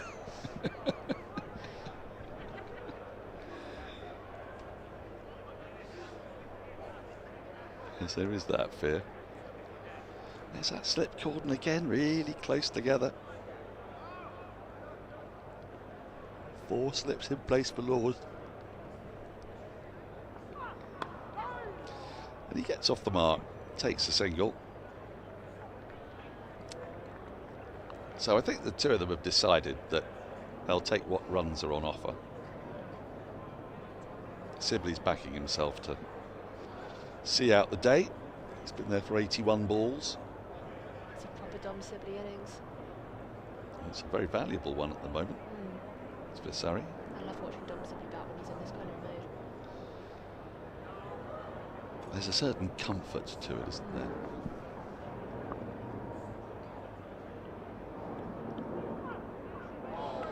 Short ball. Keeping Sibley honest, nicely evaded. I think it's almost like the respite, isn't it? We're in such a diverse game now where players have such a diverse range of skills. To know that this kind of skill still exists is quite a comforting thing, and it's quite a break from, you know, you can have your Michael Peppers doing what he was doing this morning, which was amazing and brilliantly entertaining. You can have Curtis Patterson, but you can also still have your Dom Sibley, and there's a comfort in that. There is.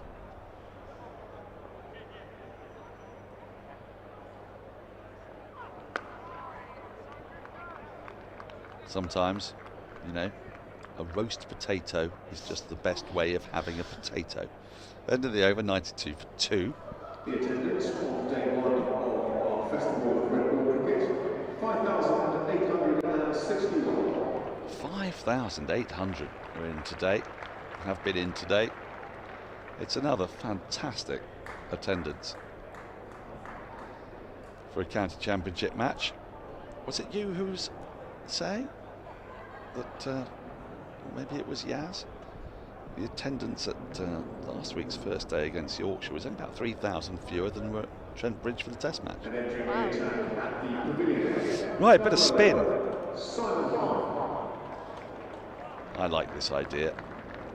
Harmer can get a couple of overs from the pavilion end. First overs of spin we've seen today as Surrey have crammed 6 seamers into their lineup. We saw Yorkshire not field a spinner last week as well. We did. Don Bess is playing today though, isn't he? Yes. Any news on Nottinghamshire as we come towards the end of the day? Are we at stumps across the country yet? Not quite yet, getting there. Yorkshire are currently 10 for 2. 10 for 2 against Nottinghamshire. against Notts. Notts got how many in the end? 228 all out. So who's Mohammed out? Abbas. Lythe and Bess. So Mohammed Abbas got both of those wickets. That's a very shrewd signing, isn't it? It's a very shrewd signing. And Notts' home ground at Trent Bridge in the Test match. Zimbabwe 2 wickets down, 30 for 2. Josh Tongue getting Craig Irvine out.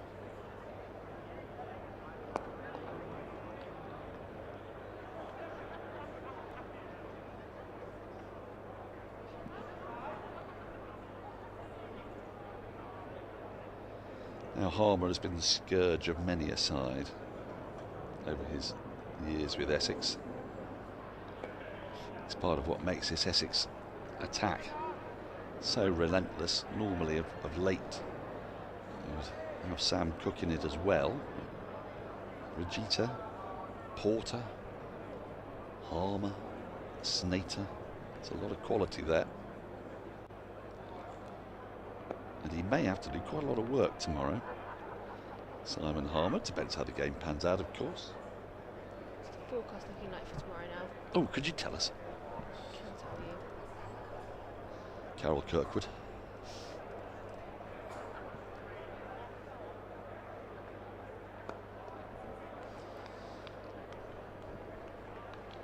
Some rain around. Sorry, I was going into full Carol Kirkwood there. Oh, yes. Decent chances, I reckon, of getting in a good day of play. Dodging the showers, like you said earlier. But a lot of rain about in the morning and then should clear up. A maiden over from Harmer to start. Laws content to block it out, see out the day. Just 2 overs remain. And if Dominic Sibley can survive the next over, then effectively Tom Laws will have done his job, because were he to get out in the last over of the day, all the players just droop off. That's the way cricket works, for reasons that none of us fully understand. Yeah, Balls just get left out there. Is that the rule you change when you come to bat? I would definitely change that rule. It doesn't make any sense to me at all. I sense that's quite a big book of the rules you would change. There's quite a few. Yeah. Yeah, there's quite a few. I mean, I say rules. Conventions. Conventions, yes.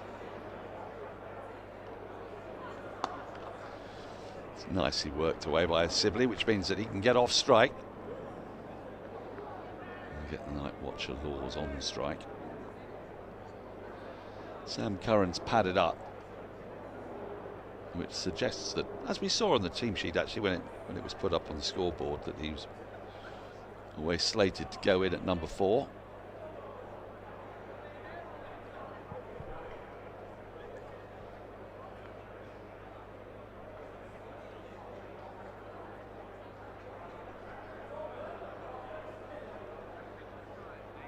As we come to the end of another action-packed first day. 310 runs have been scored, 12 wickets have fallen, we've still got 11 balls to go.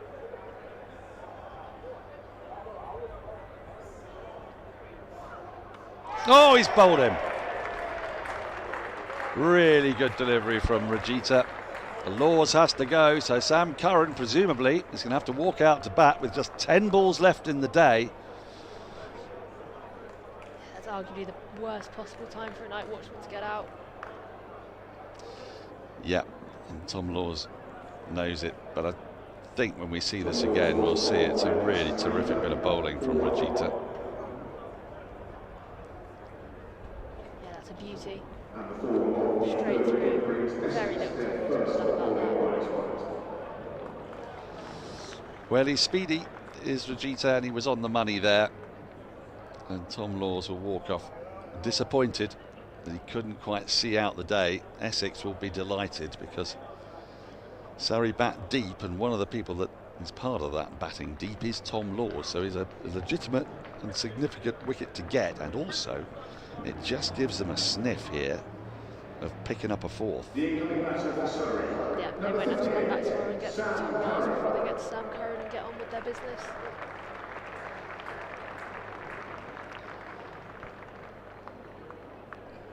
So Surrey losing 2 wickets late in the day. They've got another 10 balls to negotiate, and Sam Curran, well, he might have hit a red ball for quite a while. He did it towards the back end of Surrey's campaign last year. But nonetheless, it's, you know, coming in from the IPL, asked to do an entirely different job. See out the last embers of the day, and that, by the way, is the first bonus point of the day for Essex. 3rd wicket, giving them their first bowling point. Sam Curran's last red ball innings at the end of last season against Durham, up for 8 off 11 balls.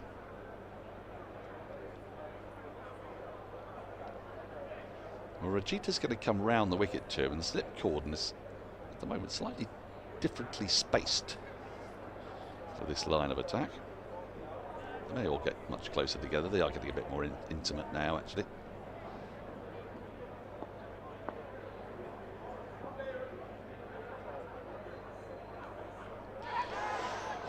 Oh, now then. First ball goes for the pull there. Did he get a bit of glove on that? He bounced well in front of Michael Pepper behind the stumps. Yeah, there was some kind of deflection there. Maybe a little bit of glove. Was it glove or was it arm? I think it might have been glove.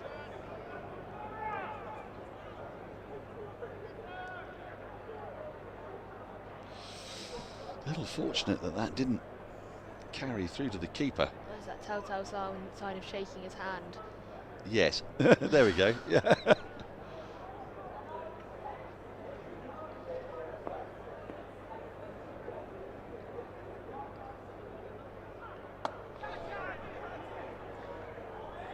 Curran's underway with a single, brings Sibley onto strike. I think Curran back from the IPL. Didn't actually play that much in the IPL. Not a huge amount. No, played a few games in the first part of the season and then came back in over the last couple of weeks, scored 88. Punjab Kings. Yes, I remember that knock. It's a good knock, that.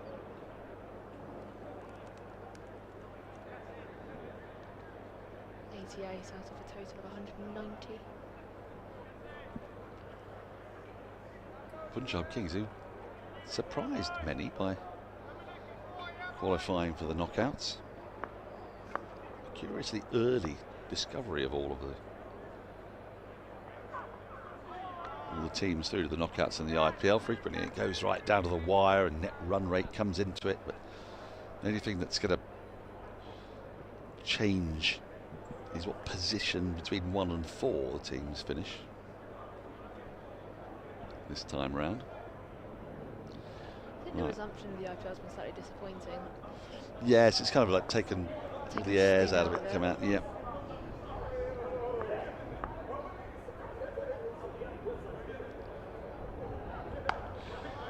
Sibley survives the over. 1 over remains, so that'll be a relief to whoever's padded up in the Surrey dressing room. There's just been this little late flurry by Essex, picking up 2 late wickets. First, Curtis Patterson, who was batting beautifully and just brought up his half century when he was caught at third slip. Tom Law sent out to do night watching duties. Couldn't quite see it through, undone by a Jaffa from Rajita.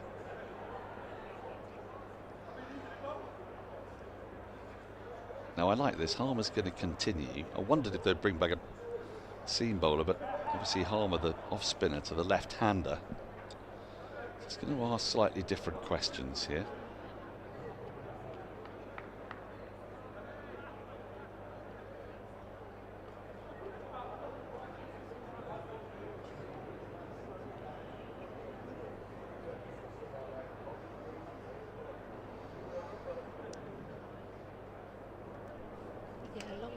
There over the field that Harmer's going to bowl to. Quite like the shot that Sam Curran was practicing there. There's a beautiful flowing straight drive. They're always beautiful when you don't have to hit the ball, aren't they? Yes, I've played some gorgeous ones in front of mirrors over the years.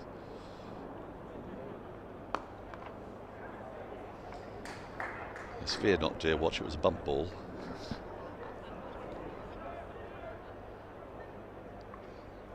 But he's coming out very positively here as Sam Curran, with not long left in the day.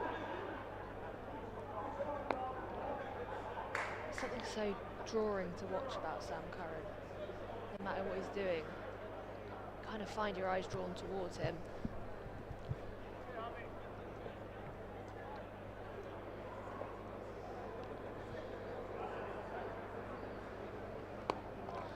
It's a sort of combination of pugnacity and talent, isn't it, I suppose? I think it's that everything he does is almost feels exaggerated. Like if you watch that block he just played there was a very definite nod of the head.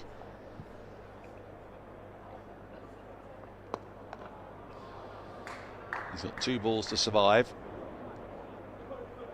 Maybe it's that aura of confidence. I don't know.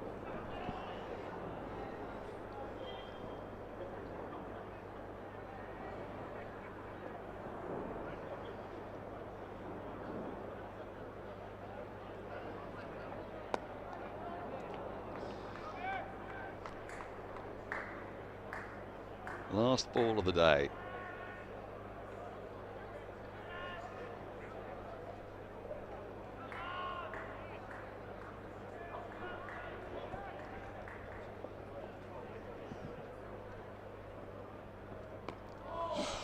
Sam Curran makes it through the stumps, and Surrey will go to stumps. 94 for 3, 123 runs behind, having bowled Essex out earlier today for 217. We've had an absorbing day's cricket. Essex put into bat, got off to a flyer. Dean Elgar there, you can see, with a quick fire 31 off 25 balls before Sam Curran, who's there with him on the screen, got him out in his first over, caught it slip by Sibley.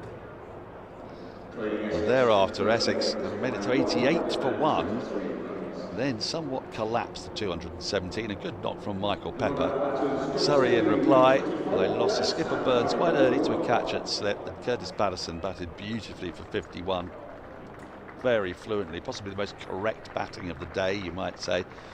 But then when he was out, caught at third slip, Tom Laws came out to night watch, couldn't make it quite through to the end, got a jaffa from Rajita, and as a result Essex will feel that they're back in this game. Definitely Surrey's day, but had they been 94 for 1, you would say, well, there's real pressure on Essex first thing in the morning. But now with 3 down, with Surrey having packed their lineup with seam bowlers, Essex will feel that if they can pick up a couple early, they could turn the tables. You see there, Burns, first man to go, caught by Elgar off Porter for 15, driving it 1. Then Patterson looking to work the ball on the onside, got a thick leading edge. It's well taken by Walter for 51, and then Rajita bowling a lovely ball to take the off stump of Laws.